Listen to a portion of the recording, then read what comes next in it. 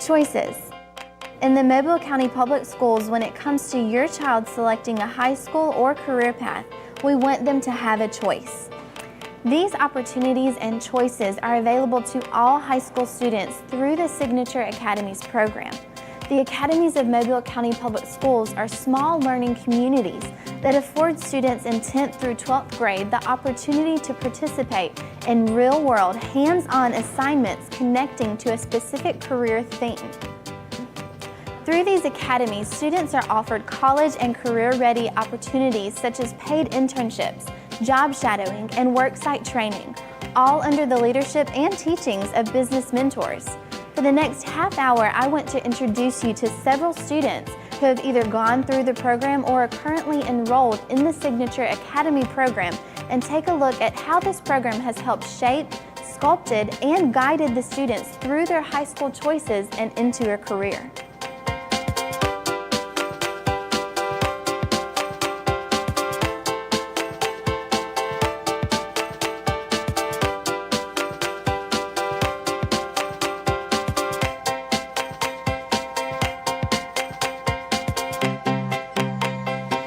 As an adult, we have all been there, sitting face to face with a high school counselor answering the question, what do you want to do in life?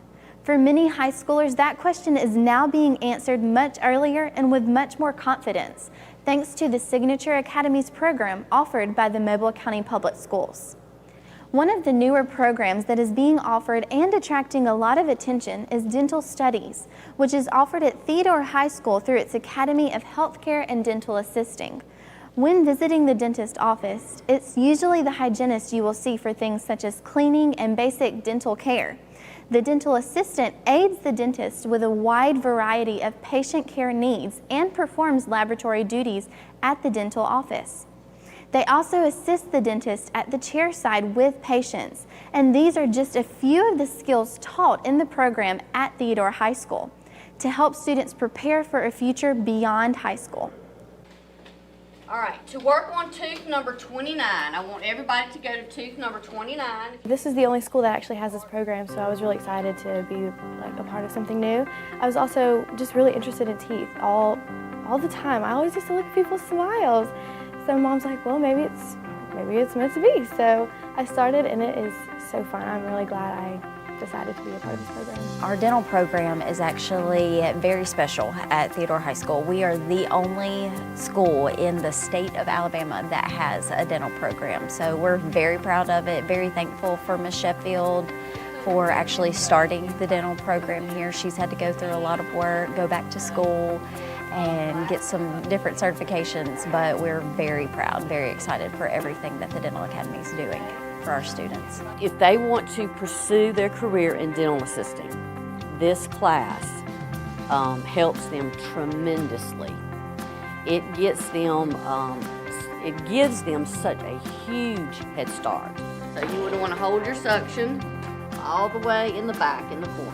You learn the tools before you go out into the workforce. You learn how to do dental impressions, bleach trays, all kinds of stuff. So you're kind of like ahead of the game when you get into college. And that's what the academies are for, is for our high school students to be able to get experience before they go into the real world, whether that be college or straight into a career.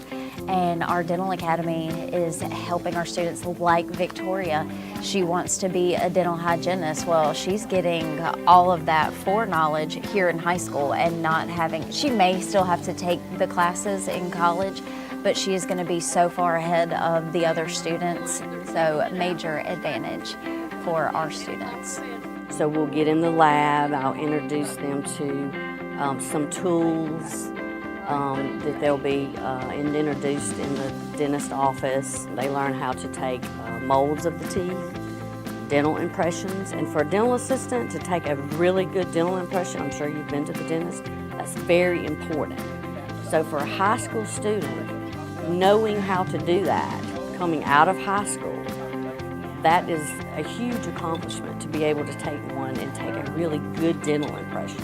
Always have to measure it exact to the third line because you did 3 scoops, okay? So if you did 2 scoops, line 2. When they come through the door, they are capable of doing it. They have the opportunity to take impressions. see exactly what we're doing. We get to teach them even further. We show them x-rays. They get to learn about taking x-rays and chair-side assisting. I think that they're very capable when they come to the door, and I'm grateful for that. I feel like I'm kind of in a job training, really. And so when I get out, I'll be able to do the things that I love and already know the knowledge about it. Now, to see a program such as a dental program or a nursing program or even a pre-med program offered to high school students is not uncommon.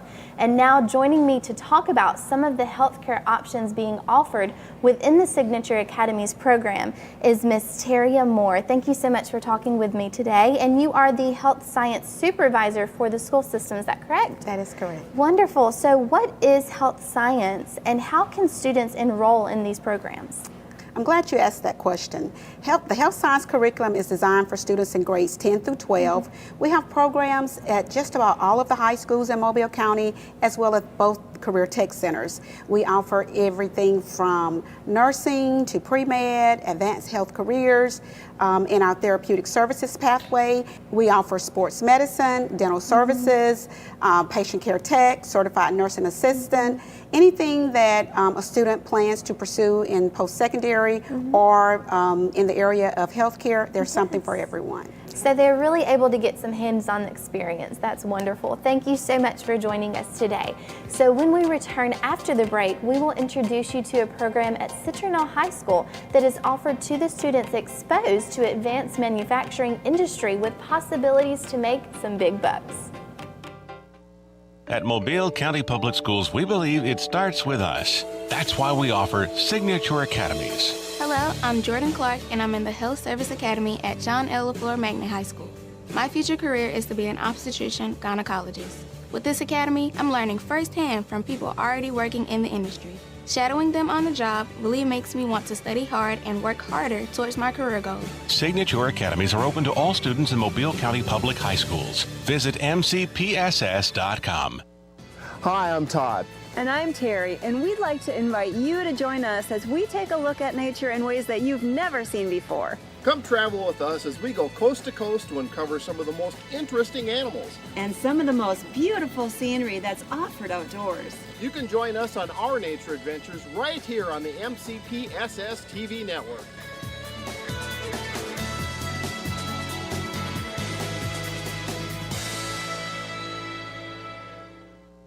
I believe my child's school is probably one of the best ones I could have picked in Mobile.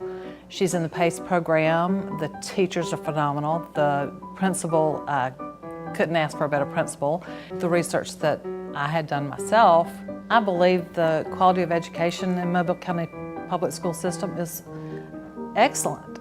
For me and my child, I'm going to stick with the public school system. I think it's the way to go.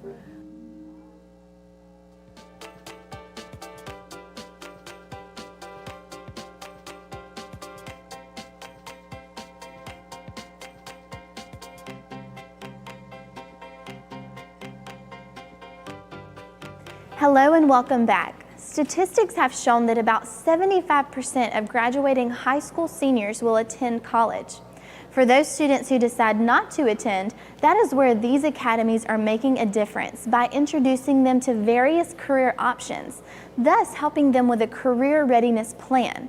To assist this plan, many area local businesses have stepped forward to offer job shadowing programs and internships, allowing students to learn firsthand about those careers that interest them.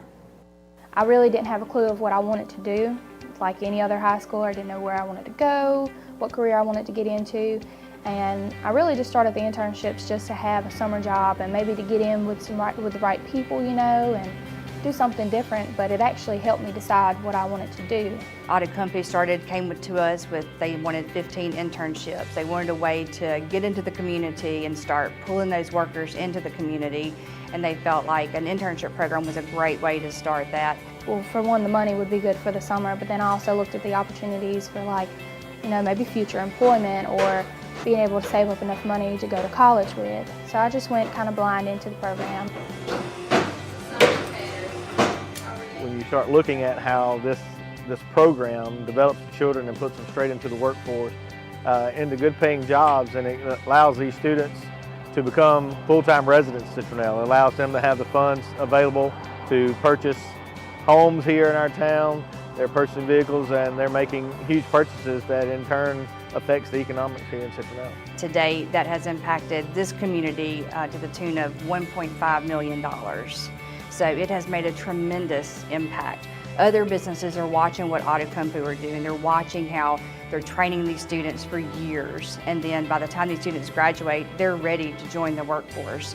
With us going through the internship program, we already have the safety training, we already have experience, and we have mentors, we're constantly watched and we're constantly learning.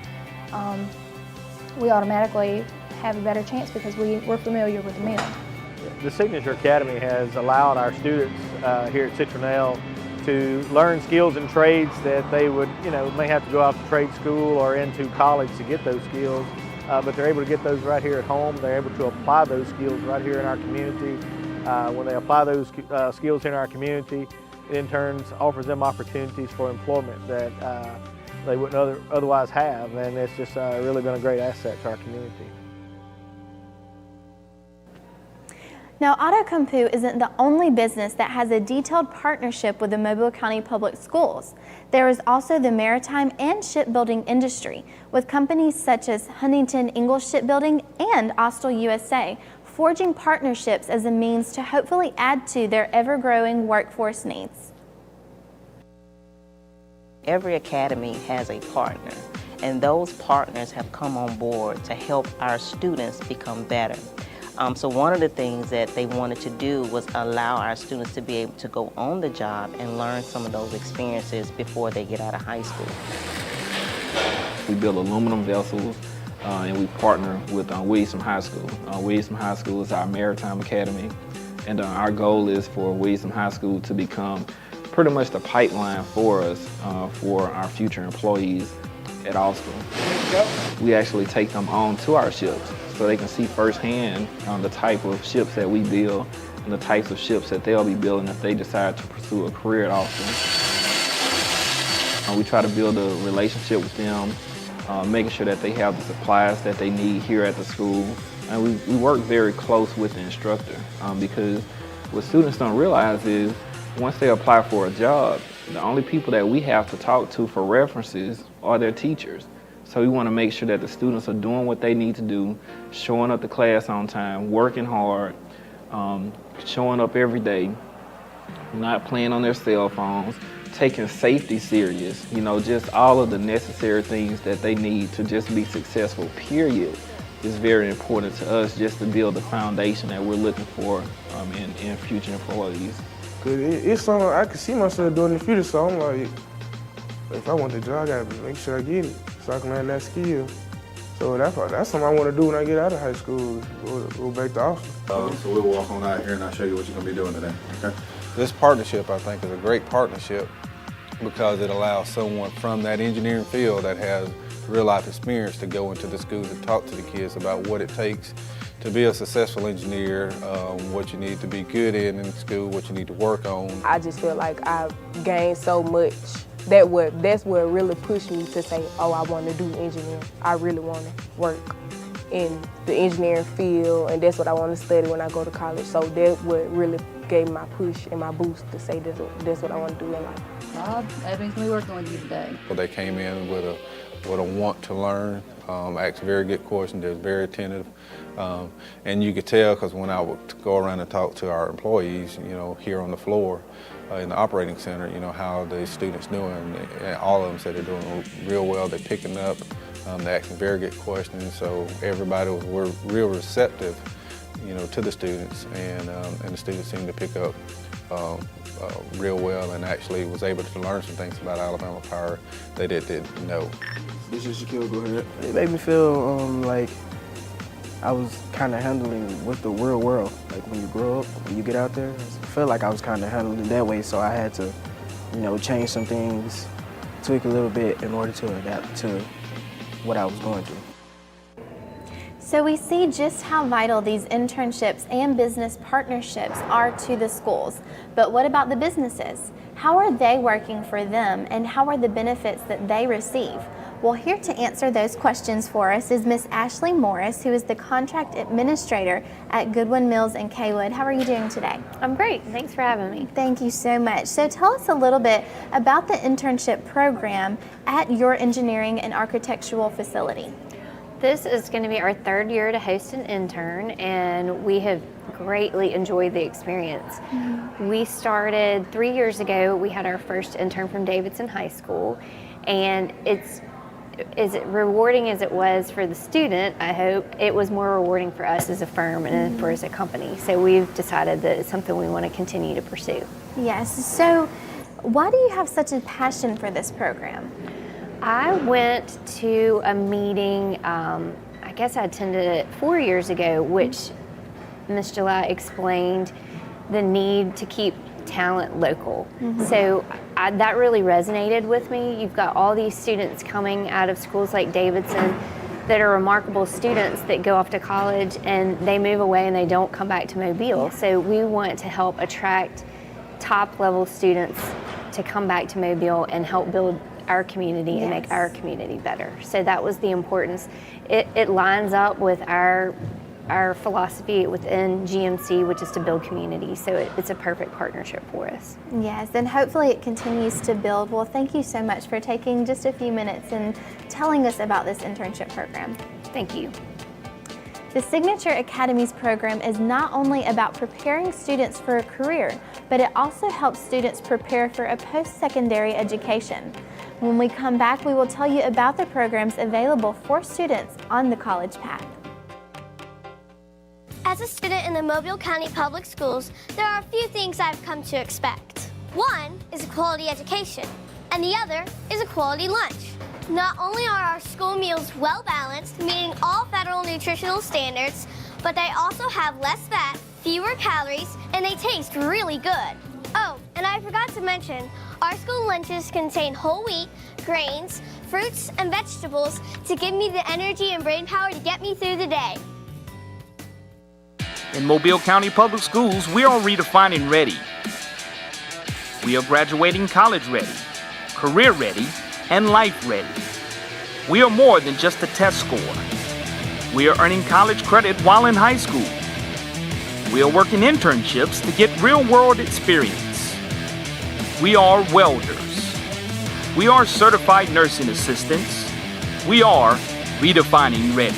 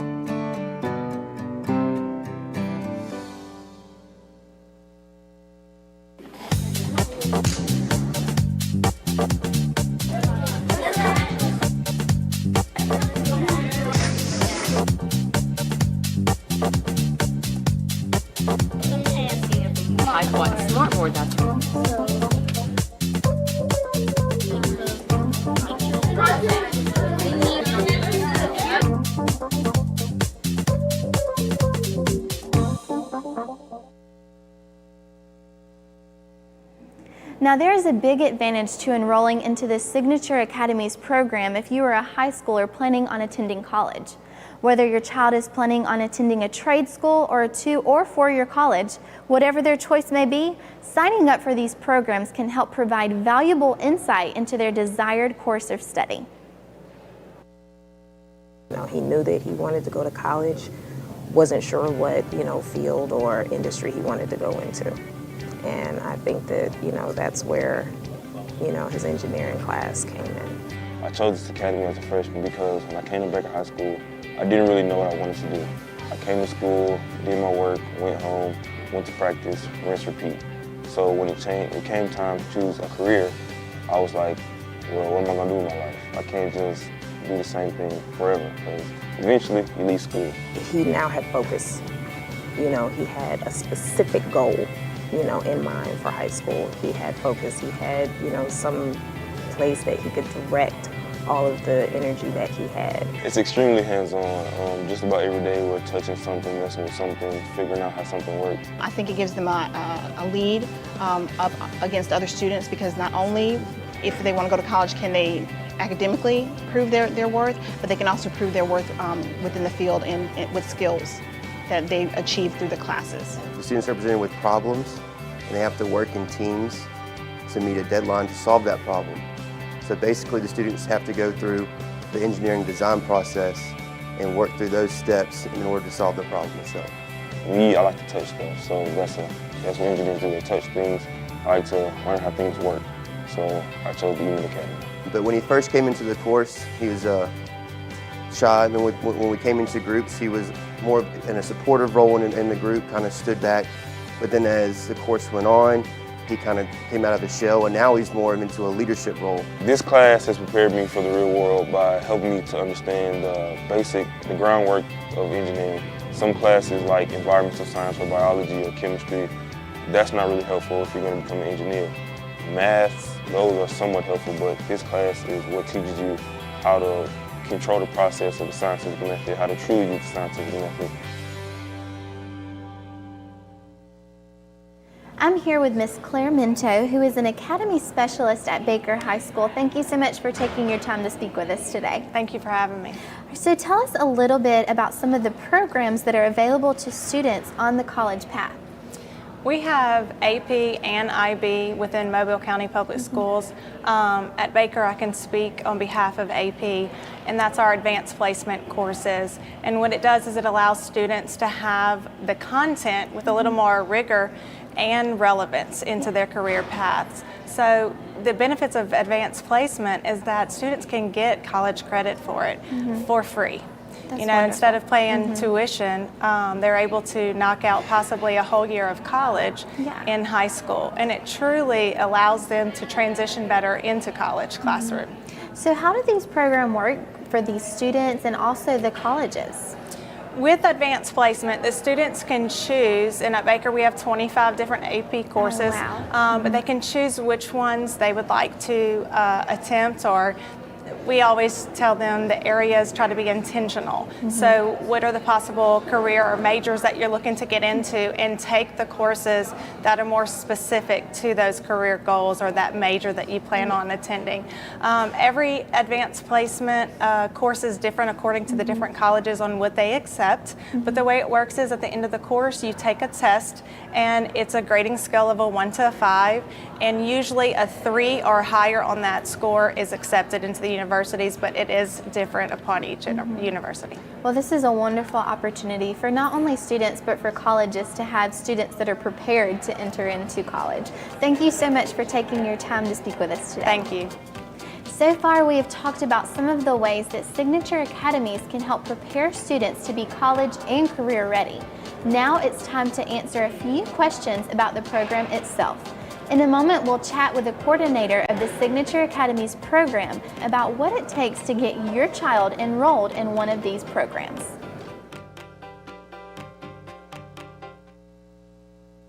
As Alabama's first and largest school system, Mobile County Public Schools prides itself on the high quality of education we provide our students. We have been successful over the years in raising our graduation rates and have been recognized nationally for closing achievement gaps.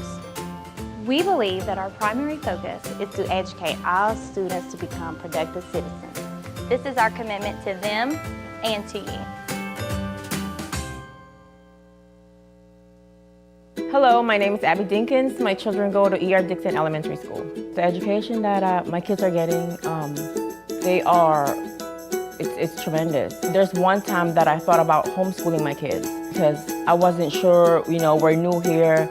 And when I enroll my children at the public school, and I'm just blown away because the teachers are nice, the curriculum itself is different. I believe in Mobile County Public School education for preparing my children for life. At Mobile County Public Schools, we believe it starts with us. That's why we offer Signature Academies. I'm Tracy Tran, and I'm in the Healthcare and Dental Academy at Theodore High School. In the Dental Academy, I'm working alongside dental professionals getting hands-on training from those already working in the industry. Shadowing them on the job makes me want to work even harder because now I know what I want to be. Signature Academies are open to all students in Mobile County Public High Schools. To find out more, visit MCPSS.com. It's a fact. Bullying happens. Bullying can lead to serious physical and emotional pain. But there are some things you can do to prevent or stop it. Stand up for the person who's being bullied. Let the bully know that it's not cool to pick on others. Take action by reporting the bully to a teacher or principal. In the end, when you help someone who's being bullied, you are also helping yourself.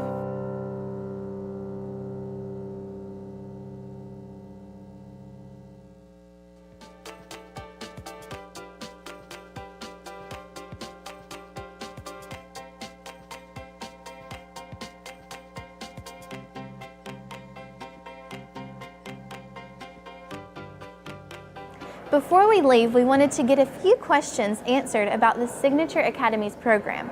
And the person with the answers is Miss Christy July, the Signature Academy Coordinator for the Mobile County Public Schools. Thank you so much for speaking with us today. Thank you for having me. Yes, so who can participate in the Signature Academies? Well, our academies are for all 10th through 12th grade students. Everyone is required to participate. They do get to pick the academy of their choice, but every student in 10th through 12th grade has to enroll in one. Okay, so how can they apply to enter into these academies, and maybe where's a place they can get more information?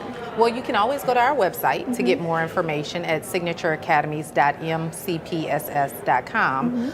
But in the fall of every year, we have a Signature Academy Showcase where we bring all 12 high schools together for parents and students to come and visit and learn more about the academies that are offered at each school.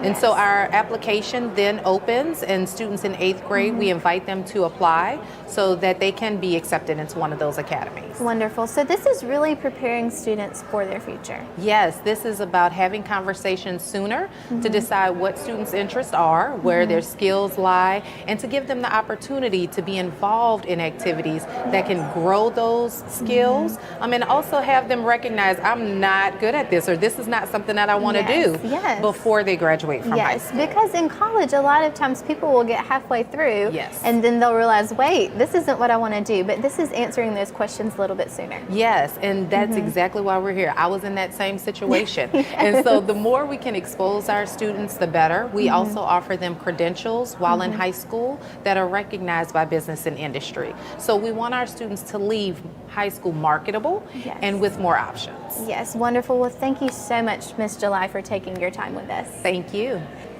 Well, parents, we hope that we have answered any questions that you may have about the Signature Academy program. And businesses, we invite you to look into the program as a resource for future employees. Have a great day.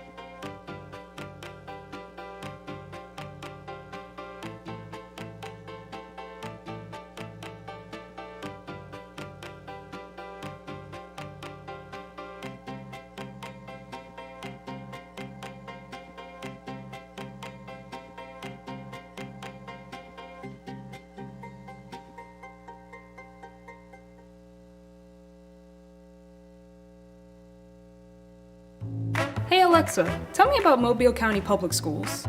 With 53,000 students in 90 schools, Mobile County Public Schools equips and empowers college and career-ready graduates. Several MCPSS schools are ranked among Alabama's top 10.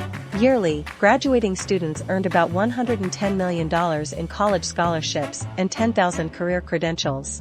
MCPSS is learning today, leading tomorrow. Does that answer your question? Your experience is valuable, and now it pays. Have you taught at a private school, another district, or even retired from teaching? Mobile County Public Schools is now offering higher pay for your previous experience. That means you can step into the classroom at a higher pay level because your experience matters. Don't let your hard work go unrecognized. Apply today and start earning what you've worked for. Visit mcpss.com/job opportunities for more information. Get ready for a night of music, rhythm, and school spirit at the Mobile County Public Schools. Bands of the Bay, a marching exhibition like no other. Witness all 12 MCPSS high school marching bands take the field in one spectacular show.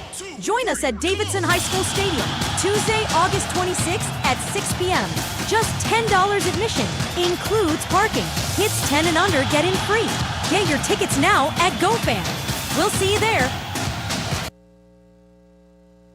There are two things I love. One is trivia, the other one is a challenge. And today we're combining the two for the Green and Phillips MCPSS Trivia and Kick Challenge.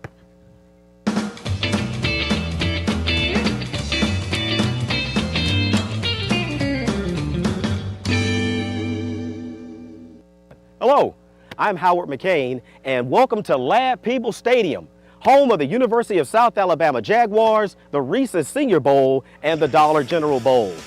18 feet, 6 inches, 30 feet high. Those are the dimensions of the field goal post at Lab People Stadium. And today, some of our public school students will be taking a crack at a makeable field goal to win an awesome prize. A Kindle Fire tablet from Amazon, courtesy of Green and Phillips Injury Lawyers. But before they can claim that prize, they have to answer some trivia. We're kicking footballs for fires today. We have standing by some of our area high school students who are going to put their knowledge and their kicking skills to the test. All right, we're about ready to get started. But first, let's have a quick rundown on how the game is played. And to help us with that is our referee for today, Francis. Each player will start from the 15-yard line. They will be asked 3 questions. With each correct answer, the ball will advance 5 yards. And if all 3 questions were answered correctly, they will have the opportunity to kick from the goal line. Each player is allowed 1 attempt at kicking the field goal. If they make it, they win that awesome prize. All right, with that being said, let's bring on our first player. We're here with our very first contestant of the day, Trenton Crenshaw. He's a senior at Vigor High School. Trenton, let me ask you this question, buddy. Are you nervous? No. Not nervous. You hear that? He's ready for this. He was born to do this. Next question, before we get to the trivia. Yeah. Have you ever kicked a football before? No, I haven't. No, he hasn't. Well, you know what? We're going to find out just how good he is today with this trivia. Then he's going to kick that football right between the goalposts. Okay, Trenton, first question. Listen up. Alabama introduces the Mardi Gras celebration to the Western world. Which city began that street celebration? And I'm going to give you some choices. Number 1, was it Birmingham, Dothan, Mobile, or Red Level? Mobile. That's correct. So based on that correct answer, we're going to move the football 5 yards upfield. So Trenton, you take the football, I'll take the tee. Trenton set the football up on the tee. Okay, Trenton, here's your next question. Listen close. What year did Christopher Columbus discover America? Was it A, 1342, B, 1492, C, 1572, or D, 1602? 1492? You are correct. Trenton, that's 2 for 2. So you're going to take the football, and we're going to move 5 yards closer. You're doing fantastic. Keep up the good work. All right, now if you answer this last one, you're going to kick from the goal line, okay? So far you've gotten 2 out of 3. You're doing a great job, Trenton. Okay, here's our last question. In the Shakespeare play Romeo and Juliet, what are the names of the 2 feuding families? Is it A, Hatfield and McCoy, B, Hamilton and Burr, C, Montague and Capulet, or D, Lancaster and York? Montague and Capulet. He got them all. He got all 3. Great job, Trenton. So, Trenton, you will kick a 10-yard field goal from the goal line. And Trenton, this is the money kick. You make this, you go home with your own Kindle Fire from Amazon, courtesy of Green & Phillips Injury Lawyers. On your mark, Trenton. Let's see if you can make it, buddy. Let's go. Oh! Well, Trenton, according to Francis, we didn't quite make the field goal, but fantastic try. Great job. And again, Trenton, wonderful job, wonderful job. Didn't quite make the field goal today, but we appreciate his effort. Trenton, we thank you so much. Our next player on the Green & Phillips MCPSS Kick and Trivia Challenge is William Mai. He's a senior at Theodore High School. How you doing, William? Good. Good. I see you're wearing a Theodore football shirt. Now, I need to know, did you play? Yes, sir. And when you played for Theodore High School, what did you play? What Offensive position? line. Offensive line. So there is no unfair advantage for William in this challenge. So what we're gonna do, let's get into the challenge. Okay, William, listen up close. First question. Mixing blue and yellow products, which color do you get? Green. I haven't even given the question. I haven't even given the answers yet, but you know what? You've already gotten it right. Good job. So that means we're gonna move 5 yards downfield, and that's gonna move us from the 15 to the 10. All right? Yes, sir. All right. So if you don't answer any other questions, you'll kick from here, but I got a good feeling you're gonna get all these questions. Okay, question number 2, true or false, all right? Earth is the 3rd closest planet to the sun. True. That is correct. Earth is indeed the 3rd closest planet to the sun. So William, we're gonna move 5 yards closer, moving us from the 10 to the 5-yard line. If you don't answer another question, you will attempt a 15-yard field goal for Kindle Fire from Amazon. But I got a feeling you're gonna get this 3rd one. Are you ready? Yes, sir. Okay, here's the question. In the following arithmetic sequence, which number is missing from this series? 9, 23, 37, there's a blank, then 79, then 93. Wait, I'm gonna give you some choices. Your first choice is A, 60, B, 65, C, 70, or D, 75. Take your time. Can you repeat the question? Okay, in the following arithmetic sequence, which number is missing from this series? Okay, the series is 9, 23, 37, 51, blank, 79, 93. Your choices are A, 60, B, 65, C, 70, or D, 75. Say C. C, 70. Nope, that was not correct. It was 65. So you answered 2 out of the 3. So that means that we are going to put you right here at the 5-yard line, and that is where you're gonna set the football up on the tee. Okay, so from here, this is a 15-yard field goal attempt. William, make me proud, baby. Put it between the uprights. Francis has said that it was no good, so William, we didn't quite make the field goal, but that was an outstanding try. Great job on the trivia. You got 2 out of 3 questions. Good job, buddy. Thank you so much. Thank you. Our next participant in the Green & Phillips MCPSS Trivia and Kick Challenge is none other than Josh Williams. He's a junior at Bryan High School. Josh, great to have you, buddy. Tell me, are you nervous? Not really. Not really. You don't look it. You look cool as a cucumber. Right. I love it. I love it. We'll tell you what, let's see how cool you are once I throw these trivia questions at you. Are you ready? Yes, sir. All right. Here's your first question. It's true or false. If you go into space, do you get taller? False. Oh! You're true, Josh. You get taller when you go into space, buddy. No, we're not ready to kick yet. Not just yet. Here, hold on to that football. Yep. You still have 2 more chances to move downfield, okay? So we didn't quite get down, but that's okay. You still can redeem yourself. You ready? I did that on purpose. Okay, he did it on purpose. Yeah. Mom, you hear that? He did it on purpose. Okay, here's your next question. You ready? Yes, sir. Which is the largest state in the U.S.?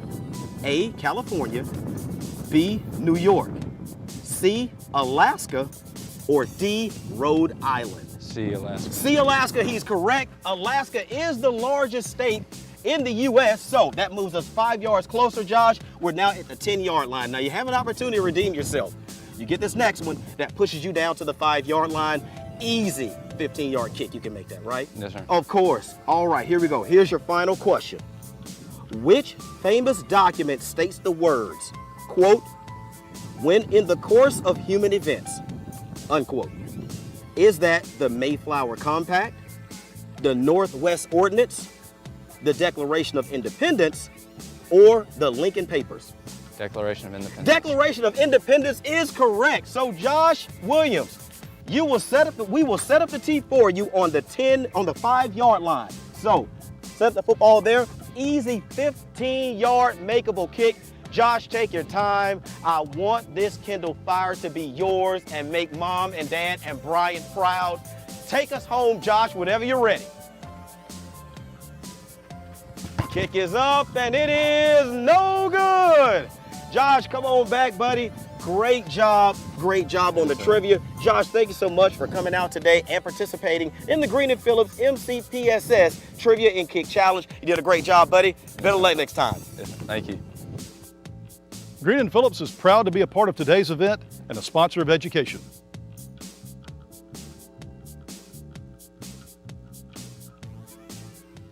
Children thirst for knowledge, and the Big Station 93BLX saw an opportunity to fulfill this by partnering with the Mobile County Public School System. Together, they established the 93BLX Rolling Reading Program. On Thursdays, DJs from the station stop by a selected elementary school to read and interact with the kids. This allows the DJs to help kids foster a love for reading and get them excited about all the new things they will learn and discover by reading a book. Reading is fun, and it starts with us.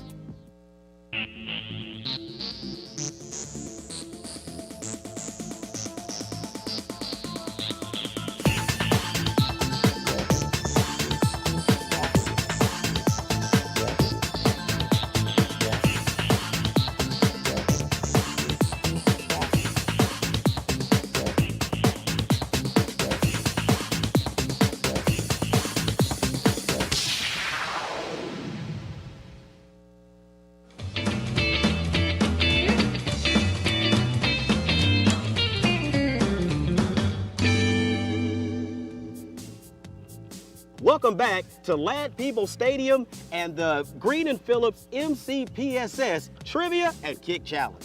Our next contestant up is DuBray McNeil. He's a senior at Baker High School. DuBray, how tall are you? 6 feet even. 6 feet even. I'm 5'6". He looks like a giant next to me. Now, let me ask you this question. Being 6 foot even, which one do you think is going to help you most on this challenge? Will it be the trivia or will it be the kick? Definitely be the trivia, because kicking is not my strong suit. He's not feeling real confident about the kick, but hopefully he's feeling really confident about this trivia, so we're gonna dive right in. All right, listen close, DuBray. Here's your first question, okay? What is the chemical compound for water? And wait, let me give you your answers, or your choices. A, J3H, B, H2O, C, W2O, or D, my favorite, R2D. H2O. H2O, that is correct. So, DuBray, we're gonna move you from the 15 to the 10-yard line. Good job. All right, here's our second question. Are you ready? Yes, sir. All right. Listen carefully, because this one is a little bit tricky, because it is trivia, right? All right. Which state does not border Alabama? Is it A, Mississippi, B, Kentucky, C, Tennessee, or D, Georgia? Which one does not border Alabama? I don't know. Come on, DuBray. I don't know. Come on, you gotta think about your geography. Come on, you know this one. It's right there. It's Kentucky. It's Kentucky is correct. Kentucky does not border Alabama, so DuBray, you've earned another 5 yards closer to your goal. All right, now we're on the 5-yard line. One more question, you get to kick from the goal line, which is only a 10-yard field goal. Come on, DuBray, you can hit that. Think I can. I believe you can. Here's your third and final question, listen up. The distance from the center of a circle to any point on that circle is called the what? A, circumference, B, radius, C, diameter, D, unit. The radius. It's the radius is right. It's correct. Nice job, DuBray. So, we set the tee up right at the goal line. DuBray set the football on the tee. This is a 10-yard field goal, DuBray. Dubray, you can make this, buddy. Believe in yourself. Your mom is watching. Kick it like your mom is watching, Dubray. Make us proud. 10-yard field goal, Dubray McNeil. And it's good. It's good. And you said that was the hardest part. You nailed it. Nice job, Dubray. Dubray made the field goal. He is our winner today of a Kindle Fire from Amazon, courtesy of Green & Phillips Injury Lawyers. Dubray, thank you so much, buddy. Great job. Great job. We're here with our next student, and his name is Michael James. Michael is a senior at BC Reign, one of the Red Raiders from BC Reign. Michael, do you play football? Because you look like a football player to me. No, sir, I do not. And you said that you didn't get a chance. You can't play football because my mom, she won't let me. Mom won't let him. That's okay though. But that's okay though. Now, will she let you play trivia? Yes, sir. All right.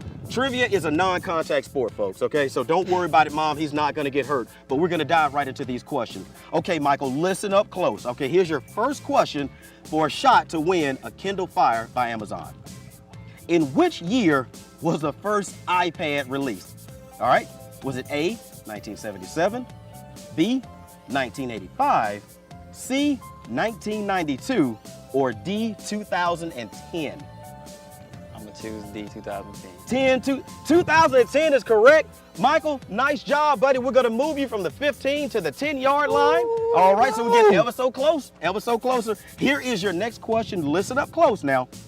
The American Revolution was fought against the Red Coats. Which country were they from? All right. Number one, was it A, England, B, Spain, C, France, or D, Portugal? That one is easy. I'm going to go with A, England. He's going to go with A, England. He's going to be correct. So we're going to move him a little bit closer. So now we're at the 5-yard line. If you don't get another question right, you'll attempt a 15-yard field goal for a Kindle Fire from Amazon. Yes, sir. But I think you're going to get to the goal line. Yes, sir. Because you're good at trivia, right? Yes, sir. All right, so here's your third and final question. It's a tough one. You ready? Yes, sir. How many bones are there in the human body? Now, you've taken anatomy class. You know this one. Come on. A, 206, B, 310, C, 343, or D, 589? 206. 206 is correct. 206 is correct. Michael James got all 3 of his trivia questions right. So, Michael, we're going to set the tee up right on the goal line. And from here, that is a 10-yard attempt. Michael, I want to see you go home with a Kindle Fire. Take this Kindle Fire out of my hands, Michael. Take it home to Mom. Show her what you did today. Show her. Show all of us. Make this field goal. A call from the referee is no good. Plenty of height, plenty of distance, just wasn't true. Dang. Michael James, come back here, buddy. Michael James, great job, great job. Michael James, another one of our students from the Mobile County Public School System, wasn't able to quite make the field goal, but he was an awesome contestant. Michael, thank you, buddy. Thank you.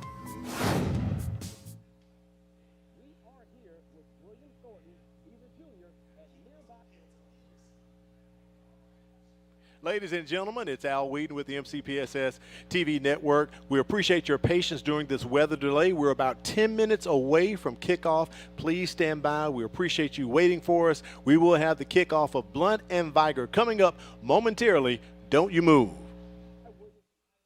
Just where we're standing right now. William, you look like you're ready to play today. Do you play football? Yes, sir. Okay, and how many years have you been playing football? This is my first year. First year football student, so he knows what to do with that thing once we put it on the tee, all right? But what we're gonna do first, William, we're gonna get into this trivia. You get these right, you'll be taking home a Kindle Fire, but first, you gotta make that kick. All right, you ready? Yes, sir. All right. Who was the first man to step onto the moon? And here are your answers. A, Neil Armstrong, B, E.F. Hutton, C, Richard Petty, or D, Dwayne "The Rock" Johnson? A, Neil Armstrong. A, Neil Armstrong was the first man to set foot on the moon. So, William, we move you just a little bit closer to your destiny, which is right there at the 10-yard line, all right? Nice smile, man. All right, you ready? Yes, Next sir. question. Who was not a president of the United States? Was it A, Franklin D. Roosevelt, B, John F. Kennedy, C, Robert E. Lee, or D, Harry S. Truman? Now, one of these guys was not a president. Robert E. Lee. Robert E. Lee. Robert E. Lee was never president. Never even ran on a ticket. All right. William, nice job. So now we move from the 10-yard line to the 5-yard line. One more question left. You get this one right, you kick it from the goal line, you make it, you take it home with Kindle Fire. You ready? Yes, sir. Okay. What is the name of the process used by plants to convert sunlight to food? Is it A, photoacoustics, B, photosynthesis, C, photometrics, or D, photoreceptor? Photosynthesis. Photosynthesis is correct. So William Thornton, we're gonna place the tee down on the goal line for a short 10-yard field goal. You make this, you go home with a Kindle Fire by Amazon, courtesy of Green and Phillips. All right, William Thornton, this kick is for the money. Kick on your call. He lines up, the kick is up, and it is good. It is more than good. William Thornton, congratulations. William Thornton is taking home a Kindle Fire by Amazon, courtesy of Green and Phillips Injury Lawyers. Great job, William, and good luck for this season with the Williamson Lions. Thanks, buddy.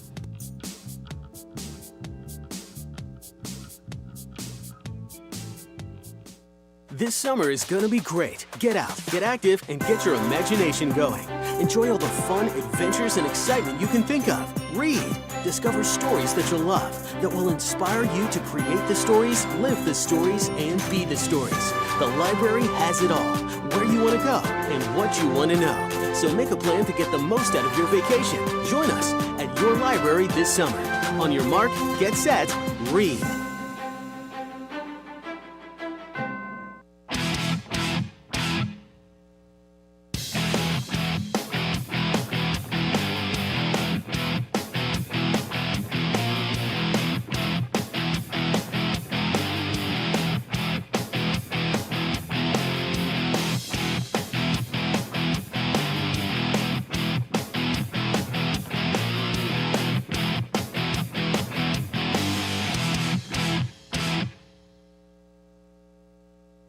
I have a lot of great memories from high school, some great experiences. Just being in the Shaw Band was a great experience. With the leadership in my schools, I always felt like they were very passionate about what they were doing. They cared about their calling to teach and to lead the schools. I always felt like they cared about me as a student and my classmates, and they wanted to see us do well and succeed. The relationships that were formed during those years are what impacted me the most, and I would just like to say thank you.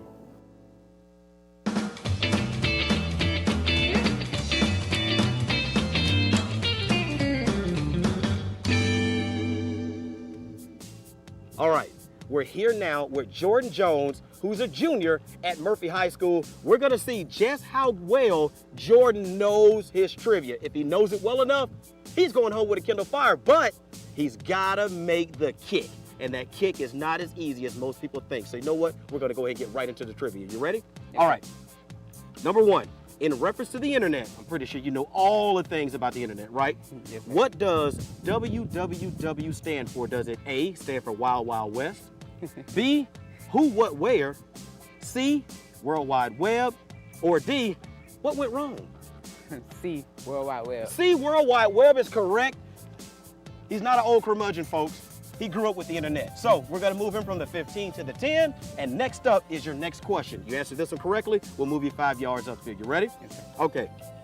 What is the name for the science or study of plants? Is it A, nautis, B, botany, C, acoustics, or D, ecology? B, botany. B, botany. Botany is the study of plant life on this planet. Jordan Jones, you are tearing it up. You are now at the 5-yard line. Now you're that much closer to your goal, which is the goal line. One more question. Listen up. You ready? Yes, sir. Okay. Which Alabama city is home to NASA's Marshall Flight Center and is also known as the Rocket City? A, Columbiana, B, Alexander City, C, Huntsville, or D, Talladega? C, Huntsville. C, Huntsville is correct. What sport is it? Soccer. It's soccer, okay? Which involves a lot of what? Kicking. A lot of kicking. And what is one of the things you're gonna do in this challenge? Kick. She's gonna kick. Come on. She has an unfair advantage, but you know what? We're still gonna let her participate. So we're gonna jump right into the trivia. Are you ready? Yes, sir. All right, listen close.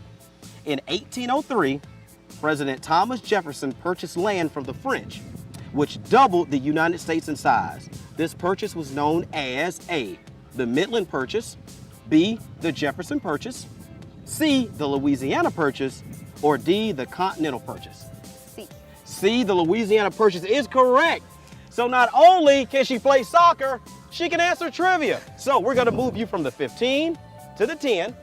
And you know, if you do answer the next question correct, we're gonna move you a little bit closer. So I'm gonna need you to come a little bit closer right here so you can listen, so you can be in tight earshot of the next question. Are you ready? Yes, sir. Okay, here it is. Francis Scott Key is responsible for writing what? A, the Star-Spangled Banner, B, the Declaration of Independence, C, American History X, or D, the Constitution? A. The Star-Spangled Banner is A, and that is correct. Francis Scott Key is responsible for writing the Star-Spangled Banner. So we move you from the 10 to the 5. You gotta be getting excited now. Yes, sir. All right. Okay, here we go. This is your third and final question, all right? Here we go. The state flower of the state of Alabama is A, the rose, B, camellia, C, magnolia, or D, the morning blossom? B is camellia, and she is absolutely correct. Why is she even playing trivia? She knows all of this stuff. All right, so we're gonna move you all the way down to the goal line. We're gonna set the tee up for you right there on the goal line. You put the football on the tee. You want me to do it for you? You got it? Yeah, I don't know how to do it. All right, I'll do it for you. Laces out, always laces out. So, you're a soccer player. This is easy pickings for you, right? Yes, sir. All right, low-hanging fruit, folks. Low-hanging fruit for Ms. Bruton. So, Caroline, on your mark, kick whenever you're ready, and take home a Kindle Fire from Amazon. Okay. Just relax. Take your time. And it's good. It is good. Caroline, come on back. Caroline Bruton made the kick. She answered all the trivia and she made the kick. So she goes home with a brand new Kindle Fire from Amazon. Thank you so much, Caroline. Great job. Green & Phillips is proud to be a part of today's event and a sponsor of education.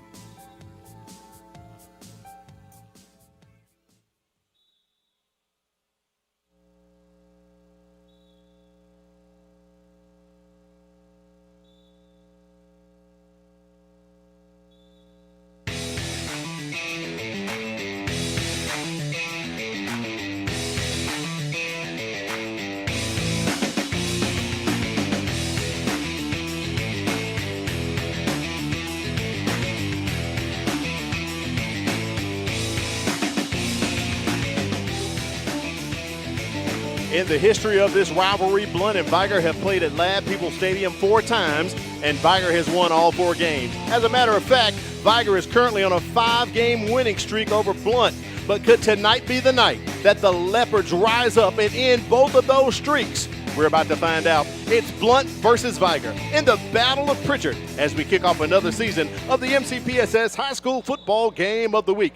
Good evening, I'm Al Wheaton, joined by Corey Bounty. We're so glad you're with us. Corey, we've waited all year, plus an extra 60 minutes, and now it's here. Blount versus Vigor. The storms have passed, but there will be a lot of thundering and lightning taking place on the field as these two historic rivals have put over 30 NFL former players on the field. There's some future stars out there tonight as well. We appreciate you being patient with us during the weather delay. We're excited just as you are to see these two teams go at it. So, Corey, we're not going to wait any longer. Let's get into your checklist right quick before we have kickoff. Absolutely, Al. When you look at the Blount Leopards, what they have to do to win tonight, the Leopards cannot spot points early. And what do I mean by that? They can't give any turnovers away to Vigor in their own territory. They have to eliminate long down and distances offensively, as coach will be having a 2-quarterback system for the Matty T. Blount Leopards, and they need touchdowns, not turnovers. Vigor's going to try to turn them over tonight. They need to take care of the pigskin. Vigor, they have to play with poise. There's a lot of enthusiasm, a lot of energy, electricity in the stands. It turns over on the field, so they're going to have to stay poised. Defensive dominance as well. Last year, Vigor was one of the best defenses in the entire state of Alabama. They're going to try to defensive dominance again and staying healthy. That was the biggest thing 1 year ago, staying healthy in the postseason, staying healthy in week 0 of high school football is important as well. All right, Cora, we appreciate it. We'll check back in with you later on that checklist to get an update to see if both of those teams pretty much did what you said they should be doing tonight. Well, we didn't expect to have a rain delay or a weather delay. It didn't really rain here, but let's check in right now with Kimberly Dunn, our third member of the team for the MCPSS IT weather forecast. Kim, I don't see you with an umbrella. What really happened down on the field? We heard some thunder and saw a little bit of lightning, which caused a little bit of a delay in game, but now the players are on the field and they are ready to play football tonight. So we are going to take a quick look at what the weather has in store for us for the rest of the game with the MCPSS IT weather forecast. So we are looking at temperatures right now, right about 83 degrees.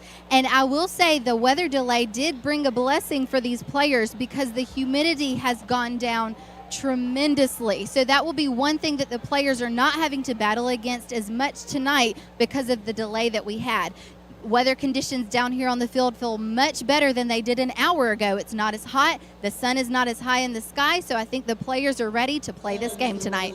All right, Kimberly, we appreciate it. She's right about that, Corey. We have the window open here in the press box, and it is definitely not humid as it typically is in Mobile about this time. You look at this time of the year where we're looking at the temperature sweltering at 95, 96 degrees, what these kids have been practicing in preparation for week 0. Hopefully with the sun going down, we'll have an opportunity to catch some great high school football without inclement weather. All right, let's take it down to the field. Our white hat tonight is Gary Malden, and he's going to officiate the coin toss between these two teams.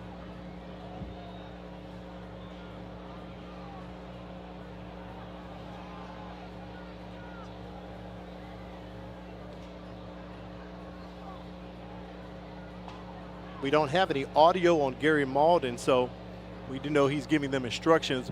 Blount is the visiting team, so they'll get the toss.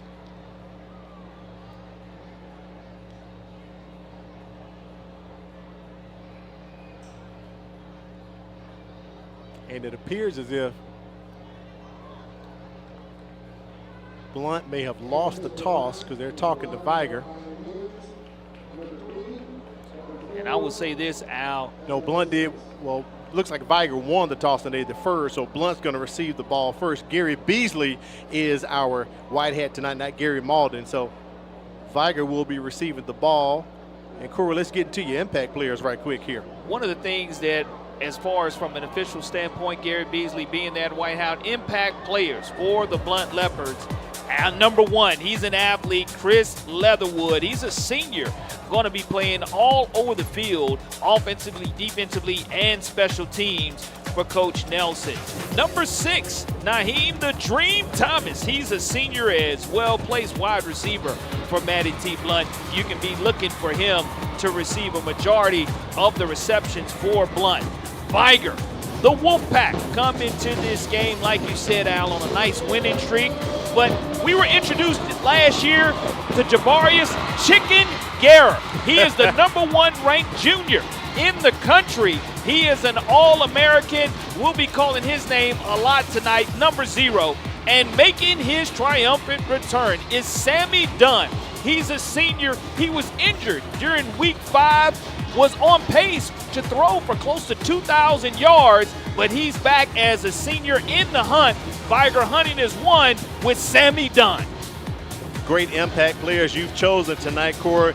We're going to see what type of impacts they're going to have tonight. The impact of this game is far greater than what you see on the field.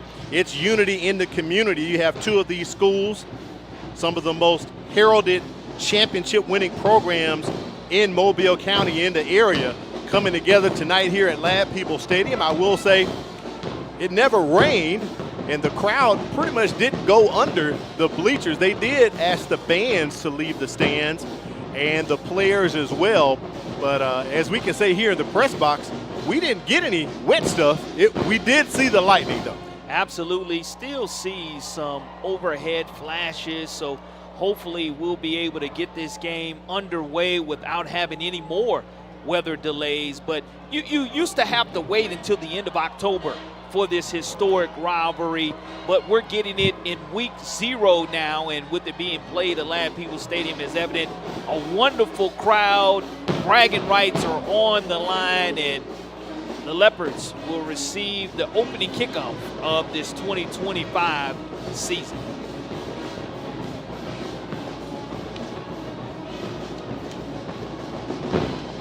Back to receive for Blount, Chris Leatherwood. Also joining him, Kentrell Benjamin. Doing the kicking for Vigor tonight, Zion Adams will kick us off for the Battle of Pritchard. As we said, Blount trying to end a 5-game winning streak that Vigor has had over them. Benjamin with the return from about the 15, up the middle he goes. And let's take a look at this Blount offense as it comes onto the field. Led by a freshman quarterback, Jaden Mills, getting his first start. He's a confident thrower and could provide the spark that the Leopards need offensively. Providing that spark outside will be wide receiver Naheem the Dream Thomas, one of our impact players for Blount. Thomas has breakaway speed that the Leopards need tonight. Up front is an experienced line averaging 278 pounds with Tristan Harden-Roberts at left tackle, Michael York at right guard, and a behemoth left guard, Corey. Stephen Green checks in at 327 for the Leopards. Well, here we go. The Leopards in the shotgun position with this young freshman. He's going to feel the pressure early and often from this Wolfpack defense. And goes into motion. They throw it out to him. Vigor collapses. He's going to get up to the 30-yard line. Darius Brown with the reception. I believe no gain on the play. It'll bring up second down here for the Leopards. Jaden Jones-Mills, as you mentioned, the 6'2", 175-pound freshman, playing in the biggest game of his life in front of the largest crowd. Quick hitters by offensive coordinator A.J. Johnson to get his confidence going early. Handoff up the middle to about the 34-yard line. Goes Kevon Johnson, H-back position there for the Leopards. 3rd and long here coming up for Blount. We call this money down on 3rd down and close to 7 yards to go. Down in distance was on my checklist, Al. You can look for Vigor to bring the house and see if this young freshman can respond to the pressure. He gets it out quick, and the tip drill does not come up for the Wolves, but it's going to be a quick 3 and out for Blount as the Vigor defense shows them what it's about. Great pass, just goes right through the hands of Kyron Richardson and through the hands of the Vigor middle linebacker Tyler Hughes as well. 6'1", 187-pound sophomore was not able to come away with it. But here's the biggest factor in this game, Al. For both teams, it will be special teams. And we'll see here if Matty T. Blount is able to get this football going end over end and flip the field and put Vigor in negative territory. Speaking of freshmen, another freshman on the punt, Kingston Prowell. He plays center. Mason Jackson is their normal punter, but he has a slight hammy. Prowell gets it off clean. Dylan Jackson is back, is just going to let it roll and stays away from it. Smart move by Jackson. He played a little quarterback last year for the Wolves. Let's take a look at that Vigor offense. As you said, Corey, Sammy Dunn, one of our impact players, he's leading the Wolves on the field.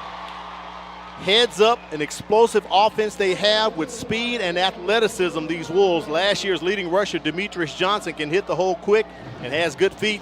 Dunn has an arsenal of elusive receivers to connect with, primarily all-state wideout Garrett Holcomb, a senior speedster for them. Up front, Vigor's offensive line averages 269 pounds and led by hefty senior left guard Joseph Yao Jr., who checks in at 312 pounds, along with experienced guards Gabe Brown and Willie Powell as well. But we had a flag on the play, and they're bringing it back. We're going to have a re-kick here from the 34.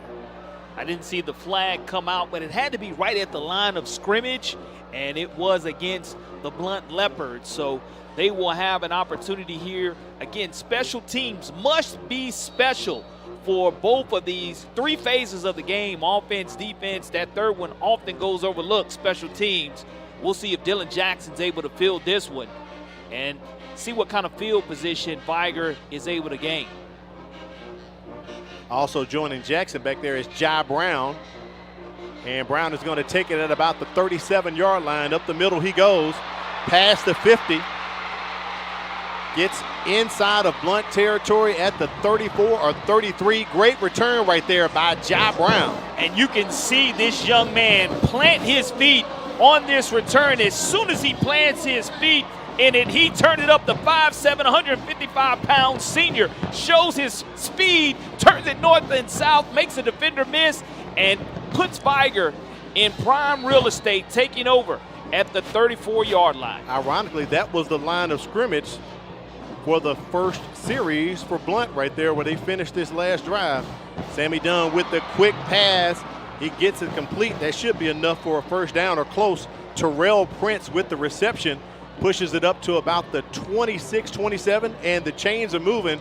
It's a first down from the 21-yard line, actually. Great to see Sammy Dunn back at that quarterback position again. He is a verbal commit to Army. So he's a young man that's going to serve our country if he decides to hold on to that commitment. And Sammy Dunn can flat out make great decisions, as evident in that first pass. And Dylan Jackson now at quarterback. They've pulled Dunn, handed off to Demetrius Johnson. Up the middle he goes inside of the red zone. Picks up a couple, takes Vigor to second down. Great job of handing it out. And one of the great things, as Sammy Dunn was a coach on the sidelines during his injury last year, he was able to build up Dylan Jackson, and Dylan Jackson did a wonderful job. And here it is at 2nd and 7, Vigor on the prowl. Inside the red zone at the 17-yard line. Johnson just to the left of Sammy Dunn, and we have a flag thrown by Gary Beasley. Illegal substitution called against the Wolfpack. Well, that'll push him back 5 yards to the 23. Illegal. 5 yards, second down. Correction back to the 22. So this should make it, Corey, about 2nd and 11 coming up here for Vigor. Well, I'll tell you, you look at Sammy Dunn's ability to go vertical and find Dylan Jackson in that slide of Garrett Holcomb. Plenty of offensive weapons for Sammy Dunn, and I'll look for him to be able to utilize those weapons. Hand off once again to Demetrius Johnson, but tackle right there, right in the middle for Blount. Tank Massey from his nose guard position. Kingston Massey, 6 foot, 220-pound junior. Does a great job of making sure that even though the footing was not established, it only picked up maybe half an inch. 3rd and long coming up here. We're calling about 14 here for the Wolves.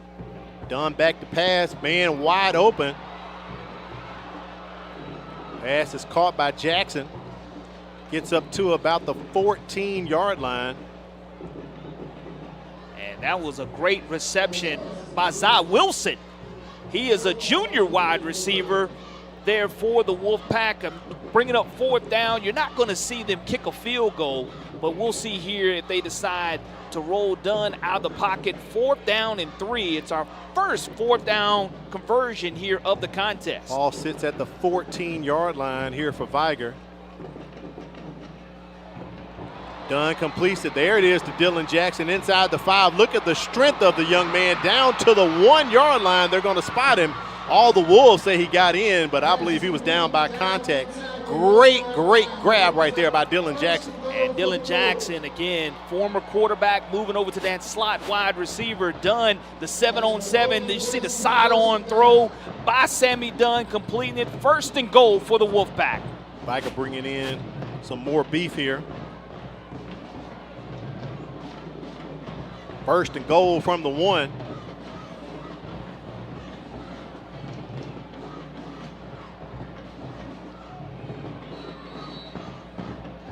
And we have timeout on the field. Vigor calls a timeout here with 8:04 remaining in the contest.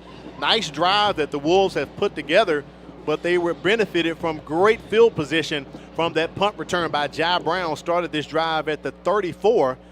had a couple of flags, but now they're sitting first and goal at the 1 yard line. Being able to convert on 4th down is huge for the Wolfpack. It was essential that the Leopards got that stop on 4th down, but you can see the great field position led off by the great return to start this thing off, and you can see the time that Sammy Dunn has put in with his wide receivers, and that's very important when you look at the wide receivers in 7-on-7 during the summertime, just finding that continuity, that rhythm to where you work after practice as well, and that's very evident on this drive. Dunn very comfortable with his receivers. As you saw right there, the helmets that Vigor wearing tonight, 913.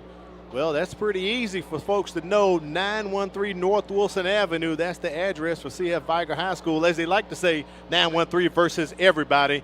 And we've just received word we are under another lightning delay. At the 8:04 mark in the first quarter, we're under a lightning delay, so this will be at least 15 minutes at this point. And depending on how many more lightning strikes we get within that 15-minute period, we could be looking at an additional 30 minutes per lightning strike that we do receive. So what will happen is both teams will have an opportunity to go back to their dressing rooms, and we will have a halftime show, folks, for you at some point in time tonight, and that's what a lot of these fans came out to see. But we want to get out of the first quarter first. Yeah, Corey, I want some football before halftime, buddy. Hold on now. And look, we're at the goal line here, Al, and here we go. It's just a situation where you can't control Mother Nature. All right, stick with us. We're going to play some informative programming for you. Be patient. We're under this weather delay, and we hope to rejoin you soon.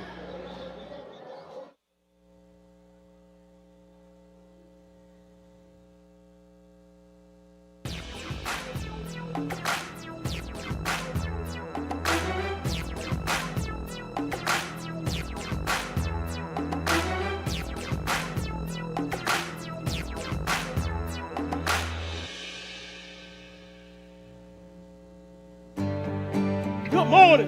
Good morning. I'm Sergeant Major Williams. I'm the Operating Sergeant Major for JCLC / for the DAI shop. Most of y'all saw me before drill meets, et cetera, et cetera, et cetera. All right, what we're going to do this week, we're going to do what's called a mini JCLC. A mini JCLC. The title of this is JROTC Cadet Leadership Camp, or Challenge. Some people refer to it as JROTC Cadet Leadership Challenge. This particular year, it's the first year we've hosted it in Mobile, Alabama. Because of the budget cuts that came about as a result of sequestration, we normally go to Fort McClellan, Alabama. But rather than not have it at all, my instructors and I decided to host one locally and sort of do it out of Hyde. Today, some of y'all going rappelling, some of y'all going on a museum tour. Some of y'all will be going to land navigation, water survival training, map reading, things of that nature. So it's a very full and ambitious week. We had over 200 students from our Mobile County area participate in this program. Forward, mark. My name is Clarice Brazier from LaFleur High School. I'm a first lieutenant. I'm the XO of the Charlie Company. After high school, I plan on going to the Navy, but I want to go ahead and get experience with some of the stuff that the military has to offer. Battalion! Company! And go!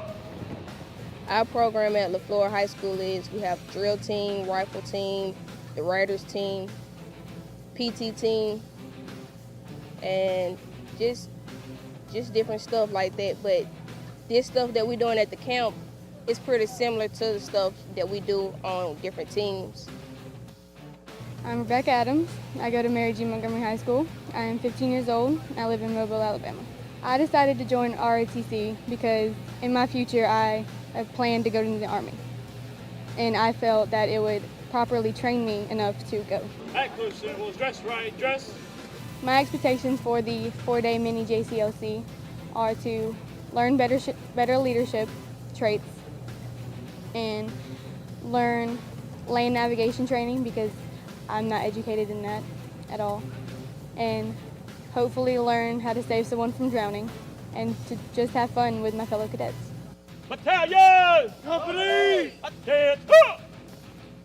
We're limited somewhat in what we're allowed to teach because these are still students. The more This is probably the most risky thing that we're allowed to do in JROTC, considering these are high school students and they're not in the Army or any service for that matter. Most importantly, at least from my vantage point, is that young children at the high school level get an opportunity to look within themselves and overcome fears that are very natural fears. And they develop confidence in equipment, and they develop confidence in instructors, and they develop confidence in themselves. That type of learning can be applicable to any other learning situation or any situations you face in life.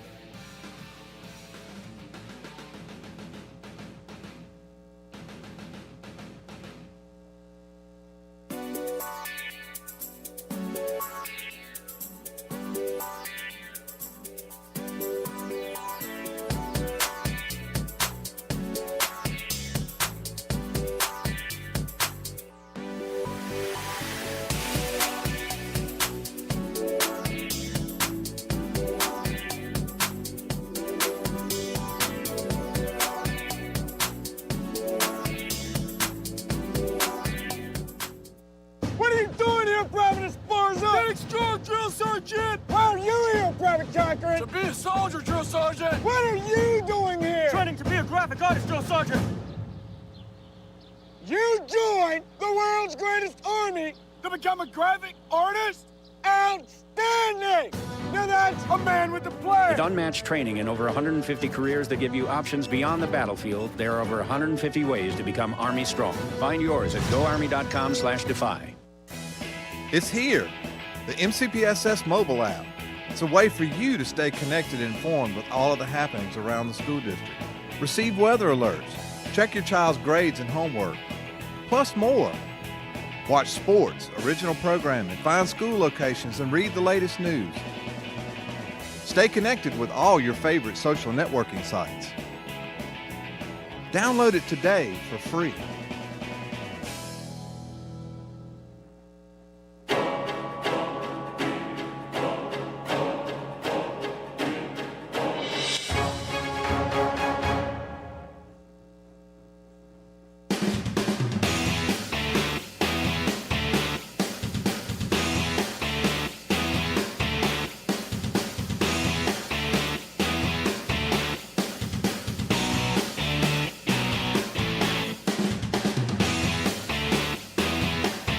My name is Lieutenant Colonel Frank Barrow. I'm the Director of Army Instruction for the whole district.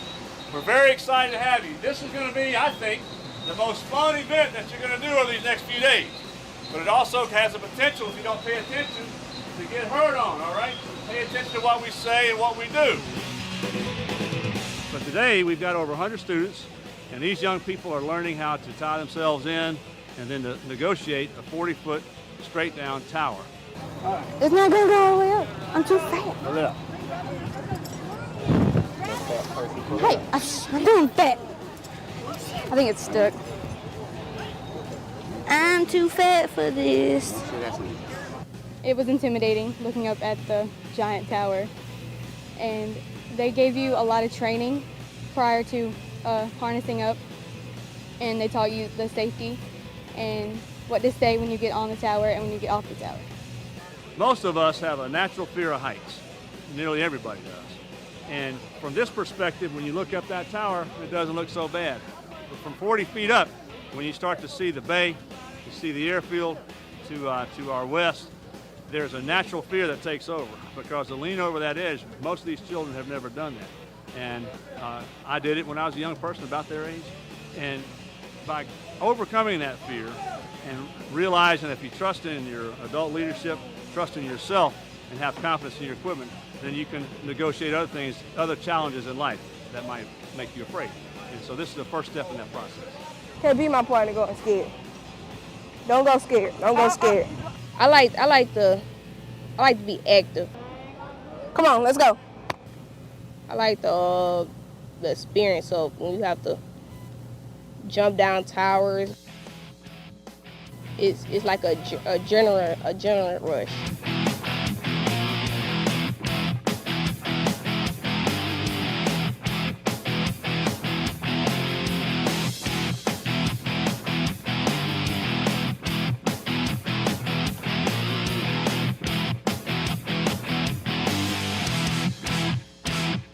I don't want you possum me, so listen to what I'm saying, okay? All right, let's. People who don't listen, they possum.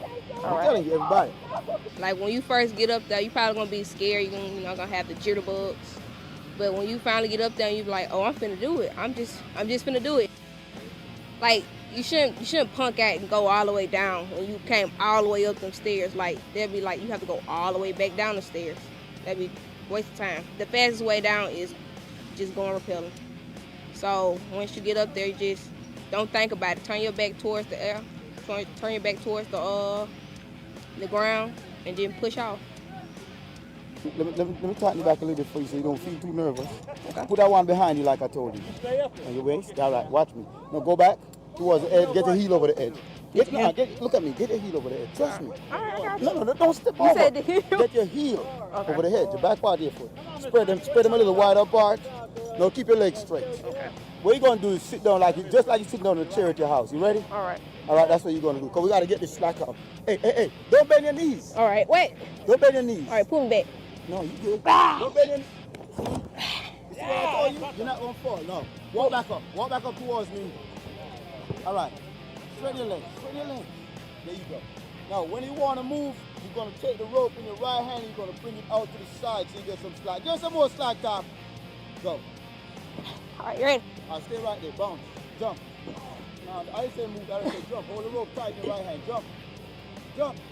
Now, release in your right hand next time you jump. All right. There you go. There you go. All right, have fun. Go on. Hey, bring your right hand out to the side. There you go. The wall was fun. I went down twice. I raced the second time. I got beat bad. But just got to keep doing it over and over and get better. I wasn't scared or nothing. Just do it. Don't think about it. Just go. Jump. Don't worry about it. Don't even look down. If you look down, you ain't gonna go. So just jump. When you get down, keep your legs straight, jump off, push off.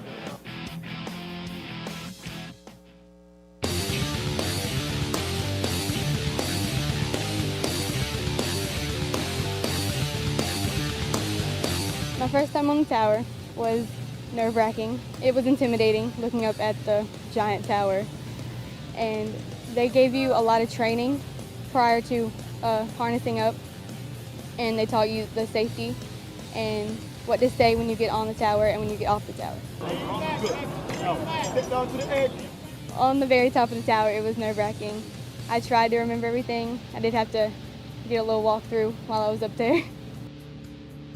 When I first went up there, I was really scared. Like, I couldn't make it up the stairs because the height got to me. And then I looked down, and that was a very bad decision. When I got up there and got all harnessed up, it got better. My nerves calmed down a little bit. And then when I got on the ledge, I fell and I possumed, but I guess it's normal. And then he told me to keep looking at the wall and just keep my eyes forward. It was very scary, but it was fun.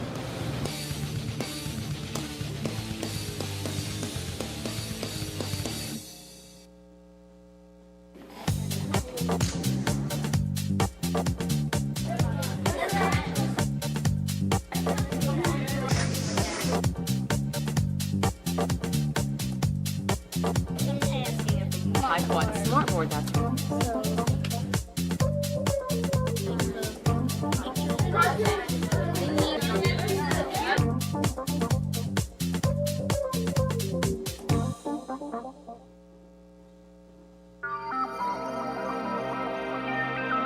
It's no surprise that the University of South Alabama's College of Education can prepare you for an exciting career in public education.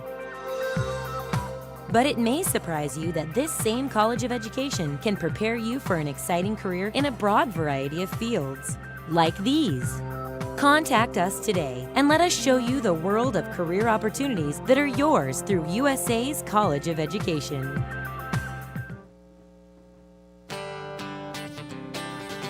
Everybody ready to have a good time today?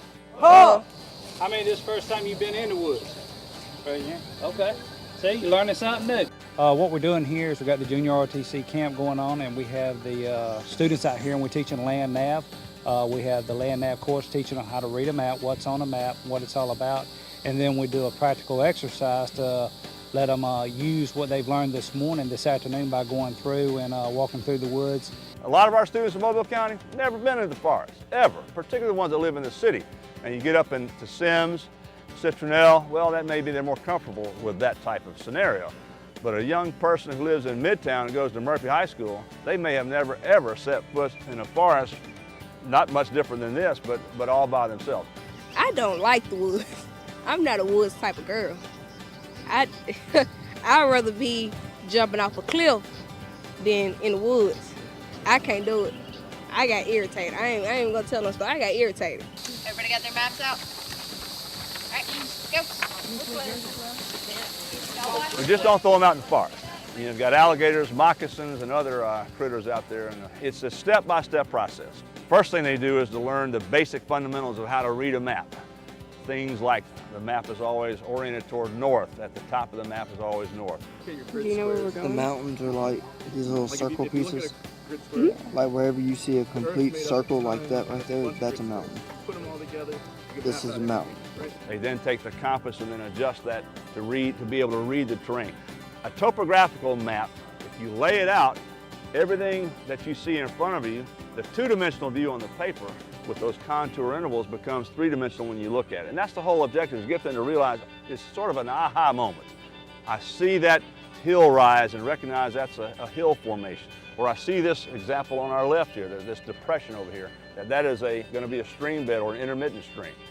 Once they learn those techniques, then they learn about how to shoot azimuths with their compass, and if they have to go from point A to point B, given a set of circumstances, they can do that safely by either going directly following a compass or find a better route to negotiate around very difficult terrain to get to that point faster. We've got power lines, grain elevators, the East Tower Bridge, power plant, and RSA Tower. So a crawl, walk, run type scenario that they will be training on. And they will have adult supervision during this because it is a skill set that for the first time it can be difficult. And we're trying to cram a lot into a day.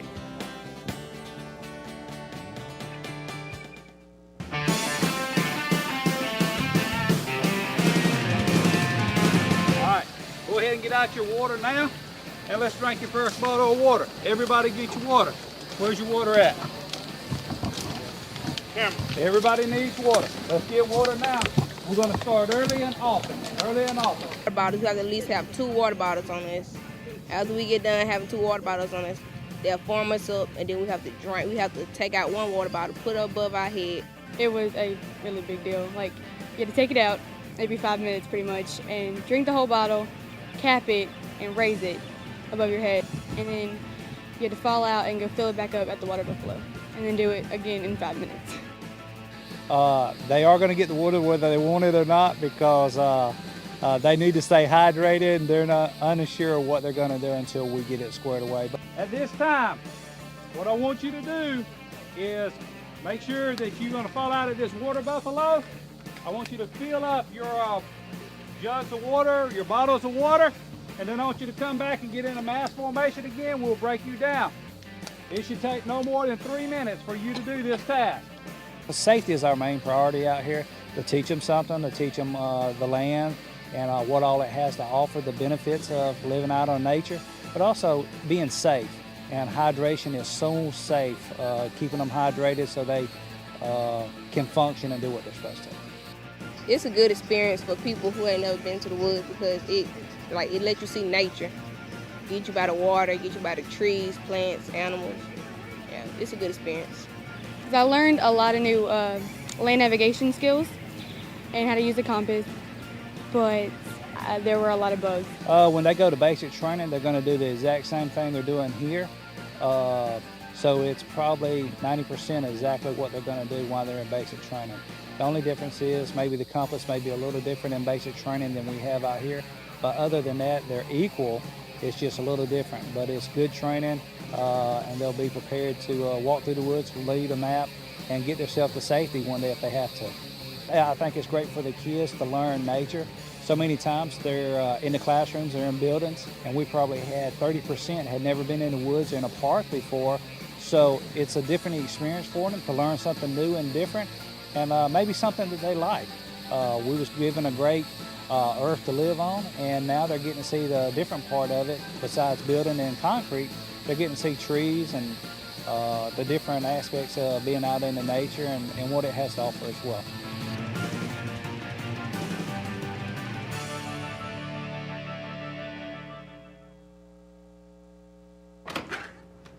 Hey, how was work? Great.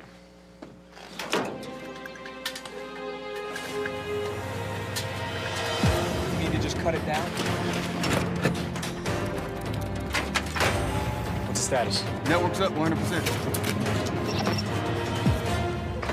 Hi, how was your weekend? It was great. In the Army Reserve, all it takes is 1 weekend a month and 2 weeks a year to get the skills, training, and strength of being in the Army.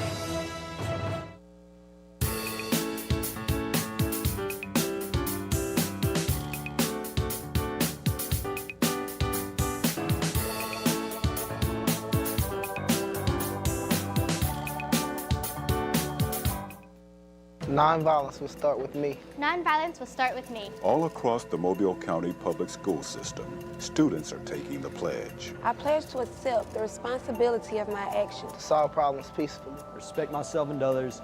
The 100 Days of Nonviolence Pledge.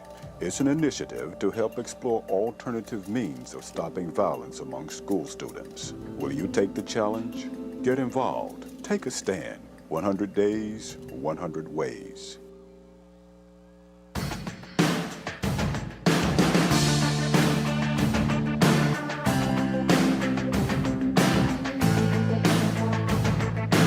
So at this time, anybody who needs to get changed, go down and get changed, and then at this time I want everybody to move inside the pool area and then move to this side over here in one mass formation. Then we're going to separate you from swimmers to non-swimmers.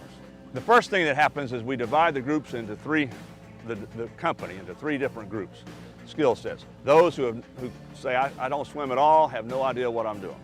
Second group is an intermediate group. They have some skill sets, but don't necessarily feel comfortable in very deep water. And then you got those kids that I can swim all day long.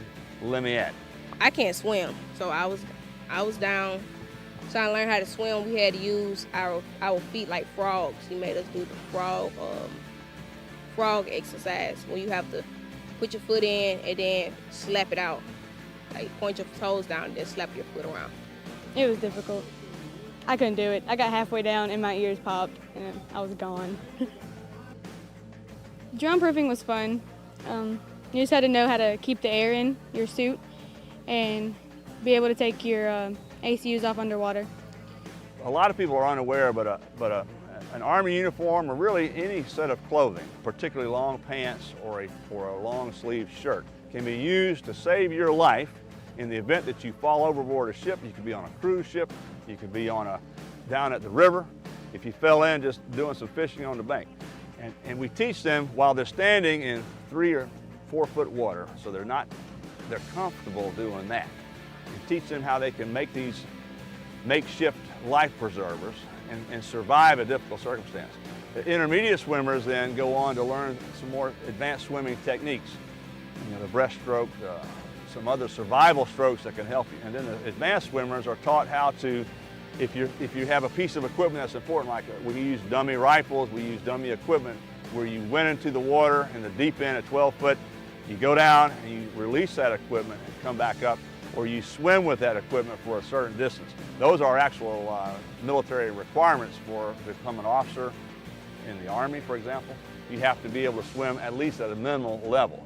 Okay, now, hero, listen. Rifle is at the bottom, you understand? What school are you at? MGM. That's an outstanding school. Are you ready to go get that rifle? Make me proud, hero. Make me proud. Go get it. We were told to go get a rifle from the bottom of the pool, like swim to it. That water was so deep. It was difficult. I couldn't do it.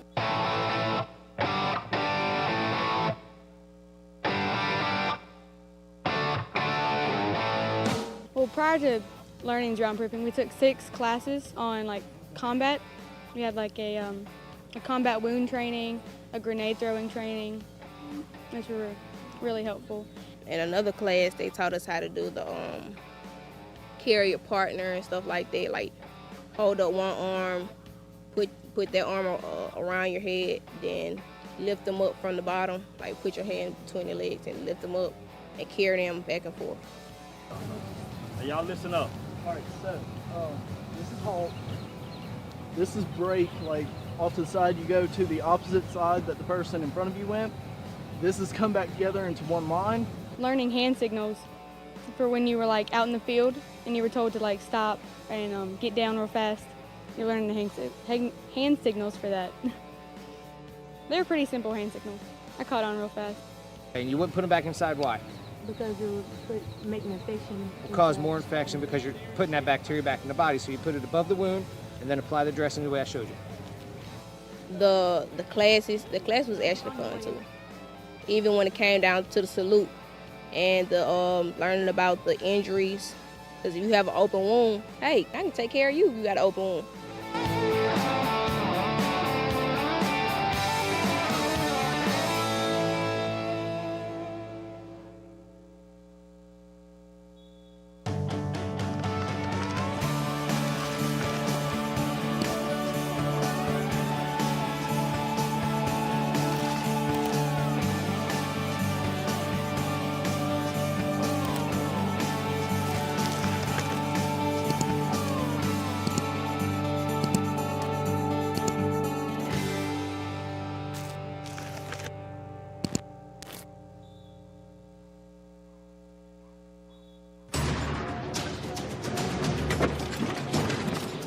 When he first joined the Army, I was very nervous. We didn't know what they would have him doing. But Bobby always had a plan. With unmatched training in over 150 careers beyond the battlefield, there are over 150 surprising ways to become Army strong. Talk to your son or daughter about opportunities in the Army.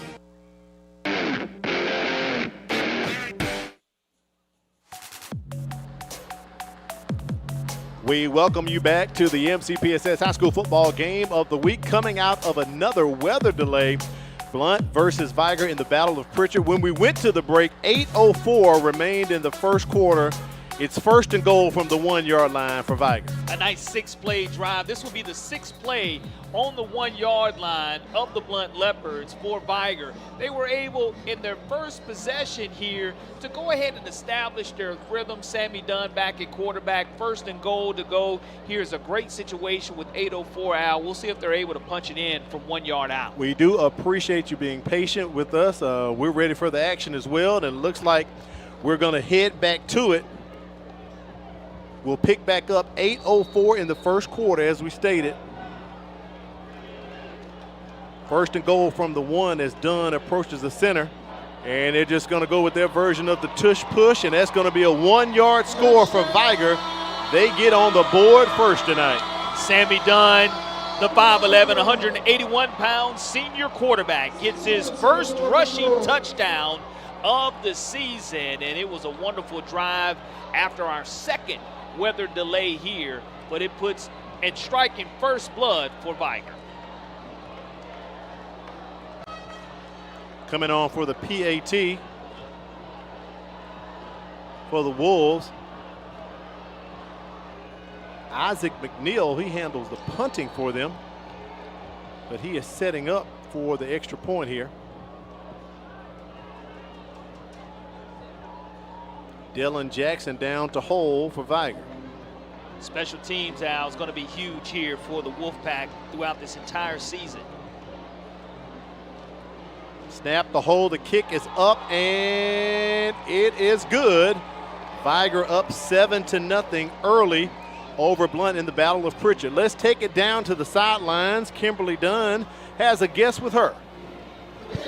Hey guys, I am here with the Director of Communications, Renee Phillips, and she's going to talk to us about some exciting things going on within our school system. So MCPSS has just launched a new app for our families. Can you tell us a little bit about how this tool helps families stay more connected? Yeah, so it's a great app. We just introduced it over the spring and summer, but it allows the parents to get information from the district, the school, and the teacher. You can see like announcements and news, what's going on, and you can also look at a calendar and get the events, so you can upload to your own personal calendar what's going on. And so a lot of times parents and guardians can feel overwhelmed with information. So how does the app help simplify that communication? So one of the cool features is a new thing that we have called Rooms, and that allows the parent to connect directly to their children's teachers. And when they do that, they can get it all in one place instead of having to go to GroupMe or Remind and Class Dojo. It's all in one spot. And that's also where they get news from the school and from the district. And so if families haven't downloaded the app yet, what's the best way for them to get started? So the app is available on the Google Play Store and the App Play Store, and it's just called Mobile County Public Schools, so definitely download it. And then there's an option at the bottom to click on Rooms. Click on that, enter your cell phone number that you use to register, your email address, and you should be able to get in so you can log in directly to your child's teachers. That's right. And so if families are having trouble logging into the app, what should they do? So if they can't log in, it might be an issue with the student records, and they may not be marked as a custodial parent. So if they're running into problems first, try a different phone number, email. It might be a different number that you use to register your child. If not, contact your school, and it may be that we have to work on the records. Well, I think this is a really exciting feature for our families and for them to be able to stay connected with their students. So we hope that all of our parents start downloading the app and start getting connected today. Oh, it's great. I'm a parent. I've got 2 kids, and it is nice getting those messages from those teachers all in one spot. Well, thank you so much for taking time to tell us about this new communication feature, and good luck to our Blount and Vigor. Yes, it's a great game. Thank you, Kimberly. We appreciate that. And great information right there shared by Renee. First down for the Leopards. Pretty much no gain on the play right there. It's going to set up 2nd and 10 here for Blount. Kevon Johnson, the 6 foot, 170-pound sophomore on the rush. Chicken Guerra, the Bama commit. He is a 2027 Under Armour All-American, and he was the 2024 also 5A Lineman of the Year, an all-state performer here, putting Blount in a situation to where they're at 2nd and 10. You want to find a way, if your offensive coordinator, A.J. Johnson, to try to get a little ahead of the sticks. It makes the play calling a little bit easier for your freshman quarterback. Looks like A.J. Johnson, play caller, is opening it up here.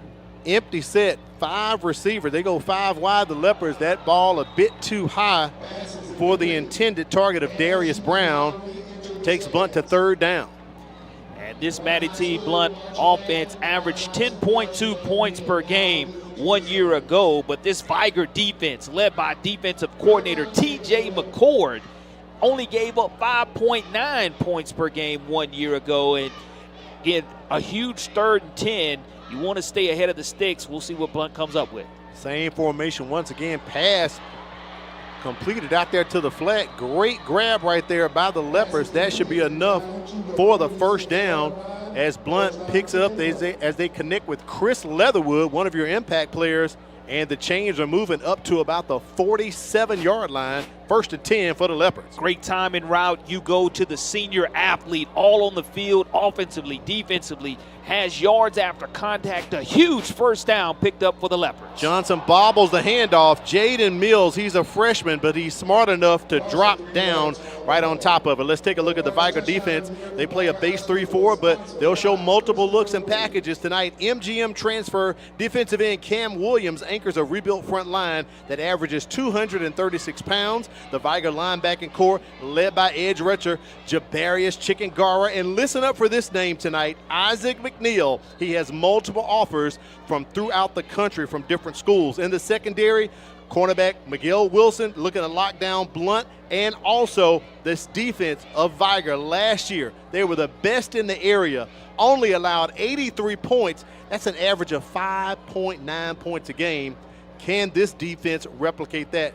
Toss out for the Leopards, turning the corner, and he is eaten all up by the Vigor defense. Great pursuit of the football by Mikael Tucker, the 5'10", 170-pound senior linebacker. Also having help by Johnny Griggs coming up from his corner position, the 6'1", 180-pound junior. Makes Blount get behind the sticks once again. 3rd down and close to 15 yards to go here for the Leopards. Heat timeout. Corey, I was going to ask you this during the break. Will they actually have a heat timeout? But we're first dead ball under 6 minutes at 5:35, and Gary Beasley calls it. Mandatory in the AHSAA throughout the first month of this football season. So even though we are an hour and a half behind, we will see those 6-minute timeouts come every quarter. Let's check back in with Kimberly Dunn. She's with Blount principal Jerome Woods. That's right. I'm getting a lot of exciting visitors tonight, and I'm here with Principal Woods for Blount High School. How are you doing tonight? I'm doing great. How you doing? We're doing great. I know that the Blount-Vigor game is one of the most talked about rivalries when it comes to high school football. So how would you describe the atmosphere of tonight's game and what this game means to your community? So listen, the Battle of Pritchard is one of the largest games in the state of Alabama. 2 schools in Pritchard, 2 high schools, Vigor and Blount. On this night, we all come together for football, for family, for fun, excitement. This is a big night for Pritchard. Yes, it is. And so Blount also has a strong legacy of academics coupled with their athletics. So what are some of the things that you would like the community to know about your school when it comes to those academics? Well, listen, we're off to a great start for the 2025-26 school year. Over 1,100 kids at Blount now. Highest graduation rate in Mobile County. Highest college and career readiness rate in Mobile County. NPR says we're the #1 in the state of Alabama for graduating black boys. Graduated 255 kids last year with $13 million in scholarships. So we're off to a great start. Absolutely. And so what would you say you love most about serving as the principal for this rich community that is full of spirit and just being able to serve that Blount High School community? Yeah, just have an opportunity to touch so many kids. We've graduated now since my tenure at Blount over 4,000 kids. So that's a big deal in the community, making sure that we get kids college and career ready, making sure that we create citizens, making sure that we make an impact on students in the city of Pritchard. A lot of amazing things going on at Blount, and hopefully we'll see some amazing things going on in this football field later in the game tonight, too. Thank you so much for taking time to talk with us tonight. Thanks for having me, and go Leopards.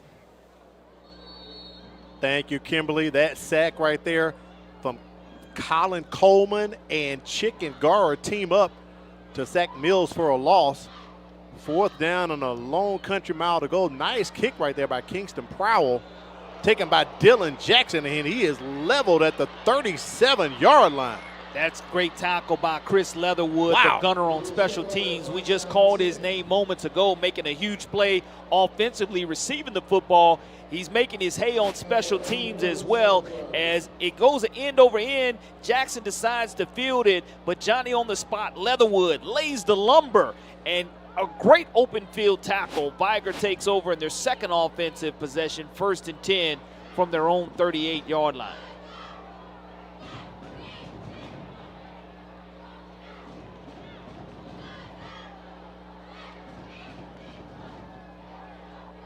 Looks like we have another quarterback change here. Nope. You're going to stay Jackson with Dylan is Jackson. out there. Dylan Jackson out there now. So Sammy Dunn not on the field.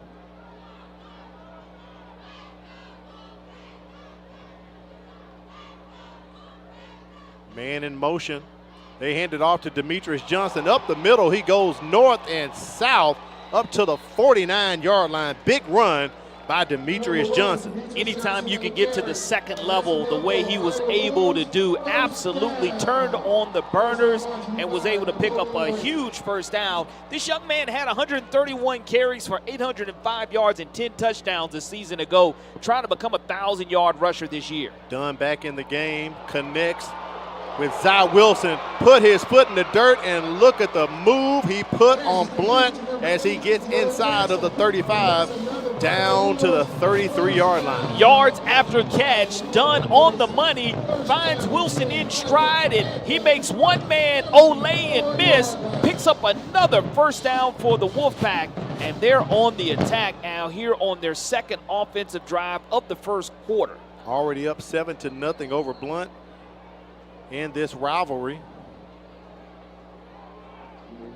Gary Beasley and the crew trying to get something together on the field. Maybe they're sending a player off. That may be a uniform issue. We talked about that with him before the ball game. That's something the state is highly on top of this year.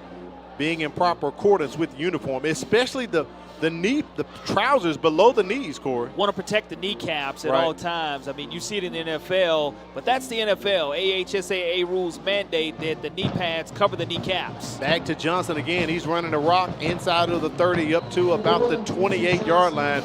Another nice run for Vigor. David Williams, the middle linebacker, 6 foot, 175-pound senior on the stop for the Leopards, but not before the Wolfpack pick up 5 yards, and it's going to bring up 2nd and 5 for Vigor. Approaching 3 minutes here in the first quarter. Al Weed and Corey LeBounty on the sidelines. Kimberly Dunn, we appreciate you joining us and your patience tonight during all of these weather delays here. High snap to Dunn. It falls right to him, but he's sacked. His helmet comes off as well.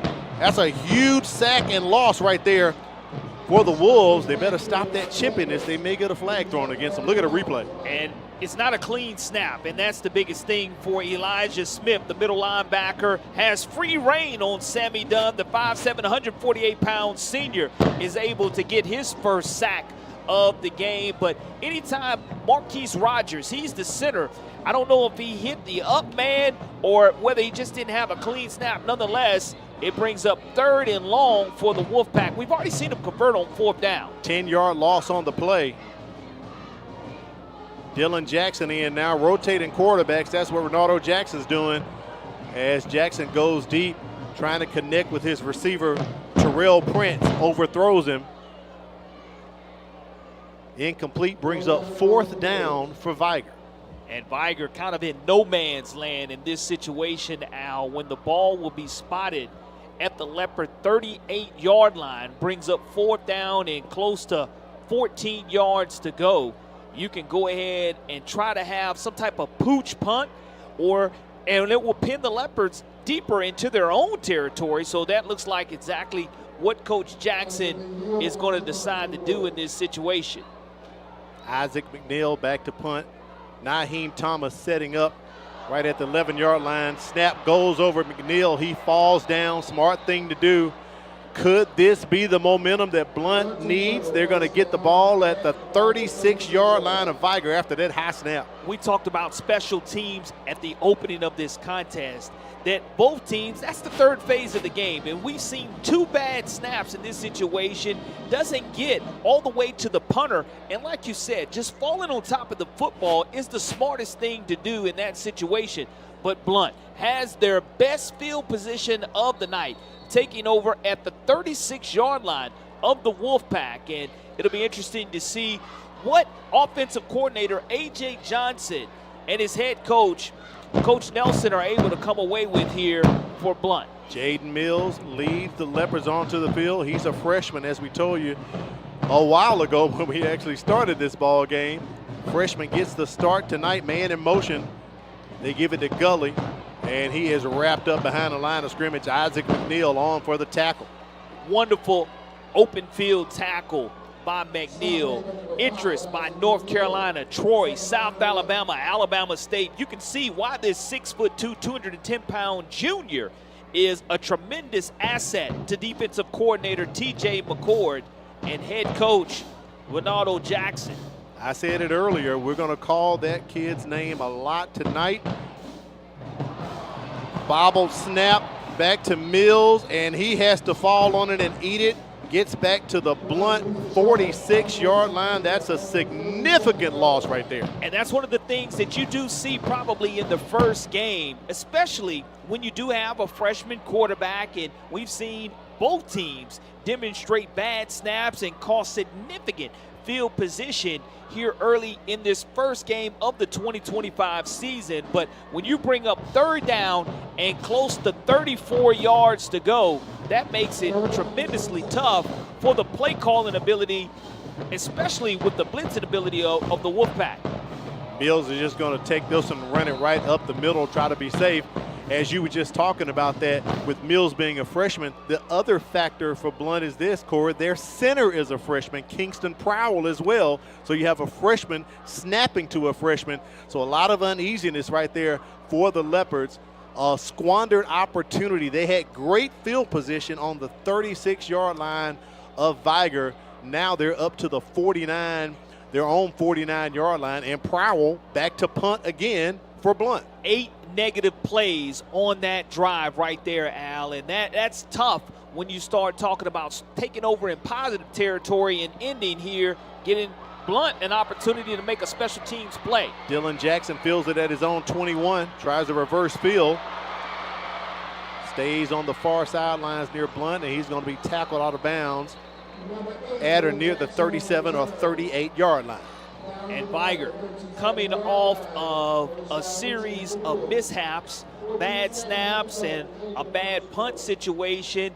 Now we'll see if this Wolfpack offense can get it in gear. But you do take a look at end over end is what you want to have from your punter, and that's what they're able to have. And Dylan Jackson is able to make some things happen. As we will go ahead and have an official timeout here.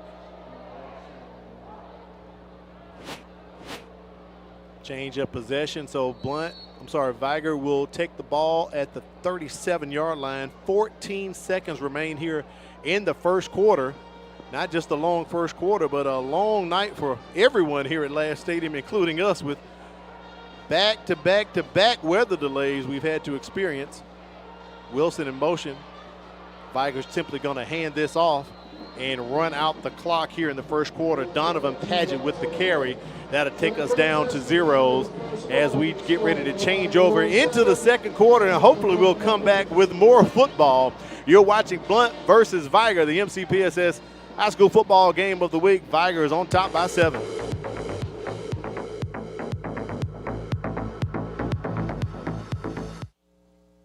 So I wasn't ready for my math test. Didn't know that it was going to come to this. I mean, it was just a phone call so I could get out of testing. Threatening harm to a school, even as a prank, is a crime. Mobile County law enforcement treats school threats seriously, leading to investigations, arrests, and legal consequences. Think before you act. One moment of bad judgment can have lasting consequences. If you see something, say something. Speak up. Your experience is valuable, and now it pays. Have you taught at a private school, another district, or even retired from teaching? Mobile County Public Schools is now offering higher pay for your previous experience. That means you can step into the classroom at a higher pay level because your experience matters. Don't let your hard work go unrecognized. Apply today and start earning what you've worked for. Visit mcpss.com/job opportunities for more information. Hi, I'm Renee Phillips, Director of Communication for Mobile County Public Schools and your host of Homeroom. I invite you to join us as we learn about the great things happening in our schools across the county. On Homeroom, you get to meet students and educators who are in our schools every day doing wonderful things. Join us as we take an in-depth look at their stories, issues, people, and policies of the Mobile County Public Schools. That's Homeroom. You can find it weekly right here on the MCPSS TV network. It's 2nd and 8 for the Vigor Wolves. They're up by 7. We appreciate you joining us tonight for this historic ball game between Blount and Vigor. Fake the handoff to Johnson, try to throw it to Paget. Incomplete, will take Vigor to 3rd down. And I love the misdirection there. It just wasn't a clean pass to Paget as he slipped out of the backfield. No one was in the flat covering him. And if he would have received that football, he definitely would have picked up a 1st down. But 3rd down and 8 yards to go. Offensive coordinator Kenny Gilliam is going to have to dial up something sweet for Sammy Dunn. Trip receivers to the top for Dunn. Ball is tipped at the line of scrimmage. I don't see that that's an incomplete pass. Let's see what Gary Beasley says. Ray Nelson. Maybe they're saying it is. It is definitely a tip ball. Ray Nelson really upset there on the far sideline. Yeah, I think he felt that was a fumble. That would have been a huge momentum changer again for Matty T. Blount. But here it is, brings up 4th down for the Wolfpack. Take a look at the replay here. You look at it, just slips out of his hands. It was not tipped. It slipped out of his hands. But the hand was coming forward. So correct. And that's what Ray Nelson's argument was in this situation, and we'll see if Vigor is able to flip the field, and Blount will have an opportunity to return this punt if they're able to field it cleanly. High snap to McNeil. goes straight up and straight back down, nowhere near Naheem the Dream Thomas. Has a little backspin right there at the 50, so Blount's going to get some decent field position, maybe at the 48 or 49-yard line of Vigor. Third-year head coach Ray Nelson there as you see him pictured, and 22 seniors, he just wants them. He feels that the strength is definitely in their offensive line. 4 out of 5 starters returning. All his wide receivers are seniors, and 8 out of his 11 guys on defense has playing time. So he's definitely expecting high expectations. A better season this year because there's more experience for his Leopard squad. That's something I was talking to Randy Kennedy about on Thursday when I interviewed with him. Blount has a lot of experience on this ball club. They just haven't been able to produce a lot of offense the past 2 years. That little pass out to the flat right there goes nowhere. 2nd and 10 coming up. And the fact that they have, Corey, 21, 22 seniors, a lot of experience, just not very good outcomes for the past 2 years for the Leopards. Mason Jackson with the reception there for the Leopards. But again, the confidence building of this young freshman quarterback, giving him quick hits and reads for his defense. Jordan Gully, nice run by him. Gets past the 45 up to the 44-yard line. So this will be a decent third down here coming up for Blount, maybe 3rd and 4, 3rd and 5 on this next play. Jordan Delaney, 5'10", 165-pound junior, brings up a critical third down right at the 44-yard line for the Leopards. If you're tuned in outside of our coverage area, especially on YouTube or Facebook, outside the state or inside the state, drop us a line. Let us know where you're watching us at. We'll give you a shout out. We want to see how far our coverage is extending. Corey, I know of several people outside of the state, former Vigor and Blount alumnuses, watching the ball game tonight. And one of those would be future NFL Hall of Famer Willie Anderson, who is coaching in Georgia. Stubby is what we call him, a proud alumnus who was able to give back to this team prior to school beginning, had a barbecue for the football team. But Kelton Agee and Miguel Wilson doing double duties on the tackles. But you just look at the flag on the play, but the great tradition of both of these schools. I mentioned at the top of the broadcast, combined 30 NFL players have put on that shield and made it to the NFL from either Blount or Vigor. Just a tremendous accomplishment for both of these historically strong football programs. And one of those players we ran into on the elevator earlier, Pro Football Hall of Famer Robert Brazile, in attendance tonight as well. We saw him before the ball game prowl with the punt, and Vigor's just going to stay away from it as it bounces out of bounds near the 20-yard line. It'll be 1st and 10 coming up. Look at our Principal Woods trying to get into the action right there. It's showing that he still has it. A former Murphy Panther player there, showing he still has it. And for Vigor, this is the first year for head coach Renardo Jackson. He was a state champion in 08 and 21. He coached at Vigor from 07 through 2021, linebacker, safeties, defensive line, defensive coordinator. So he knows all about 9-1-3 and what it means. Coming over from the floor, coming back to Vigor, he's very happy with the progression of his team since he's taken over. Something he talked about at media days. It's pretty much a coming home for him, if you want to say, being an assistant coach all those years. A lot of people don't realize Coach Renardo Jackson actually coached basketball at Vigor at one point in time, Corey. So he's well entrenched and known in this Wolves program. Their motto this season, hunt as one. Only one returning starter on defense. That's going to be Chicken Guerra, 5 returning on offense. A lot of juniors and sophomores for this Wolfpack squad who made it all the way to the semifinals 1 year ago. Quick pass out to Dylan Jackson, incomplete after that first down the Wolves picked up. It's now 2nd and 10 here for Vigor. Also for the Wolfpack, Al, 9 former players that have adorned or gone and walked the halls at 913 Wilson Avenue are now on his coaching staff. So really it means more to those guys on this near sidelines. School that spirit built. Renardo Jackson bringing a lot of that spirit back with his 9 former players that are on his coaching staff. Penalty flag on the play. Offsides against Blount, so that'll give Vigor 5 yards. you know, Coach Jackson was talking about we'll see the running game kind of crank up a little bit by Demetrius Johnson. The running game coordinator is former national champion and state champion Justin Fowler. We know him as Nudie. Spent time in the NFL with the Titans and finding a way to give back to his alma mater. And we'll see here if Dunn in the running game can get things going after the passing game. Dunn going deep. Has a man. And complete. Pass complete. Great grab right there by Vigor, hauling it in for the Wolfpack, Skylar Robertson. Big time reception by Skylar Robertson. He is only a sophomore, folks, so you can look for great things that come. He had to wait on that football, but he was able to have a great completion. 1st and 10 Wolfpack, knocking in the red zone area of the Leopards. Ball at the 25-yard line. Blitz on to Dunn. Overthrows his receiver, trying to get it out to Dylan Jackson. They came with the corner blitz, trying to eat Dunn up right there. And he's just trying to find his rhythm back against, you know, when you come out and you haven't played for a while, the nerves and the jitters, you just have to settle down for a little while. And I guarantee when he finds his rhythm, we'll start seeing him string together a lot of completions. Again, this young man committed to Army next season. Play clock approaches 10 seconds.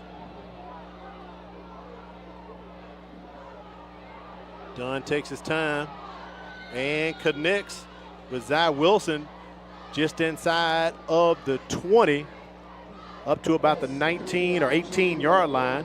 3rd down here for Vigor, 3rd and short coming up. We'll see right here what the Wolfpack are able to dial up. I mentioned the offensive coordinator, Kenny Gilliam, in his first year at Vigor. Vigor coming off that 7-0 region record and 12-2 overall. Huge 3rd down for Vigor inside the red zone area. They need to make the 14-yard line to pick up the 1st down. Play clock at 5 seconds. Dunn looking to the left, slides across the middle. Dylan Jackson grabs it and gets to the 8. That's going to be a 1st down for Vigor, now setting up 1st and goal for the Wolfpack. And Vigor having an opportunity to go here to Dylan Jackson. Again, 1 year ago, played the quarterback and now having a chance to get back home and play that wide receiver position. 1st and goal for the Wolfpack from the 9-yard line. 9-yard pickup on that pass, but we have whistles. I think a timeout called by Ray Nelson at 7:47. Vigor with that continuous move of the offense, kind of not really running up-tempo, Corey, but putting pressure on this Vigor defense. And when you look at with 7:47 remaining here in the 2nd quarter of play, Blount cannot afford to go down 14-0 because this is a team, again, that scoring early is part of my checklist. And part of my checklist at the beginning of it, they cannot afford to spot points early. Right. And they went down 7-0 after our 2nd weather delay and going down 14-0, asking a freshman quarterback to come in and try to overcome a 14-0 deficit makes it a lot tougher than it normally would be. It really does. Currently, Vigor on a 5-game winning streak. Last year, Vigor won 38-6. Corey, listen to this. In the past 5 years, Vigor has only allowed 25 points to Blount. So what you're talking about makes a lot of sense. You don't want to go in a hole down 14 points this early in the ballgame. Well, absolutely not. I mentioned, you know, a team that only gave up 5.8 points per game. And Al, you know, when you look at what this Wolfpack team wants to do, they want to be multiple. They want to be being able to run the football and throw the football. As you look at next week, them hitting the road. But right here, they're on a nice drive, 1st and goal.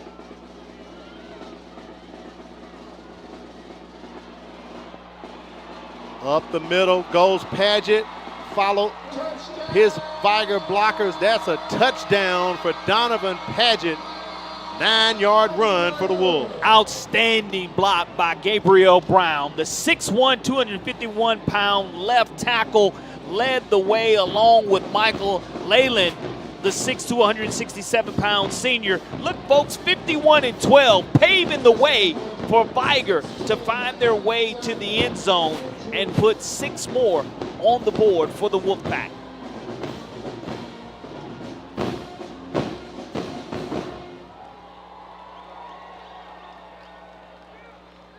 Isaac McNeil on for the PAT.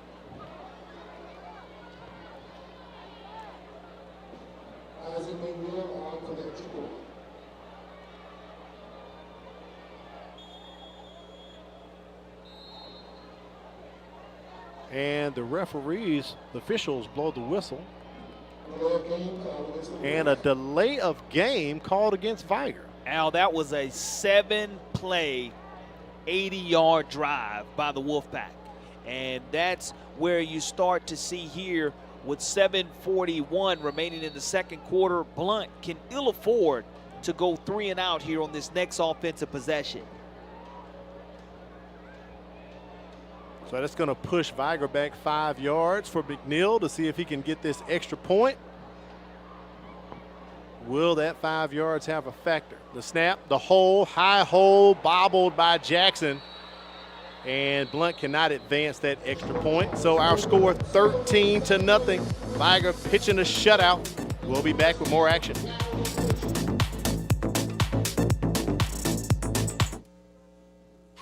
Get ready for a night of music, rhythm, and school spirit at the Mobile County Public Schools. Fans of the Bay, a marching exhibition like no other. Witness all 12 MCPSS high school marching bands take the field in one spectacular show. Join us at Davidson High School Stadium, Tuesday, August 26th at 6 p.m. Just $10 admission, includes parking. Kids 10 and under get in free. Get your tickets now at GoFan. We'll see you there.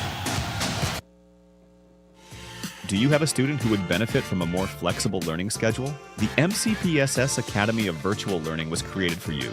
It's reimagining education for independent, motivated, responsible learners in grades 6 through 12. Students can take regular, honors, AP, or dual enrollment courses all at their own pace.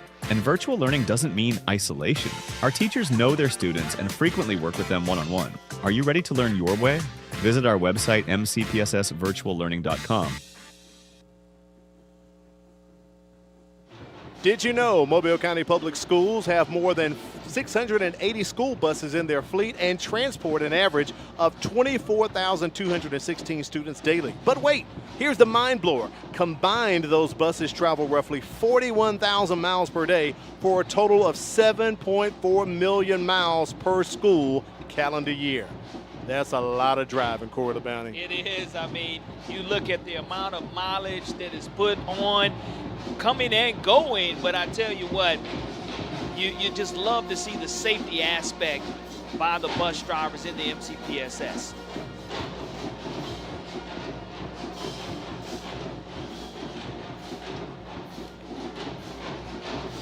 Zion Adams teeing it up to kick for Vigor. Back to receive for Blount. Chris Leatherwood. Also Kentrell Benjamin.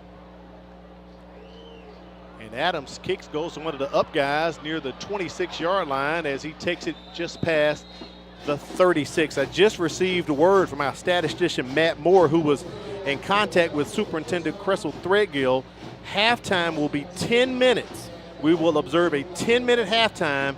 There will be no bands playing at halftime. Unfortunately for the bands, I know they worked on that show, but probably due to time constraints and the amount of time we've been here, we will only observe a 10-minute halftime. That means that's less than NFL. That might be one quick bathroom trip and a quick to the refrigerator and then back to in front of the TV screen. What you see is both teams probably just huddle up on the sidelines instead of taking that trip down to the locker room, because it's not going to be the normal 20-minute. But Blount here at their own 35 really need to put together a string of positive yardage first downs. Nice run right there by the Leopards. Kevon Johnson, North and South. Coach Nelson told me he reminds him of Terrell Davis, used to play with the Denver Broncos. A real aggressive runner, very north-south guy. 8-yard pickup there for Johnson. 6 foot, 170-pound sophomore there, picking up 8 yards, second and short. Very manageable here for the freshman quarterback. They go back to the well once again. Johnson with the carry up to about the 48-yard line as we approach 7 minutes here remaining in the first half. Don't forget, if you're watching us in other parts of the state or outside the state, drop us a line on social media. We want to give you a shout out. We want to hear about where you are and where you're watching us. Also, shout out to my man Terrence Vaughn, coach of Brubaker Middle School. They came down to play Clark Shaw Thursday. Got a big win, 40-0. He's watching us online. We appreciate you, Coach Vaughn, for supporting high school athletics, man. No doubt about it. So many people watching in so many different states, former alumnus, seeing this classic rivalry between Blount and Vigor, to where we have seen crowds swell to almost 20,000 viewers here, or people in the stands in the past in this rivalry, and tonight another outstanding crowd as well. Anthony Fitzgerald out there in H-Town checking us out, along with my buddy Mark the Shark Fisher out in Houston watching us as well. So drop us a line. We'll give you a shout out. Nice run right there again from Johnson.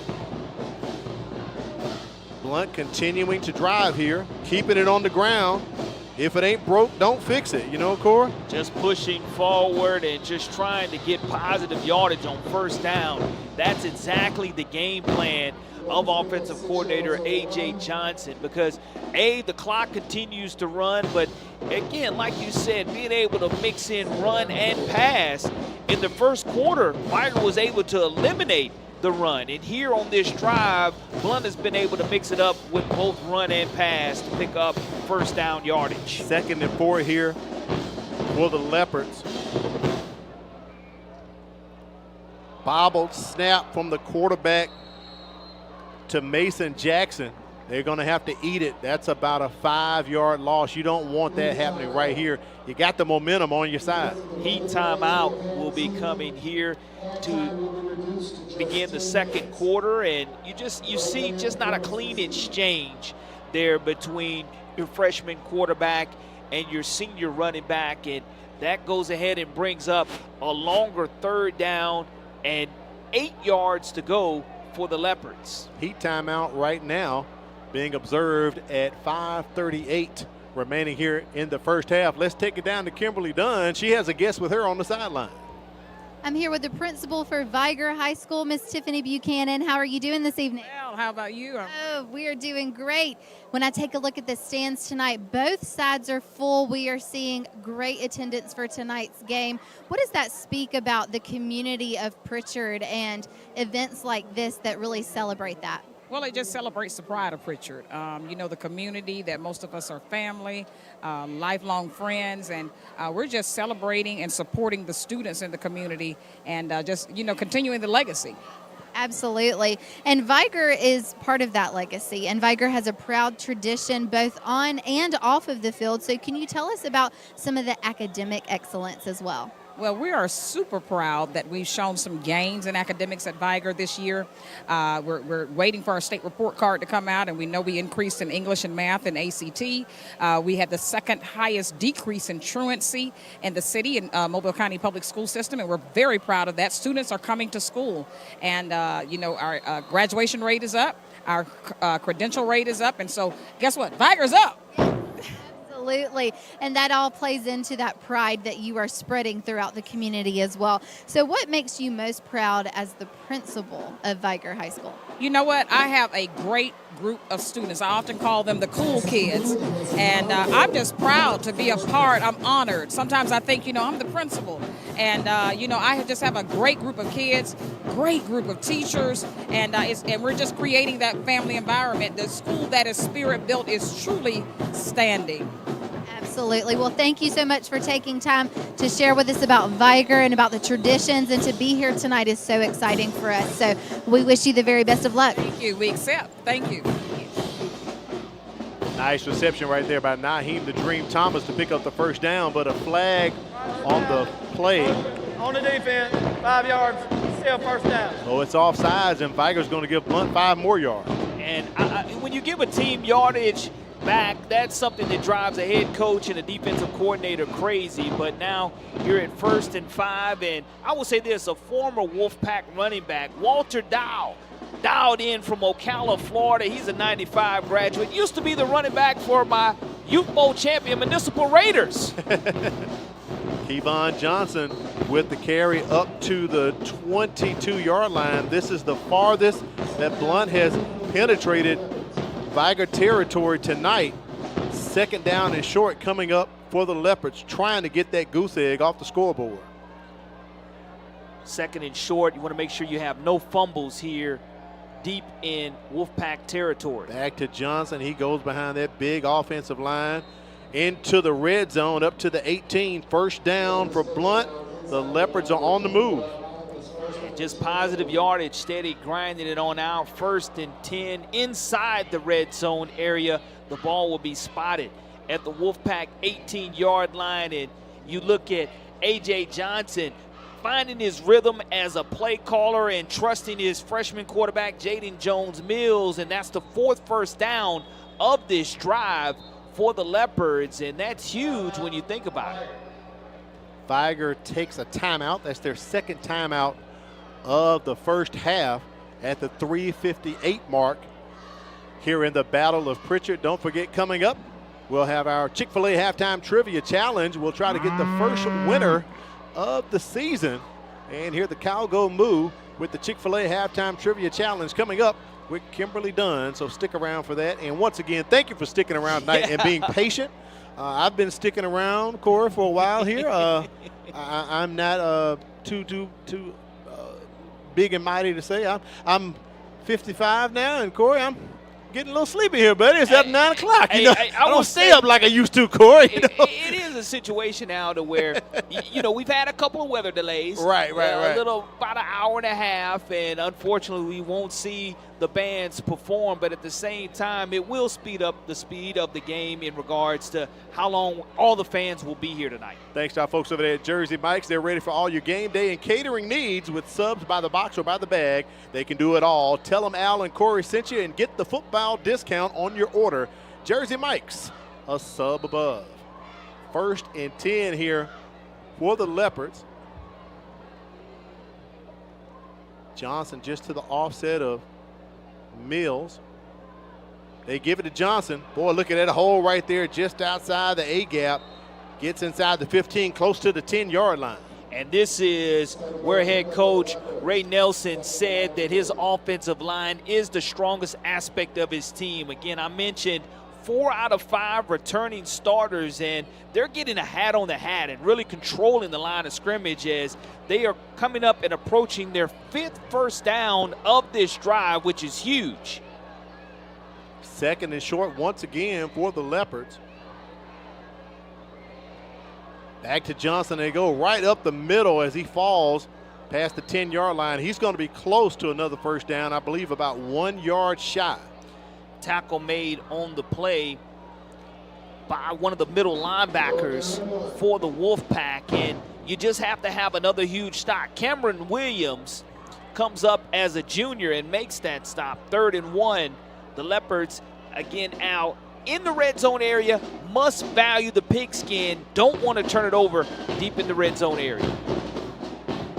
3rd and 1, and whistles a flag on the play on the far side near the Blount sideline.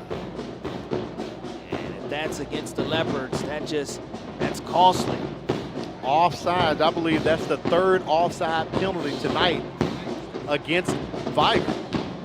5 first downs on this drive.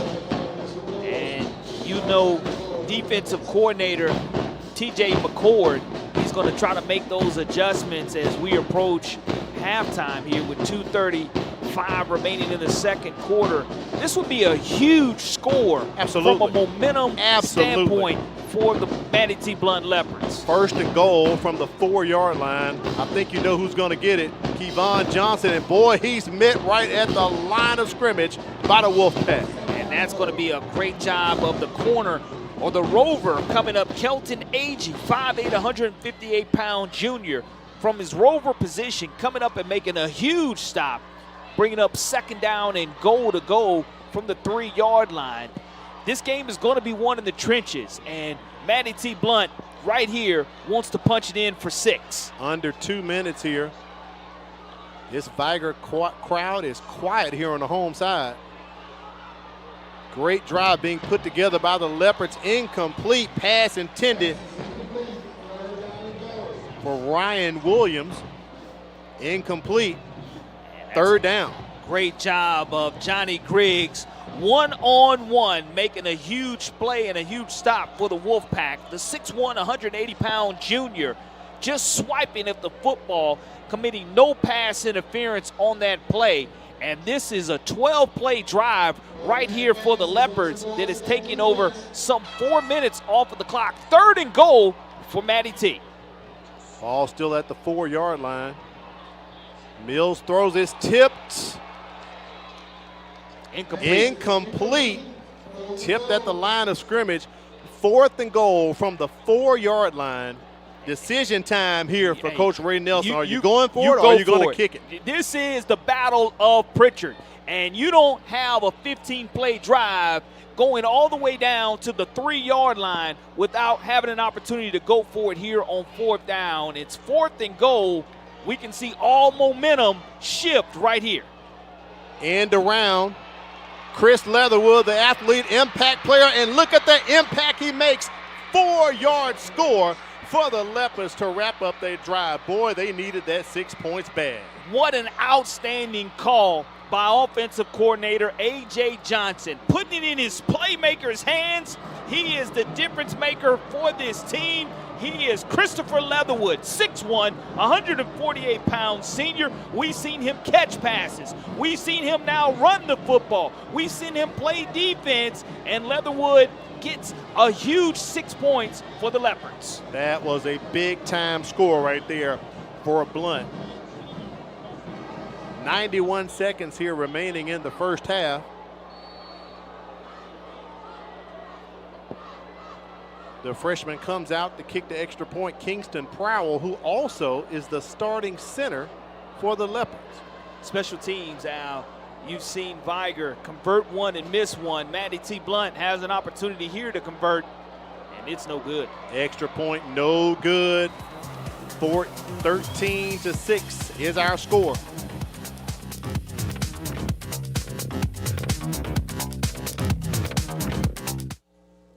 Looking for unforgettable food and flawless service for your next event?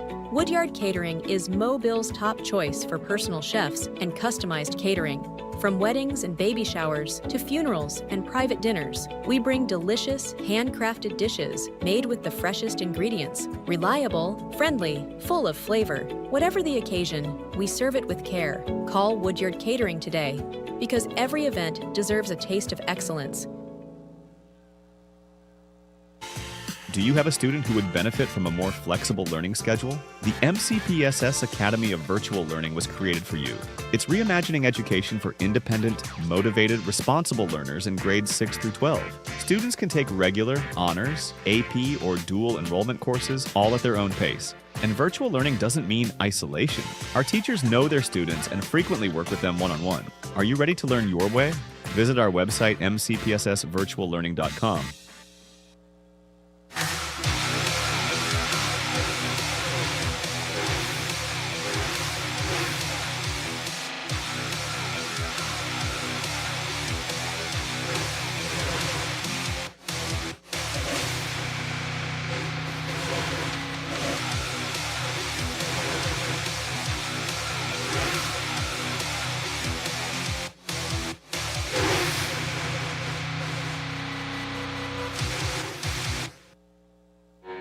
Mobile County Public Schools' Signature Academy program is here to help those students who want to jumpstart their career right out of high school.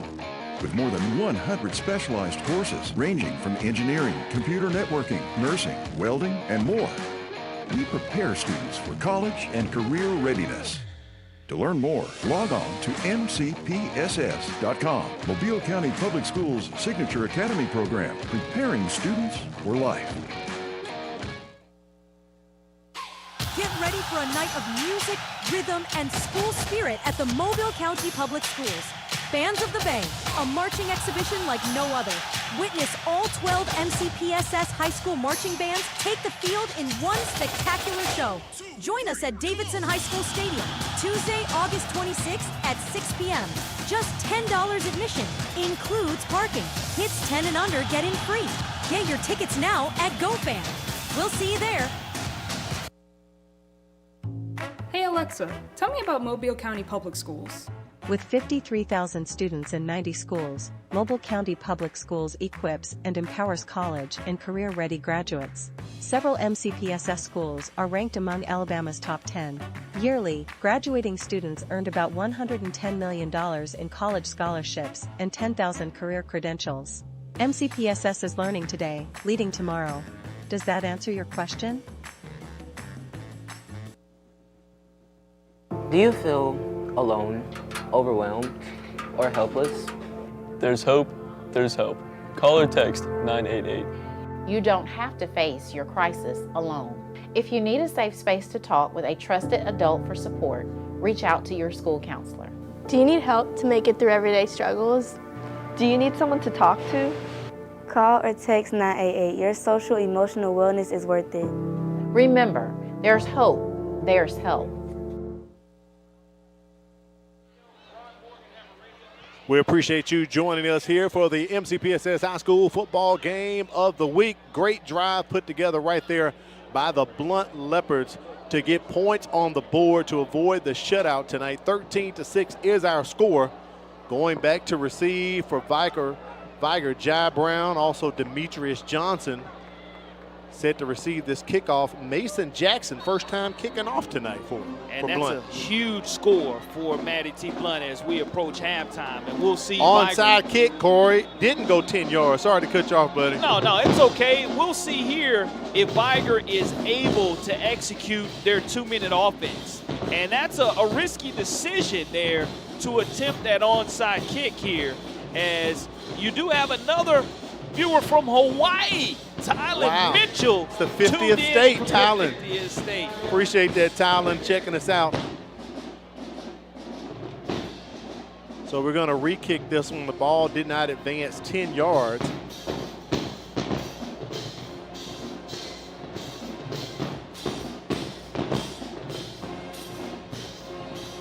Also, big shout out to Bianca Harris Pirine, the daughter of the great head coach, and Corey, I don't know how many Hall of Fames her daddy is in, with Coach Ben Harris, but Bianca's watching us. But Coach here, is it 5, 6? I mean, he is in a lot of Hall of Fames, but an outstanding Hall of Fame career for Coach Ben Harris. Without question, he is one of the backbones of the Pritchard and Matty T. Blount and Vigor High School communities. Had a parade here recently. We appreciate Bianca for tuning in, as Ben Harris and his multiple state championships, 90, 92, 96, 97, and 98, we all know about. Look at Demetrius Johnson ripping off a great kickoff return inside of Blount territory up to the 49-yard line. That's one way you can take the momentum back from the Leopards. Yeah, I mean, again, you're going to have an opportunity here on this return to set up your 2-minute offense. 124. I know Sammy Dunn, he's got one of those arms to where he's already shown earlier tonight. He can go vertical and has the weapons around him in order to do so. Matty T. Blount's going to take a timeout here to settle the defense down and make sure they get into their correct alignments, and that's going to be huge for defensive coordinators G.T. Tolbert and Rashad Johnson to be able to do for sure. And shout outs to G.T. Tolbert and Rashad Johnson for the job they've done here trying to get back into this game, and they're going to be able to do it defensively. Don't forget to mark your calendar. It is coming up. Labor Day, September 1st, schools and offices will be closed for the Mobile County Public School System. So mark your calendar. September 1st is Labor Day. All schools and offices are closed for the Mobile County Public School System. Corey, I agree with you. I think this is a great timeout. When you look at the whole overall picture, 124 remaining here in the first half. Vigor will receive the second half kickoff. So Coach Renato Jackson, him and his coaches, they could come up with a 2-for-1 right here. So this is a real key timeout that Ray Nelson called for his team. Just needs them to be settled in right here for sure. And, you know, you hate to see Coach Harris not be able to make it here physically to the game, but he definitely says go Leopards, and I appreciate Coach Norvell sending me that message to let me know exactly where Coach Harris is. And again, we always wish Coach Harris the best. Dunn will lose the pressure, steps up, gets about 2 yards, maybe 1 yard on the carry. Clock still running here. 2nd and 9 coming up for Vigor. Elijah Smith with the tackle. Vigor having a timeout left in their pocket to be able to call, but it's up for the execution here of your senior quarterback, Sammy Dunn, to get quickly to the line of scrimmage and get his guys in order. John looking to pass, pressure, they flush him out the pocket again. He has lots of room to run. He can pick up the first down and get out of bounds, which will stop the clock. And a late flag. Is that a late hit? Yeah, another flag on the Blount sideline. Crackback block is going to be called by the wide receiver, and he had already had the first down, so there was really no need for that crackback block to be had, and that was going to be on Zy Wilson, who's going to be guilty right there after. Laid out Tyree Scott there, He absolutely laid him out. And, you know, Dunn already had that first down. He did. And you just have to be aware of that situation. That's one of those costly penalties that you can see for running at full speed and trying to make the tackle. And there comes the flag and the hit as well. And it's a huge, huge loss after a first down run. Big 15-yard penalty. Going to push Vigor back to their own 45-yard line. So it's going to be 2nd down and 16 coming up here for the Wolves. We're under 1 minute remaining in the first half.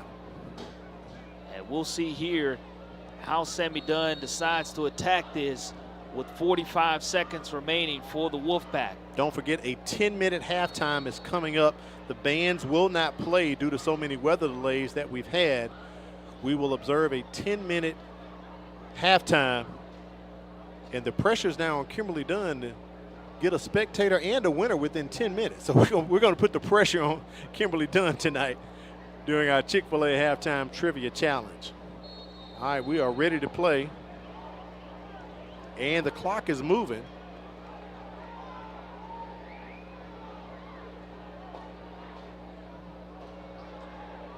Done with time, flushed out once again, and just tosses it to the flat. Nice reception right there by Zy Wilson, as he's going to pick up the first down plus more. And Vigor trying to get these points, trying to get a 2-for-1. They do receive the kickoff in the third quarter. 29 seconds remaining. Picks up a huge first down, and the same one who was guilty of the infraction, you give him a chance to redeem himself. He does so by catching the football, has plenty of yards after the catch. 1st and 10 from the 28-yard line of the Leopards. And there's that timeout. Dunn is going to call for it with 12 seconds remaining here in the first half. Smart move by Renato Jackson.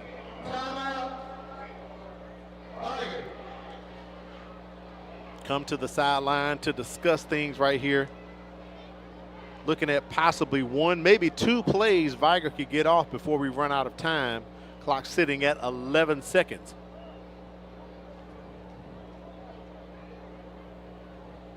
And I tell you, Al, when you just look at the tradition of Coach Harold Clark building a national championship team at Vigor in the late 80s, one of the, if not the most dominant team ever in the history of the state of Alabama football. And then on the other side, you had Ben Harris, 2 legends there that really make this rivalry and made this rivalry today what it is for those who are playing the game that weren't even born yet when those coaches were on the sidelines. That's right. Real huge.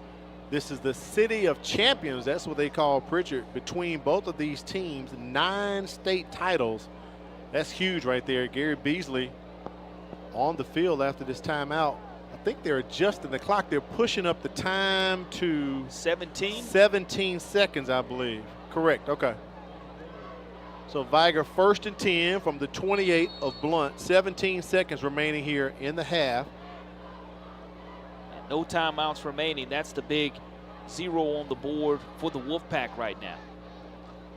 Dylan Jackson goes into motion. They fake the jet sweep. Trying to get it to Donovan Padgett on the wheel route. Incomplete pass. Only used 3 seconds off the clock. 14 seconds remain, 2nd and 10. Well, plenty of time for your offensive coordinator, Kenny Gilliam, to come up with whatever he wants to, because basically it is 4-down territory for the Wolfpack. No matter how you look at it, you can go ahead and take your shot to the end zone, but whatever you do, you just have to make sure you're aware of 14 seconds being left on the clock. Whistles on the field once again. And I see Coach Nelson talking to the side judge on the Matty T. Blount sidelines. And right. I'm quite sure he wants more time to have elapsed off of the clock. I am a bit surprised only 3 seconds went off myself, Corey. But it will be a 2nd and 10 situation for the Wolfpack from the Leopards 28. Johnson just to the right of Sammy Dunn. Dunn rolls to the right, has blockers.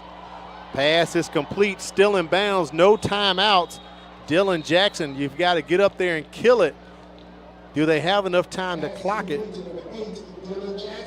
I think they do have enough time with 8 seconds. Timeout called by Vigor. So Vigor had 1 remaining timeout. I thought Coach Jackson was out, but they've awarded the timeout, so that's enough to get the first down, move the sticks. Vigor can set it up here to try to get this 2 for 1 if they can. They will get the ball in the 3rd quarter. Looking at the board, it did have Vigor with no timeouts remaining, and we've had so many delays here in the first half. Whether it's the heat timeout or the official call timeout. I thought they were out, buddy. They still do have 8 seconds remaining, and it will bring up a 1st and 10 situation. And you look at where the ball is going to be spotted, right at the 13-yard line of the Leopards. So this is Sammy Dunn overall being 9 out of 12 for 142 yards in this contest. Good night so far for Dunn. Absolutely, and we'll see him with 8 seconds remaining at least have enough time to go to the end zone or some type of out route with the trips to the left. Demetrius Johnson also set up to the left. Dunn looking to the left, goes on the middle, right on the flare route to Dylan Jackson. The pitch and catch good.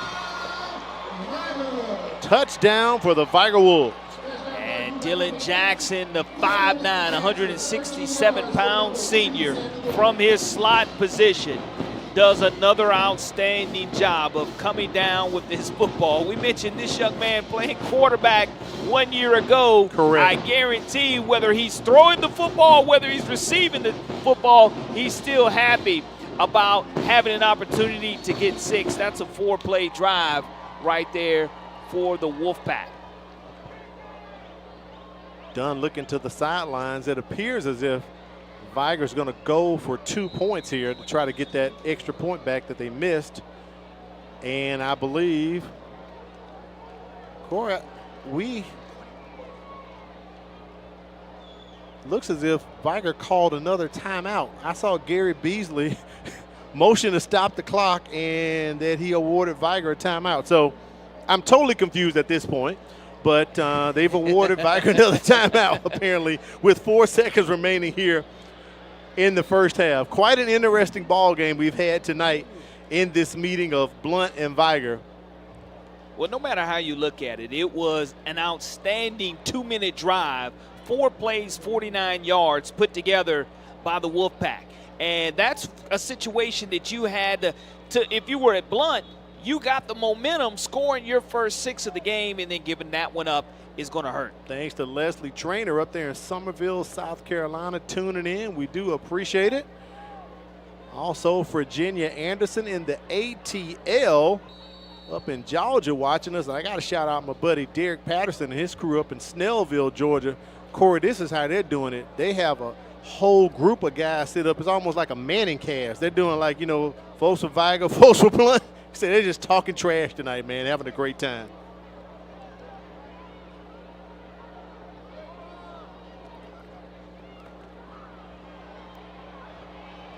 The attempt for two, it looks to be good. Is the toe tap good? And it is. Dylan Jackson. Dylan Jackson with the 2-point conversion. That makes our score 21-6.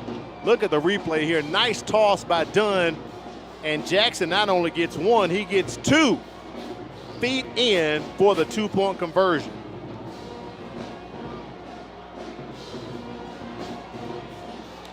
(21-6) is our score. So Blount puts together that big long drive. We thought the momentum had shifted.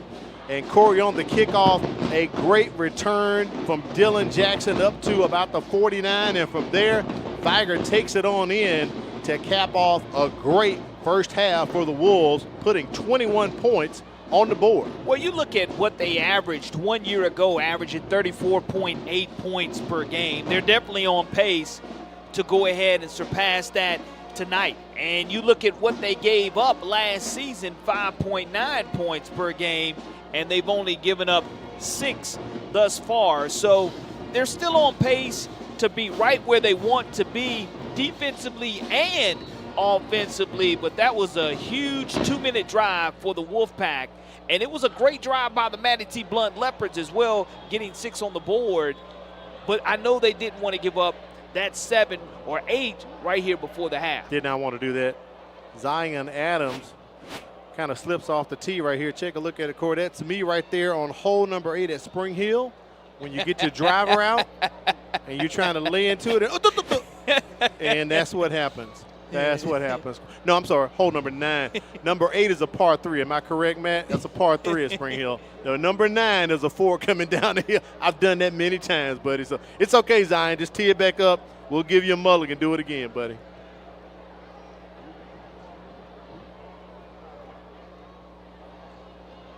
Right here, you don't pooch it. You go ahead and you kick it as far as you can and just make sure everybody stays in their lanes and runs their lanes from a special team standpoint. Because, again, the worst thing that could happen here is for them to find a way to score with 4 seconds remaining if you're a Wolfpack fan. Now, what you would see is the Blount sidelines just absolutely erupt if they were able to find a way to score right here on special teams. And I know 4 seconds remaining. Gary Malden and his crew speaking amongst one another to make sure everything is ready prior to kickoff here. And I know that he's going over to talk to Renardo Jackson, the head coach at Vigor right now, in regards to maybe regulation talking on the about tee. the could be talking about the 10-minute halftime. I don't know if that's been shared with the coaches or not, but he is pointing to the turf. So we should get a call right here. Pick it for action. Receiving team got the option to take it where it ended up. It's going to be 1st and 10. Coach Ray Nelson playing the rules. That is smart. That is smart. So with that little whiff off the tee right there, Blount is going to take possession of the ball at the 35 or 36-yard line of Vigor. Very smart to know the rules in the rule book, Corey. Well, I will say this. With 4 seconds remaining, it allows your freshman quarterback, Jaden Jones-Mills, to go ahead and throw one Hail Mary. And it'll be interesting to see whether that's the strategy of head coach Ray Nelson and offensive coordinator A.J. Johnson, or to just go ahead and take it into the half, trailing 21-6. Plenty of time again for a Hail Mary. You know the freshman definitely has the arm strength to get that done for you. And you have a phenomenal athlete in Christopher Leatherwood that can go up and get anything. But if I'm TJ McCord, I'm double teaming Leatherwood right now. You definitely want to put him teaming Leatherwood in a box and make sure you know and bracket him for certain. Leatherwood at the top of the screen, 3 receivers at the top, 1 to the bottom here on the near side. Mills looking that way to the right, gonna run, steps into it and cannot release it as he is sacked. The ball hits the turf, incomplete pass, and that will take us to the end of the first half. Quite an interesting ball game we have had tonight. As we have said throughout tonight, thank you for your patience as we approach the 9:45 time here on Central Standard Time, Corey. But we are at the half, 21-6 with Vigor on top. 21-6 right here before the half. Vigor getting the football coming out. We'll take a look and see how they're able to make halftime adjustments here in this abbreviated halftime. Only a 10-minute halftime, one of the shortest ever, but we'll still get on the Chick-fil-A Halftime Trivia Challenge. Don't you move.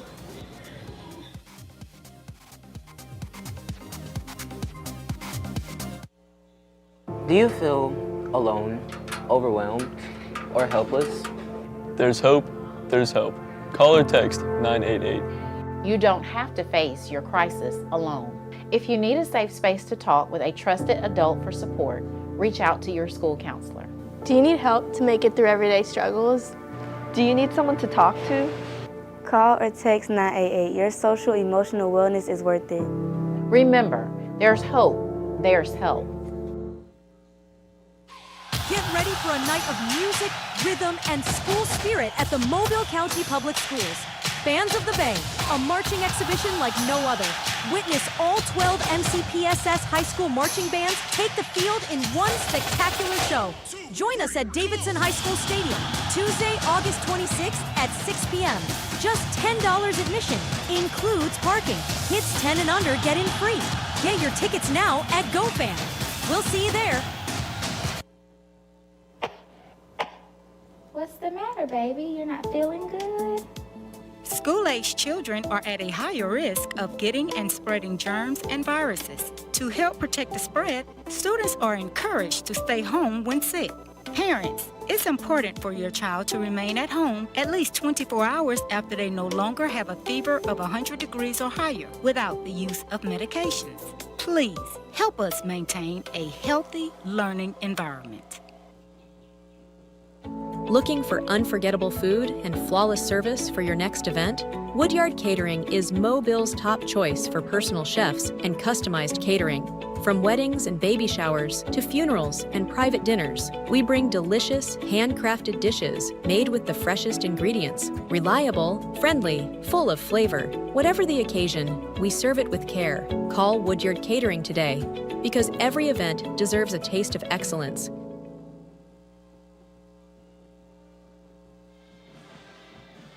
We thank you for joining with us tonight. It is now time for the Chick-fil-A Halftime Trivia Challenge. Let's check in with Kimberly Dunn on the sideline.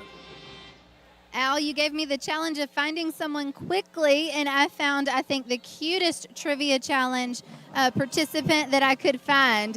We have a special guest with us. Can you tell us what your name is and what grade you're in? First grade kindergarten.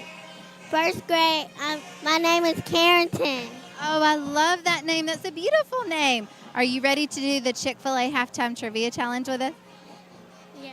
She's already holding the bag of goodies because she's confident that she's going to win this, aren't you? So this is full of goodies from Chick-fil-A and from Mobile County Public Schools, and even some gift cards to go eat at Chick-fil-A. Do you like eating at Chick-fil-A? Yeah. Okay, are you ready for our question? It's a little bit long, but I'll repeat it a few times. You ready? All right, it says, in 1886, this country gifted the Statue of Liberty to the United States as a gift to symbolize the friendship and international cooperation between the two countries. So who gave the United States the Statue of Liberty?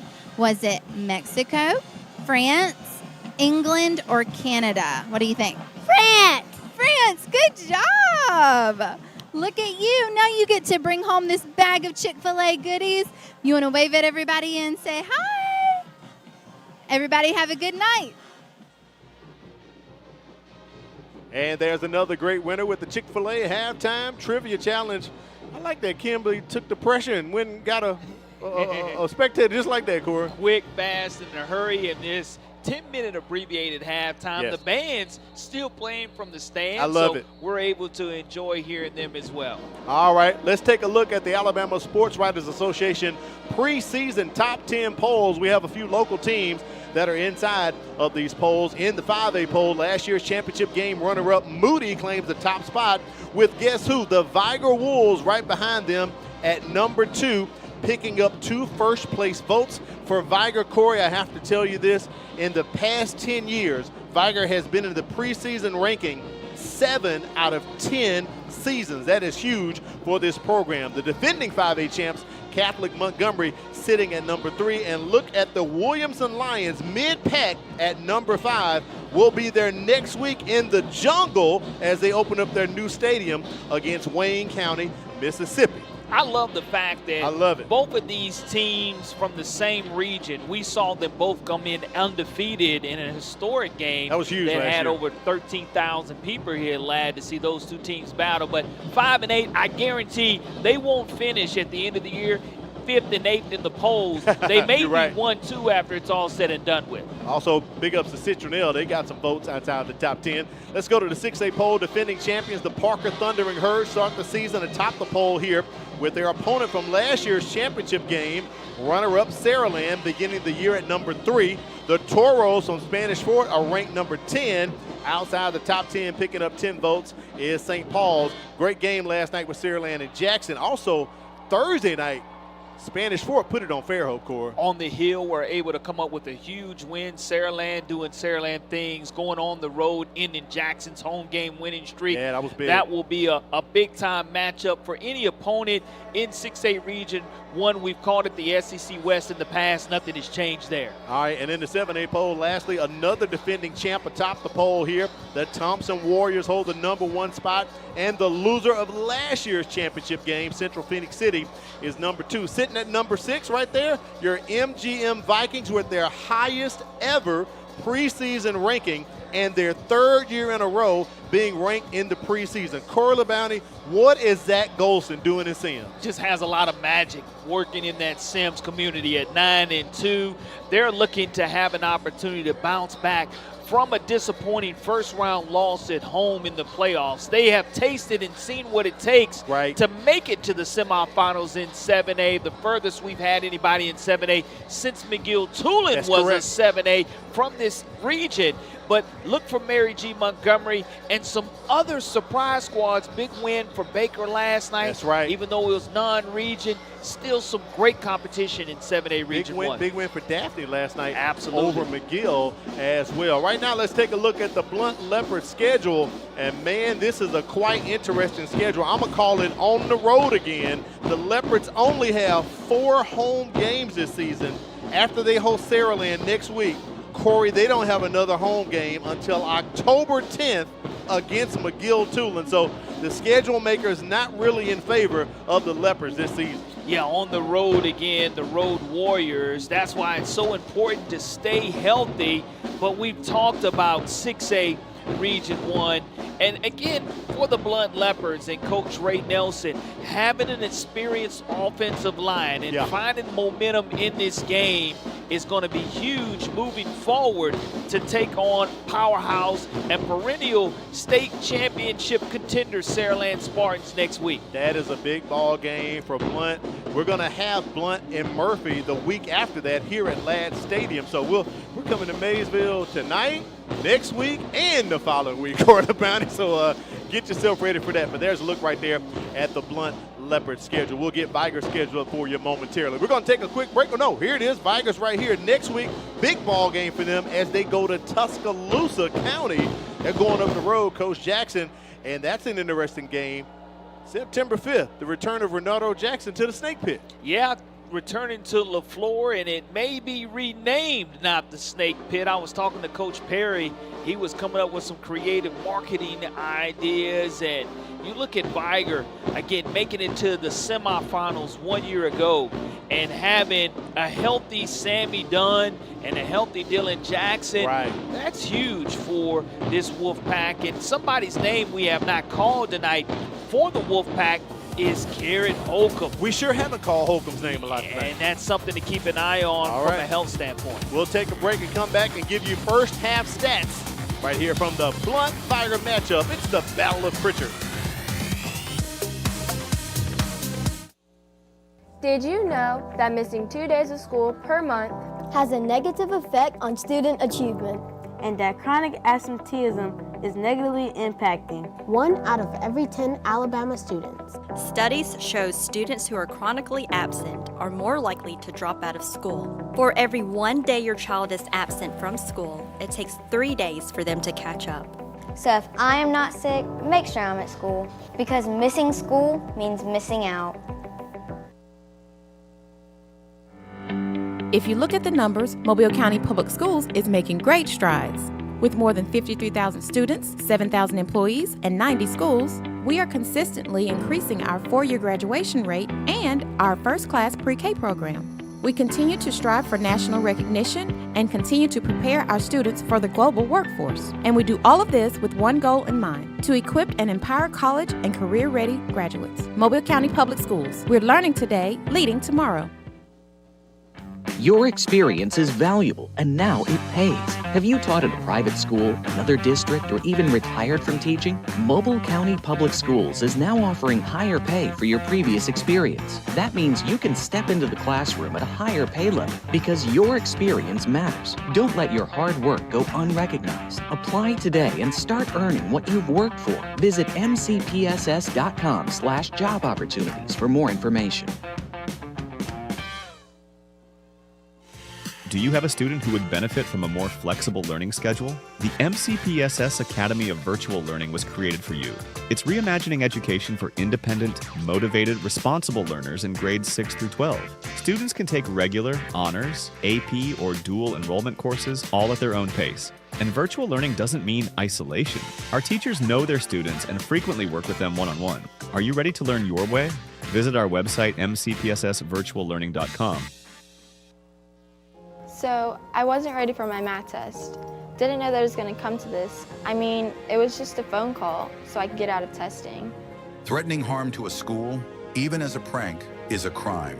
Mobile County law enforcement treats school threats seriously, leading to investigations, arrests, and legal consequences. Think before you act. One moment of bad judgment can have lasting consequences. If you see something, say something. Speak up.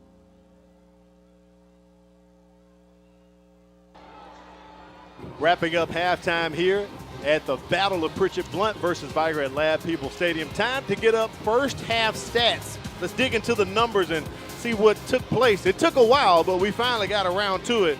And Corey, look at the numbers for Vigor tonight. 155 yards in passing for the Leopards. For the Wolves. When I look at no turnovers, even though the ball has hit the turf a couple of times, both teams have been lucky that the ball has not been turned over. We'll see if that trend changes here in the second half.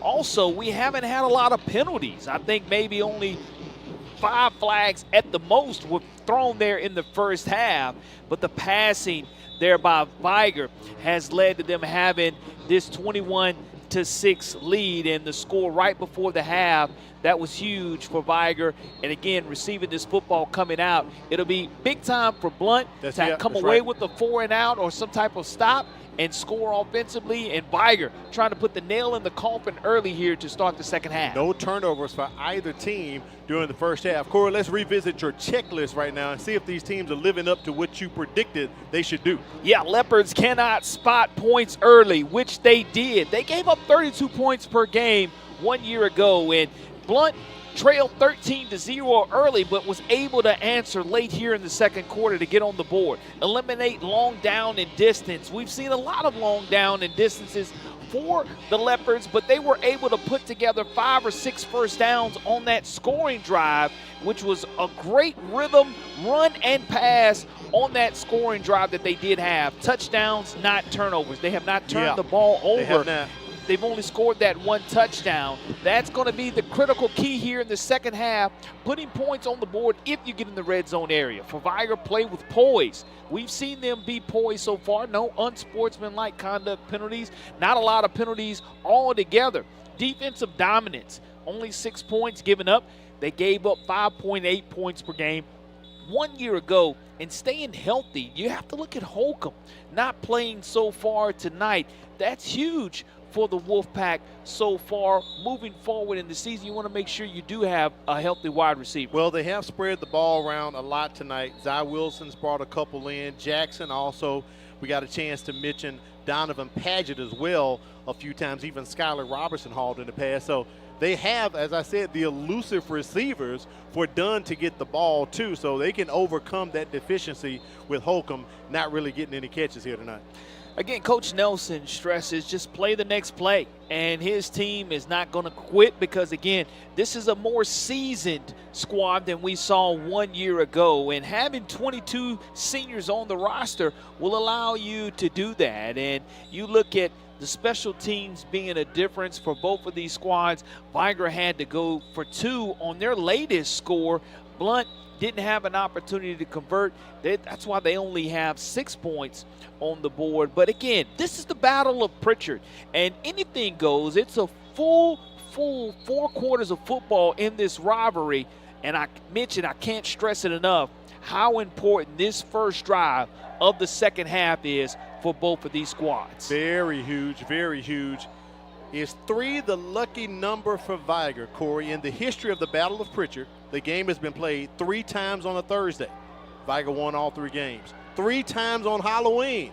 Vigor won all 3 games. And last year marked the 3rd time it was played on a Saturday. Vigor has won all 3 Saturday games against Blount. I will say this, anytime you look at a rivalry game, we've seen Alabama and Auburn put up the thumb as far as from the Auburn wins. We've seen this rivalry here go back and forth year to year. And when you open up this game, like I said, it used to be in week 10 or week 11, it sure did. The last game of the regular season. And at times it's been stuck right there in the middle of the schedule. And if you would ask these fan bases, yes, they love the fact that both teams are 0-0 to begin the season, but it allows them, when you're not playing in the same area, in the same classification, to focus on the rest of the opponents for the rest of the year. Vigor will be receiving the ball here in the 3rd quarter. Once again, as we told you earlier in the broadcast, we appreciate your patience as we have now eclipsed the 10 p.m. hour here Central Time. I have to think back to the year was 2020. Corey, we were playing football during the COVID year. That particular year, we did a game on Thursday, Friday, and Saturday. As a matter of fact, it was Blount and Vigor. But that Friday night, James Clemens came down to play Murphy. And, man, it rained, I know, 1, maybe 2 hours. And I don't think we kicked off until maybe 8:30, 9 o'clock. It was late. That was a late night. But this is probably the second latest that we've been playing high school football here on the MCPSS TV network. Here's the kick coming from Kingston Prowell. Puts it right over to the 20-yard line. Demetrius Johnson going to take it at about the 22 as he gets up close to the 35 as he is met at the 33-yard line. So 1st and 10 here for the Wolves in the 3rd quarter.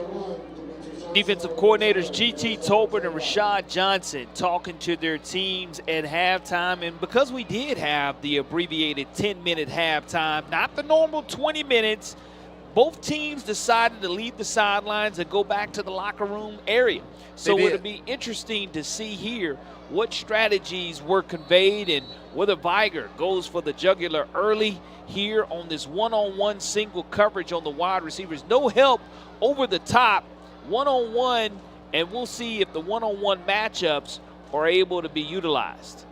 If you're watching us in other parts of the state or outside the state, drop us a line on social media. We want to shout you out, especially if you're still hanging with us. If you're on Pacific time, you're about 2 hours behind us anyway, so it's only 8 o'clock in your area.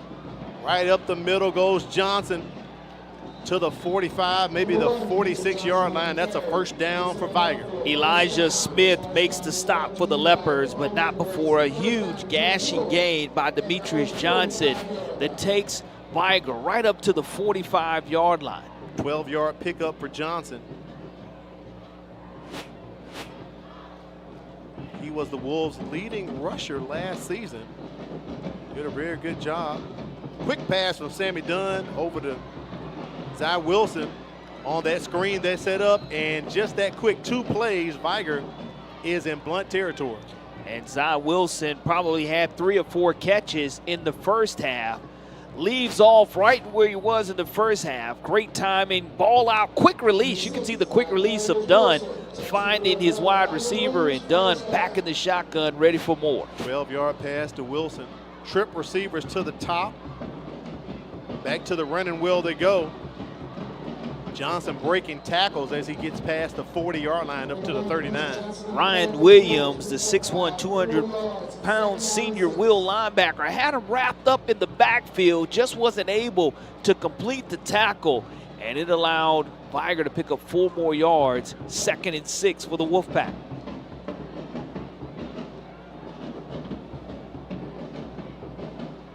Done with time. Quick release. Is the pass complete? Blount is saying incomplete. Incomplete. It did hit the ground.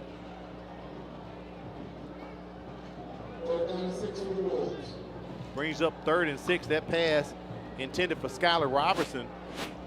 And he almost had to trap it against the turf. He caught it, and then as he came down, just wasn't able to go ahead and complete it. And great job by our camera crew. An instant replay in the truck to show that it definitely was an incomplete pass.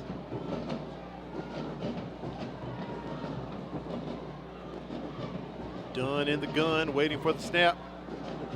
Play action, nice pass right there from Dunn to Zy Wilson. Oh, that to Dylan Jackson. Yeah. And that gets up to about the 26-yard line, 1st down again. But what you love to see is the ball security by Dylan Jackson. He had 3 people ripping at the football, but he was able to secure it. And with 10:28 remaining, we will have a timeout. Timeout called by Ray Nelson. I think he wants to give his defense his own water break here to try to stop this offense of Vigor as they send over on their 2 deep. Execution plus explosiveness equals excitement.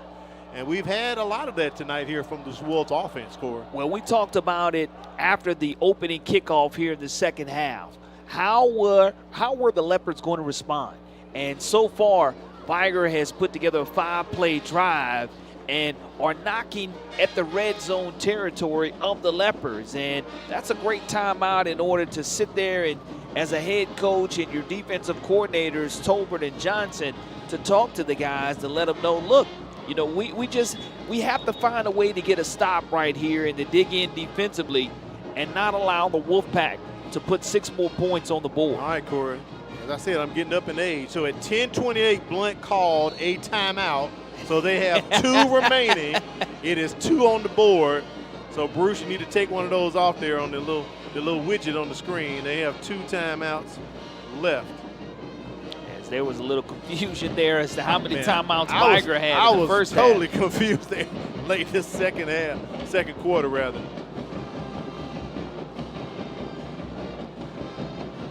Handoff up the middle for the Leopard. For Vigor goes Camarcus Cobbs.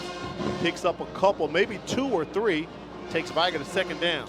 And Vigor deep at running back as Cobbs, the sophomore running back, gets his first carry of the season. It's positive yardage, 2nd and 8 as he picked up 2.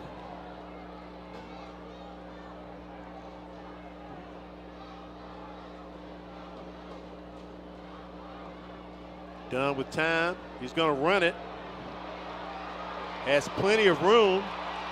Steps out of bounds at about the 10-yard line. Nice scramble by the senior quarterback, Sammy Dunn. But look at the block of number 51, Gabriel Brown, the left tackle. Absolutely pancakes his man.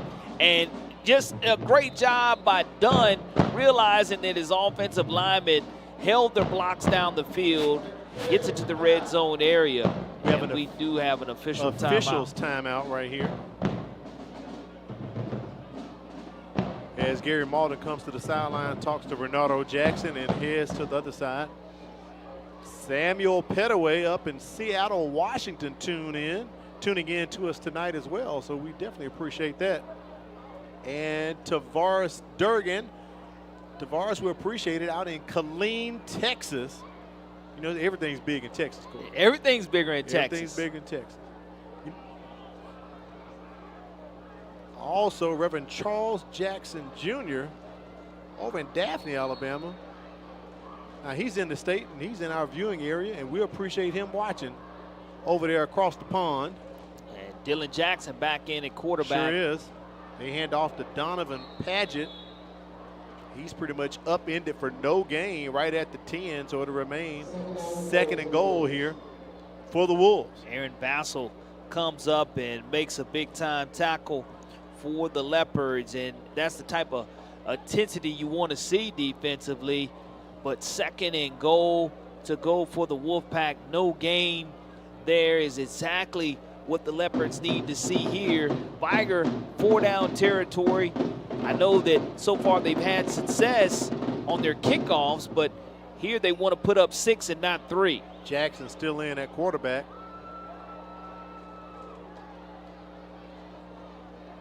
They fake it to Padgett. Jackson steps in. A couple of rushers came off the edge for Blount and just blew right by Jackson as he gets up to the 6-yard line. 3rd and goal here for Vigor. 2-down territory left. 2 more downs rather for the Wolfpack, and we'll see what the offensive coordinator, Coach Kenny Gillum, is able to come away with as Sammy Dunn is leading this 10th play of this long Vigor drive. 3 receivers to the near side. They're going to the top. Almost hauled in by Terrell Prince. Couldn't keep his paws around the pigskin there. Yeah, couldn't squeeze the grease out of the pigskin there as Prince, the 6'3", 160-pound sophomore, not able to come away with that catch. That was a surefire score if I ever saw one right there. 4th down here for Vigor. Remember, when we went into halftime, we said they were probably going to try to get the 2-for-1. They got it on the front end by getting the touchdown and the 2-point conversion. Can they get the points right here? 4th and goal. Demetrius Johnson just to the right of Sammy Dunn. What's the call going to be? Pressure coming in. They going back once again to Prince, looking for the pass interference. No flags. Ball over on downs. And that was a great job of making sure on that slant. They wanted to go back to the same play, one-on-one coverage there at the top of the screen, and we're not able to come away with that completion. A huge stop for Matty T. Blount deep inside the red zone area, and now the Leopards take over here for their first possession of the 2nd half. That drive, though, took up some 6.5 minutes off of the clock. 7:35 remaining here in the 3rd quarter. I formation for Blount. They go with the up guy right up the middle. Smart move. You want to hold on to the ball as best you can. Ray Reese with the carry, picks up a couple. You need a little spread out room right here if you're the Leopards. He gets it up to the 11-yard line. Tyler Hughes on the tackle, the 6'1", 187-pound sophomore middle linebacker with the stop for the Wolfpack. Positive yardage, 5 yards on that handoff to the up back.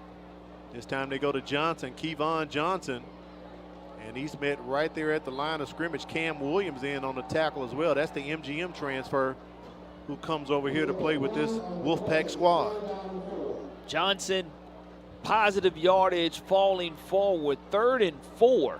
And what you want to do with 6:40 remaining here in the 3rd quarter is just make sure that you pick up this 1st down so the clock can continue to run. Mills going over the top, looking for flags. No, they don't get it. Kyron Richardson was the intended target. Somewhat overthrows him, so pass uncatchable. And just like that, that's a quick 3 and out coming up here for the Leopards.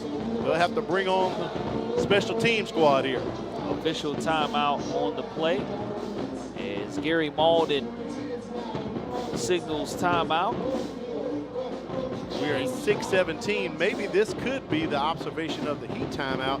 Quite interesting with it being 4th down coming up rather than wait for the change of possession. So I guess we will call this our Heat timeout. We'll take a quick break as well. You're watching the Battle of Pritchard on the MCPSS TV network. Get ready for a night of music, rhythm, and school spirit at the Mobile County Public Schools. Fans of the Bay, a marching exhibition like no other. Witness all 12 MCPSS high school marching bands take the field in one spectacular show. Join us at Davidson High School Stadium, Tuesday, August 26th at 6 p.m. Just $10 admission, includes parking. Kids 10 and under get in free. Get your tickets now at GoFan. We'll see you there. Your experience is valuable, and now it pays. Have you taught at a private school, another district, or even retired from teaching? Mobile County Public Schools is now offering higher pay for your previous experience. That means you can step into the classroom at a higher pay level because your experience matters. Don't let your hard work go unrecognized. Apply today and start earning what you've worked for. Visit mcpss.com/job opportunities for more information. Fourth down here for the Leopards. Do the Wolves bring the house? They don't. They lay off of Crowell. And Vigor's just going to let that one bounce and stay away from it. Blount will down it at the 49-yard line of Vigor. You get a nice bounce, and you're able to pretty much flip the field there because you look at where you had the football and where the football actually rolled to. That's huge for Blount. Now, Vigor stalled on its first offensive drive here of the second half. And because of that, you know they're going to be hungry here on this drive, and we'll see if they're able to go ahead and take advantage of a lot of one-on-one matchups that you're seeing from the wide receiver position. We've seen Vigor run a lot of slants and really have only seen one vertical deep ball. We'll see here if Sammy Dunn is able to connect after those one-on-one matchups at the top and the bottom of the screen. Vigor just gets it off under the play clock, just outside the outstretched hands of Terrell Prince. Incomplete pass brings up second down and 10. We do have an injured Blount player on the field. Here, the 41-42. Could be some cramps the way he's stretching those legs out there. Even though the temperature has dropped down to 80 degrees here at 10:17 Central Time, it's still very humid. You can feel the stickiness here with our open air press box, open window press box. I like that open air Personal press foul, box. Yeah. roughing the passer on the defense, 15 yards, automatic. No. First down for Vigor. Corey, I missed the flag. I was looking at Ryan Williams over here. I think he has cramps, the will linebacker for Blount. But a 15-yarder against the Leopards. So Vigor's going to have some prime real estate here. Ball's going to be placed at the 36-yard line. Just one of those costly penalties that you don't want to give away any free yardage if you're mad at T. Blount, and that's exactly what we saw. We'll take an injury timeout as well.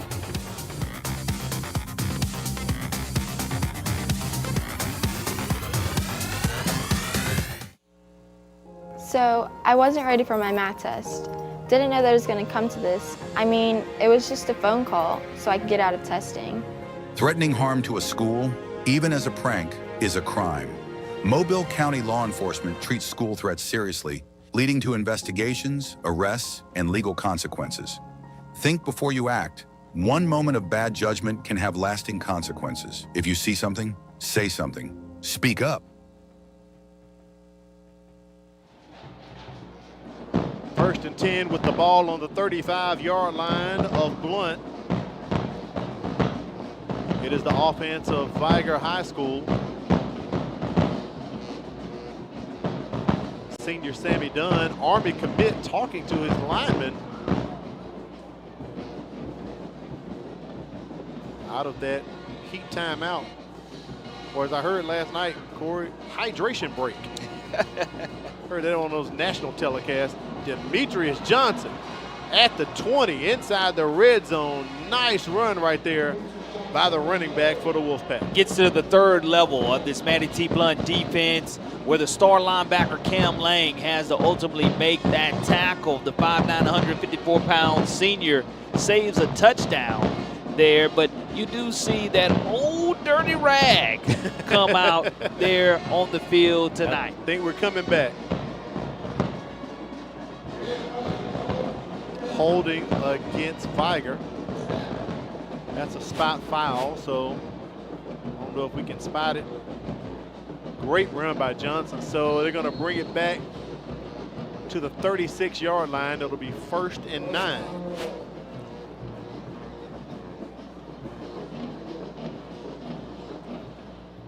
Right there at the 37-yard line. Bring up 1st and 11. That's tough. I'm sorry, 37, yeah. 1st and 11. Dunn with a little sidearm pass right there. Completes it, gets some of that back as he connects with Michael Leland, our first time calling his name tonight for Vigor.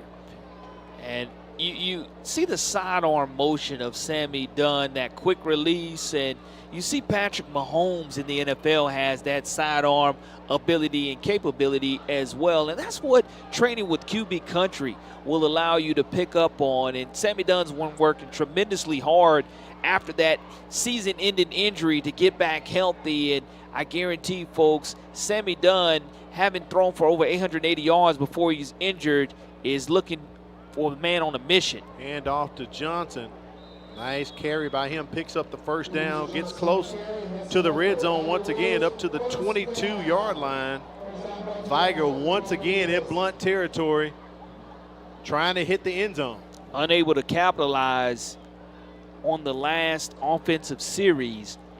Want to go ahead here once they get into that red zone area to put 6 on the board.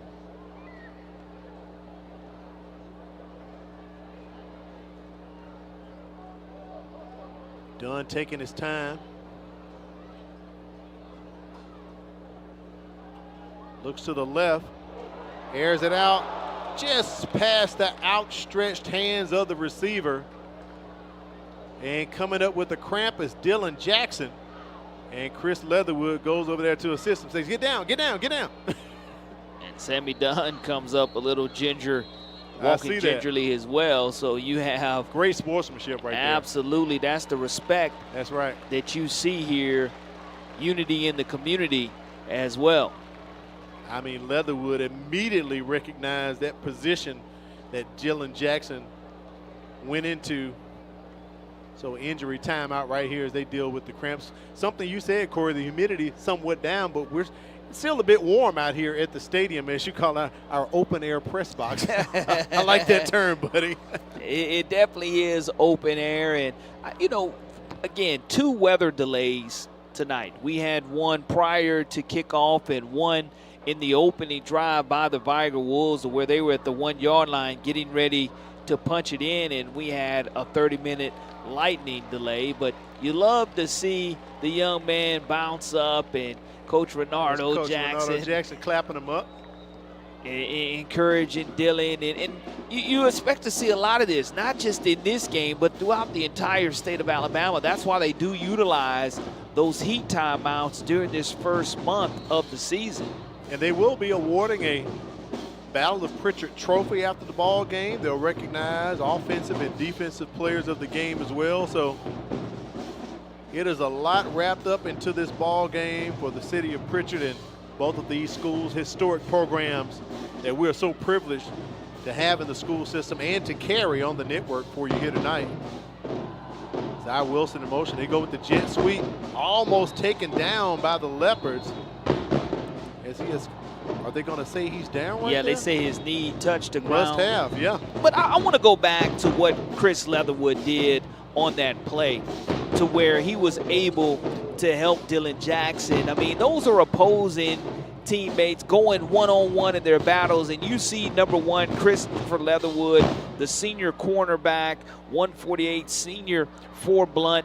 He is listed as an athlete, offense, defense, special teams, basically never leaves the field, but definitely knows and recognizes real in that situation. So shout out to Chris Leatherwood for showing exactly what the AHSAA wants to stand on, which is sportsmanship being displayed at all times. Here's the replay right here. Corey, you were just alluding to it and talking about it, and he's telling him, just go down, buddy. I got you. I got you. I love it right there. That and is then great, help stretch them out as well. And that's what it's all about. Look, I want to help stretch you out until the trainers arrive also. And that's what you love to see in this situation for a rivalry game. Sorry, Corey, I missed that last part you were saying, having some technical difficulties with my headset. There, I'm back right there. All right, there we go. But I think you were talking about the great sportsmanship. That's a great look. Don't forget, coming up, between the third and fourth quarters, we'll have our first game of the week brainbuster question of the season. Corey, I know we have our communications director, Renee Phillips, was talking about the new app and the new features and rooms and stuff. So we're still going to have the question the same way. We're going to ask the question, and wait for you to give us the answer. Okay, all So right. stick around for that between the third and fourth quarter. We'll reveal our game of the week, Brain Buster, our first one of the season. I think we're close back to ready for play. Not No, quite on that yet. far sideline, they're still you working still have, on yeah, Zy Zy Wilson I thought being they had wrapped stretched up, out. but they're still working on Wilson there on the far side. And you have the bands striking it up here during this official timeout or injury timeout, as you do see Zy Wilson pop up and try to trot across the field. Got the boots on the ground playing in the stands. I Al. hear that. 803 Fresh in the house. I don't hear the fans clacking though, Corey. I don't hear the, which is a good thing for some people. They can't stand it. Doesn't bother me. And third and long here for the Wolves. Dunn looking to the left. Got a guy in the corner. Incomplete. Took him out of bounds with the pass. And no interference, no flag on the play, trying to get that out to Skylar Robertson. Going to bring up 4th down and 7 yards. Really 13 or 14 yards to go rather for the Vigor Wolves. And I mentioned earlier in their last drive, it stalled. It was definitely 4-down territory. Same thing applies here for the Wolfpack. Trying to attack right at the 26-yard line. They've had success running slants or finding Dylan, but he's on the bench right now. Dunn incomplete to Prince.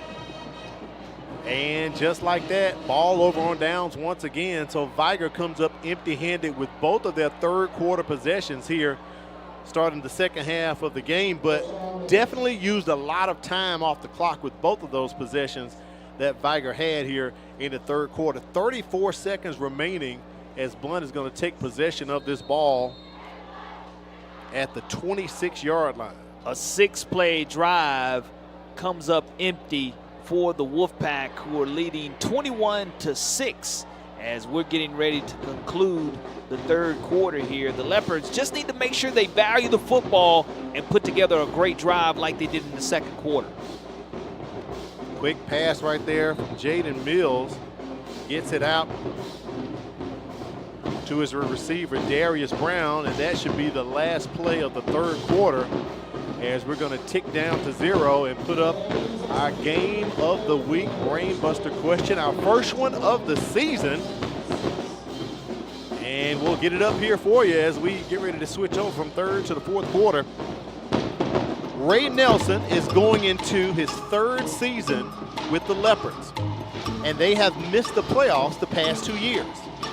How many former Blount head coaches have missed the playoffs in 3 consecutive seasons? And Corey, of course, to start the year off, your favorite multiple choice. Is it 1 coach, 2 coach, 3 coaches, or 4? A, B, C, or D? There's your Brain Buster game of the week question.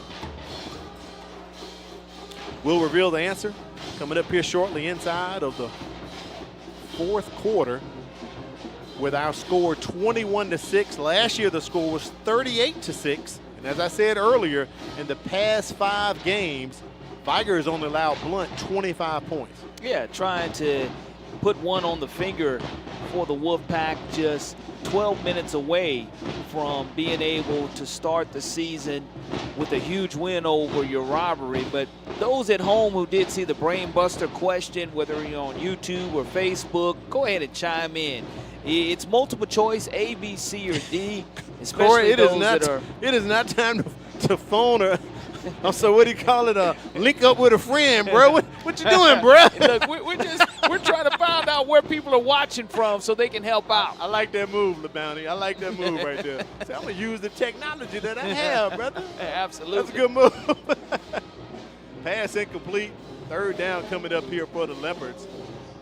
What would you say your take is so far from what you've seen from Mills tonight, Corey? You know, Mills being a freshman quarterback, 6'2", 175 pounds, playing in front of 6,000 people in a huge stadium, in a historic stadium, I think he's been solid. I mean, the biggest thing is he has yet to turn the football over. Even now, that one was close to being intercepted. That's what you ask, and it's because of the confidence that his offensive coordinator, A.J. Johnson, has put in this young man, creating a script of plays that he's comfortable with, getting the ball out of his hands very quickly. In the first possession, the first series, he completed his first pass because it was quick, got it out fast, receiver makes the catch, and that's what you have to do to create momentum and confidence in a very young quarterback. I'm impressed with him so far as well, especially coming in, as you said, with all this pressure you have on a young man like that. And I'll even add a +1 with you, Corey. His center is a freshman as well. So you have like in the baseball sense, a battery of your pitcher and your catcher. You have your quarterback and the center, both freshmen. That's a lot of pressure for these kids. So I think they've done well so far tonight. Oh, absolutely. And one of the biggest rivalries in the entire state of Alabama, and a lot of people would make the argument it is the biggest rivalry as far as from an attendance standpoint and a state championship, former state champions or championship standpoint by both of these programs. And again, a true freshman coming in, you don't see that too often in high school football. I didn't get to say it earlier, but some people may have known this, but we are the only high school football game being played tonight in the state of Alabama, the only game listed for Saturday. And this game is so huge like that. And I will say this, Al, on this great return by the Vigor Wolves, that we are probably the only football game that's on television, period, in any state right now. I was trying to stay away from that one, but it is. I'll say this, at least in the Central and Eastern time zone. Maybe out of California they might be doing something, but you're right about that, buddy. We might be the only folks out here playing football, man. Mother Nature at its finest here in the Port City, and we have another cramp on the field as I believe that's Chris Leatherwood, who has not come off of the field, the young man who just helped stretch out a Vigor Wolf who was in the end zone. I do believe he is cramping up here closest to Vigor sideline now as well. He has been an Iron Man for Blount tonight, and look at him running off the field under his own power. That's always great to see right there.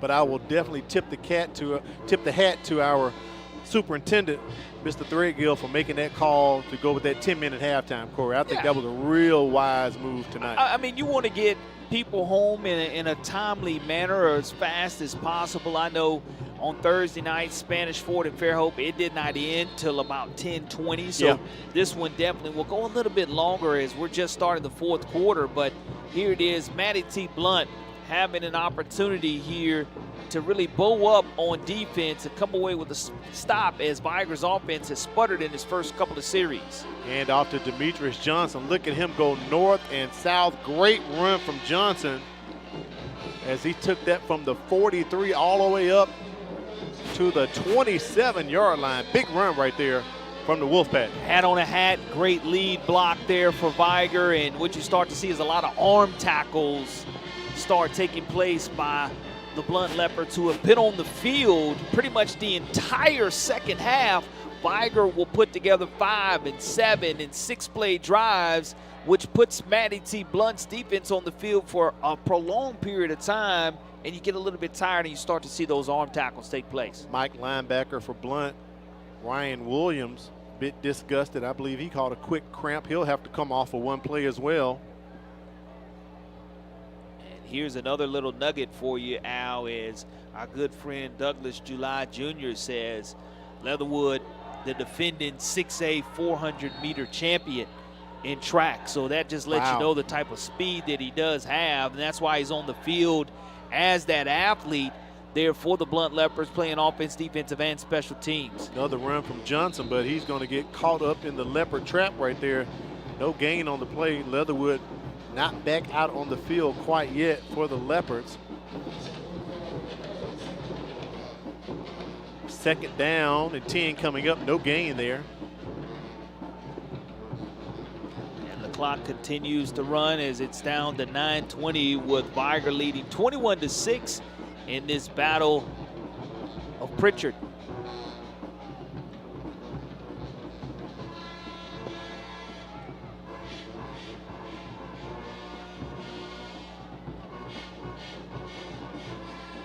Dunn airs it out. Incomplete. Intended for Terrell Prince. I thought Prince may have stepped out of bounds, but the official didn't take his hat off, so he was close to the chalk. Pass a bit long for him, so that's third down coming up here for the Wolves. Also, we'll be revealing the answer to our Game of the Week Brainbuster question momentarily, so stick around for that. I'm going to say 4-down territory here for the Wolves, Corey. Yeah, sitting in no man's land. It really is for Vigor, as you just have to have that timeout to make sure you have the correct personnel on the field, because when they strike, they do strike. Timeout called by Blount, so that should be their second timeout of the game. All right, I called for it, and here it is, Corey. We had a break. I didn't even know it, but we're going to put up the Game of the Week Brainbuster question and the answer. All right, Ray Nelson is going into his third season with the Leopards, and they have missed the playoffs the past 2 years. How many former Blount head coaches have missed the playoffs in 3 consecutive years? Is it A1, B2, C3, or D4? I'm either going to go with B or C. All right. My heart loves to say C because it starts with my first letter of my name, but I'm going to go B. You're going to go with B. All right, we'll reveal the answer after this play coming up right here. And no, there it is. It is B. It's 2. Santee Gamble from 1983 to 1985, and Albert Terry from 1975 to 1981. Corey, here's your +1 for you. Alabama High School Athletic Association didn't start the playoffs till 1975. But years ago back then, they only sent 2 teams to the playoffs. If we apply the standards now, where 4 teams go to the playoffs, Albert Terry's name wouldn't be on that list. Wow. Times have really changed, brother. Times have really changed.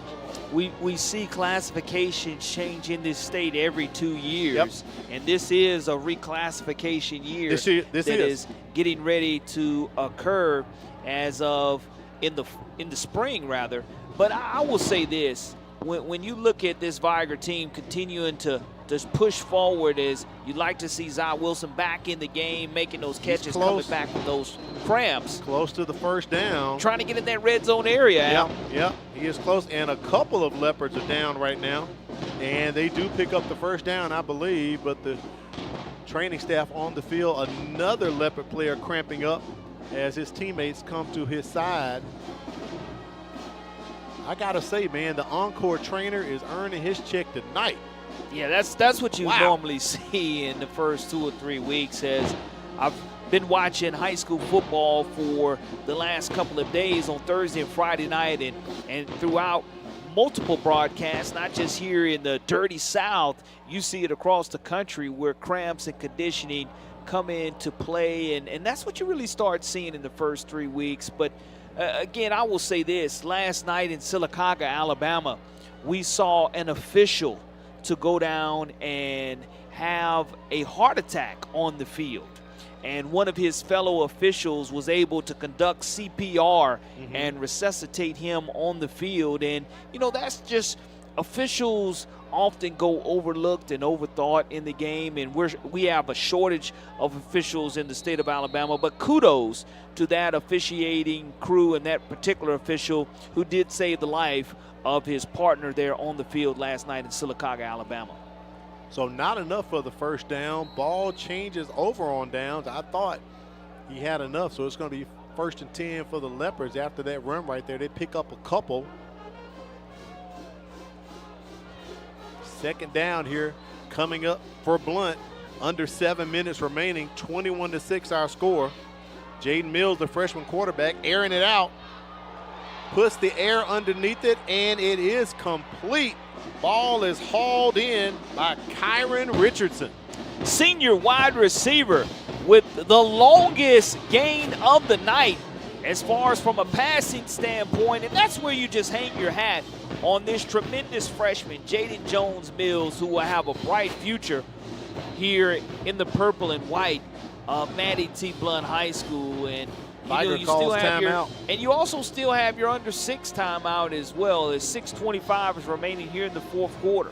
Vigor uses their first timeout here in the second half. I believe Blount has 1 remaining, and Vigor should have 2 remaining, even though Vigor doesn't have any timeouts on the board. And look at our nurses on standby tonight. And look, I'll throw this kudos to it. The one on the far right, Miss Pam, her grandbaby happens to be number 36 for the Wolfpack. Colin Coleman. And to the left over there, that's my classmate. Not DJ Jack Benny, but Roderick Jackson's wife. That's Miss Marty Jackson right there. So Jack Benny wife on TV. But we appreciate the nurses being here on hand. And Corey, most importantly, you see the Coleman cooler back there? Absolutely. We ain't gonna talk about what's in the cooler. that's what grown folks right there. But they have hydration. I'll put it to you that way.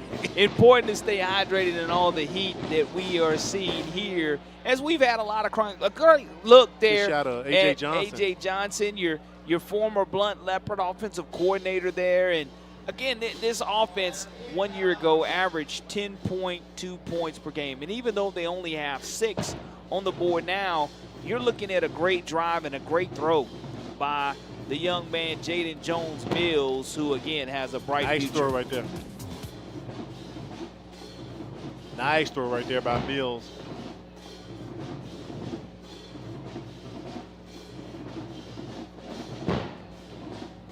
So we were just informed that was a heat timeout from our executive producer and not a timeout.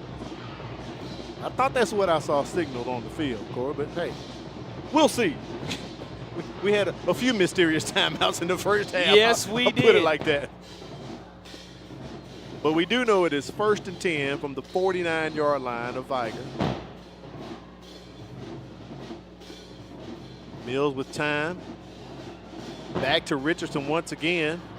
Puts a move on a couple of the Wolves, and he gets out of bounds right at the 37 to 38-yard line, just in front of our camera guy, Dave, over there on the far sideline. Kelton Agee with the stop on the play. And when you look about and think about Mattie T. Blount all time, 14 and 39 versus Vigor all time. 14 and 39 all time. And you know, here's a little nugget for you as we are under 6 here to go at the 6:04 Tyree mark. Scott injured on the field. I believe he is suffering from cramps as well, Corey.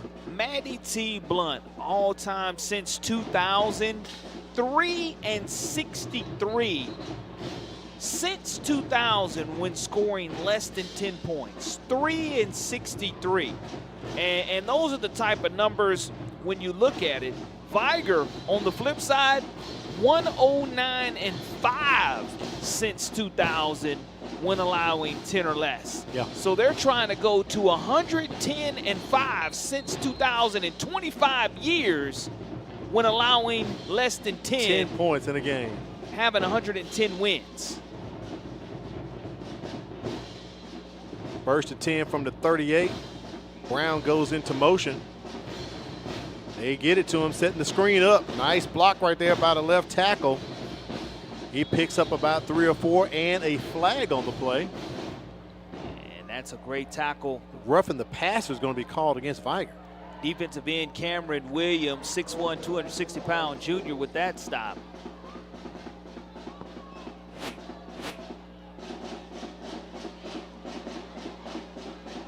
And Gary Malden, he's been busy as the white hat tonight. We had said earlier, Gary Beasley. There are 2 Garys. There is a Gary Beasley, but the official tonight in this contest for Blount Vigor is Gary Malden. After that personal foul, that's going to move Blount into the red zone up to the 18-yard line. Coach Renato Jackson will not be happy about that at all.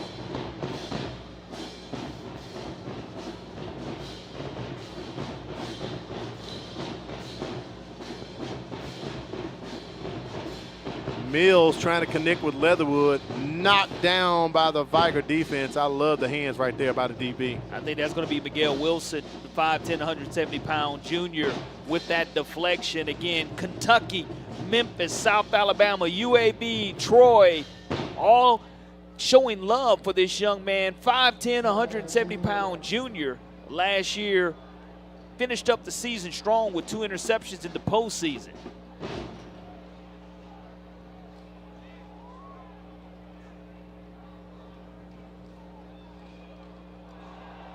Incomplete pass intended for receiver. Actually, running back Kevon Johnson on the wheel route there. Just unable to have any lift, and you can show when he missed the pass, he almost came up lame for cramps too, because he had to stretch out for it and wasn't able to come away with that huge catch that would have allowed the clock to stop, because he would have gotten out of bounds. But 21-6 is our score, Al, with 4 minutes coming up here in the fourth quarter. And whistles from the officials. I think we may have an offsides possibly against Vigor, and it is offsides. And Jaden Jones-Mills, he is 5 out of 16 for 70 yards, as the freshman had a tall task, and Dunn 14 out of 26 for 191 passing yards tonight. So it's just a compare and contrast between what a freshman quarterback and what a seasoned senior quarterback can do for your team. Trip receivers to the top, 3rd down for the Leopards. Mills airing it out, intended for the receiver, Naheem the Dream Thomas, and broken up by Vigor. Ja Brown. From his money strong safety position, the 5'7", 155-pound senior. Had he been able to catch that, he would have gone the distance and made what I like to call a crib call. 4th down here for the Leopards. They need to pick up a 1st down to keep this drive alive and pretty much keep them in the ball game. Going for the fade route in the corner, and he overthrows Chris Leatherwood. Coverage right there from Miguel Wilson. So it'll be ball over on downs with 3:19 remaining. Corey, who you think about for your Career Tech Education player of the game tonight? Well, I think offensively, you really have to think about Sammy Dunn being in the mix. You have to think about Dylan Jackson being in the mix as well. And as far as defensively, Chicken has been quiet tonight. They haven't really run to his side of the field, which is smart. I mean, you want to run away from an All-American, and that's the respect that an All-American demands. But, Dylan Jackson has had a great game along with Sammy Dunn.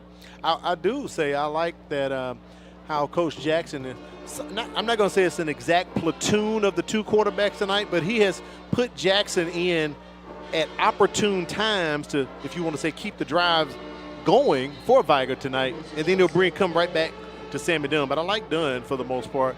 Ran one in and threw one tonight, so has accounted for 2 scores.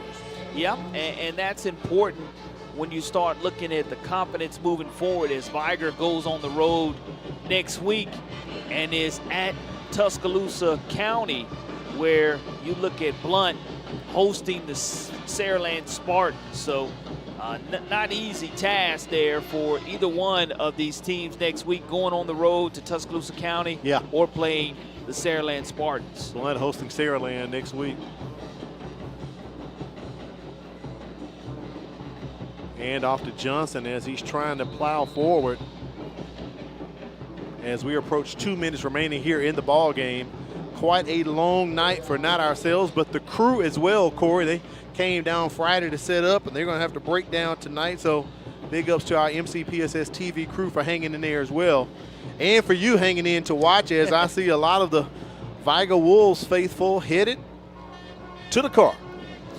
Yeah, I mean, that will be 1 for the thumb. I do believe that's 6 correct. in a row. 6 in a row, Corey. As a matter of fact, when you look at that,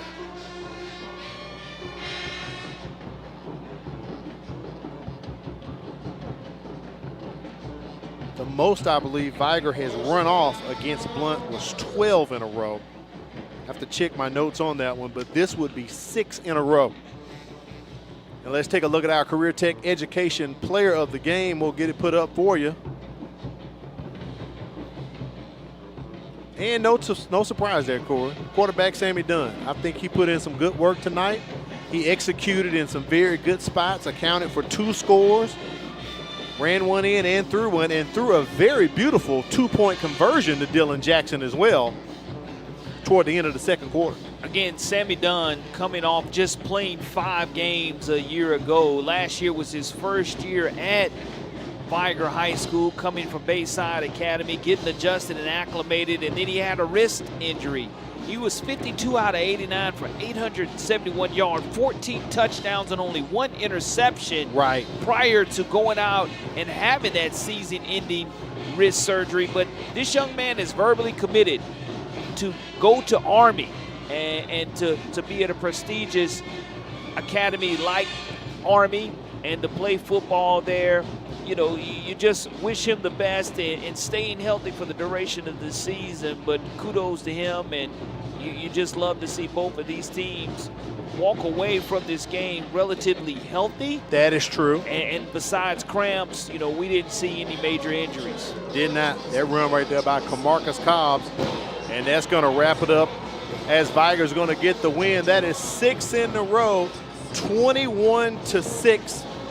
I'm going to say, Corey, that's one for the thumb plus the thumb on the other finger as Vigor continues to own the Battle of Pritchard. Yeah, I mean, you look at how they were able to jump on top of Blount early in the first quarter, 13-0. Again, a couple of weather delays, but both teams were affected by Mother Nature. But Vigor was able to put points on the board, and before Blount was able to answer, Vigor was able to answer right before the half there, again in their 2-minute drill, which was huge. And not a lot of scoring in the second half. Actually, no scoring in the second half, Corey. I just checked my notes. All the scoring took place in the first 2 quarters. And that's where the damage was done early. And, you know, it's a situation that Ray Nelson will have a lot to look at on film, a lot of positive attributes moving forward for his squad that it continues to be seasoned, and Vigor moves to 1-0. Here are the look at the final numbers tonight. Total yards, 292 for Vigor, only 100 total yards for Blount. The one thing that's sticking out, Corey, penalty yardage, 8 for 60. Coach Renato Jackson will not be happy about that. No, you're not going to be happy about the penalty yardage, but you do have to be happy that neither team turned over turnovers tonight. The football, and that's something that you don't see a lot of there in the first game of the season. So plenty of room for improvement, but again, 1-0 team for Vigor. All right, next week we're going to the Jungle. That's what they're calling it. We're opening up the new stadium at Williamson as they host Wayne County. Pre-game will start at 6:50. Well, Coach Renato Jackson returns home to Vigor and gets his first win as the head coach there. We appreciate you tuning in tonight and being patient with us with all these weather delays. For our statisticians, China Powell and Matt Moore. For our on-field reporter, Kimberly Dunn, and for Corey LeBounty, I'm Al Wheaton, thanking you for joining us for the Battle of Pritchard. Vigor still reigns as the champ.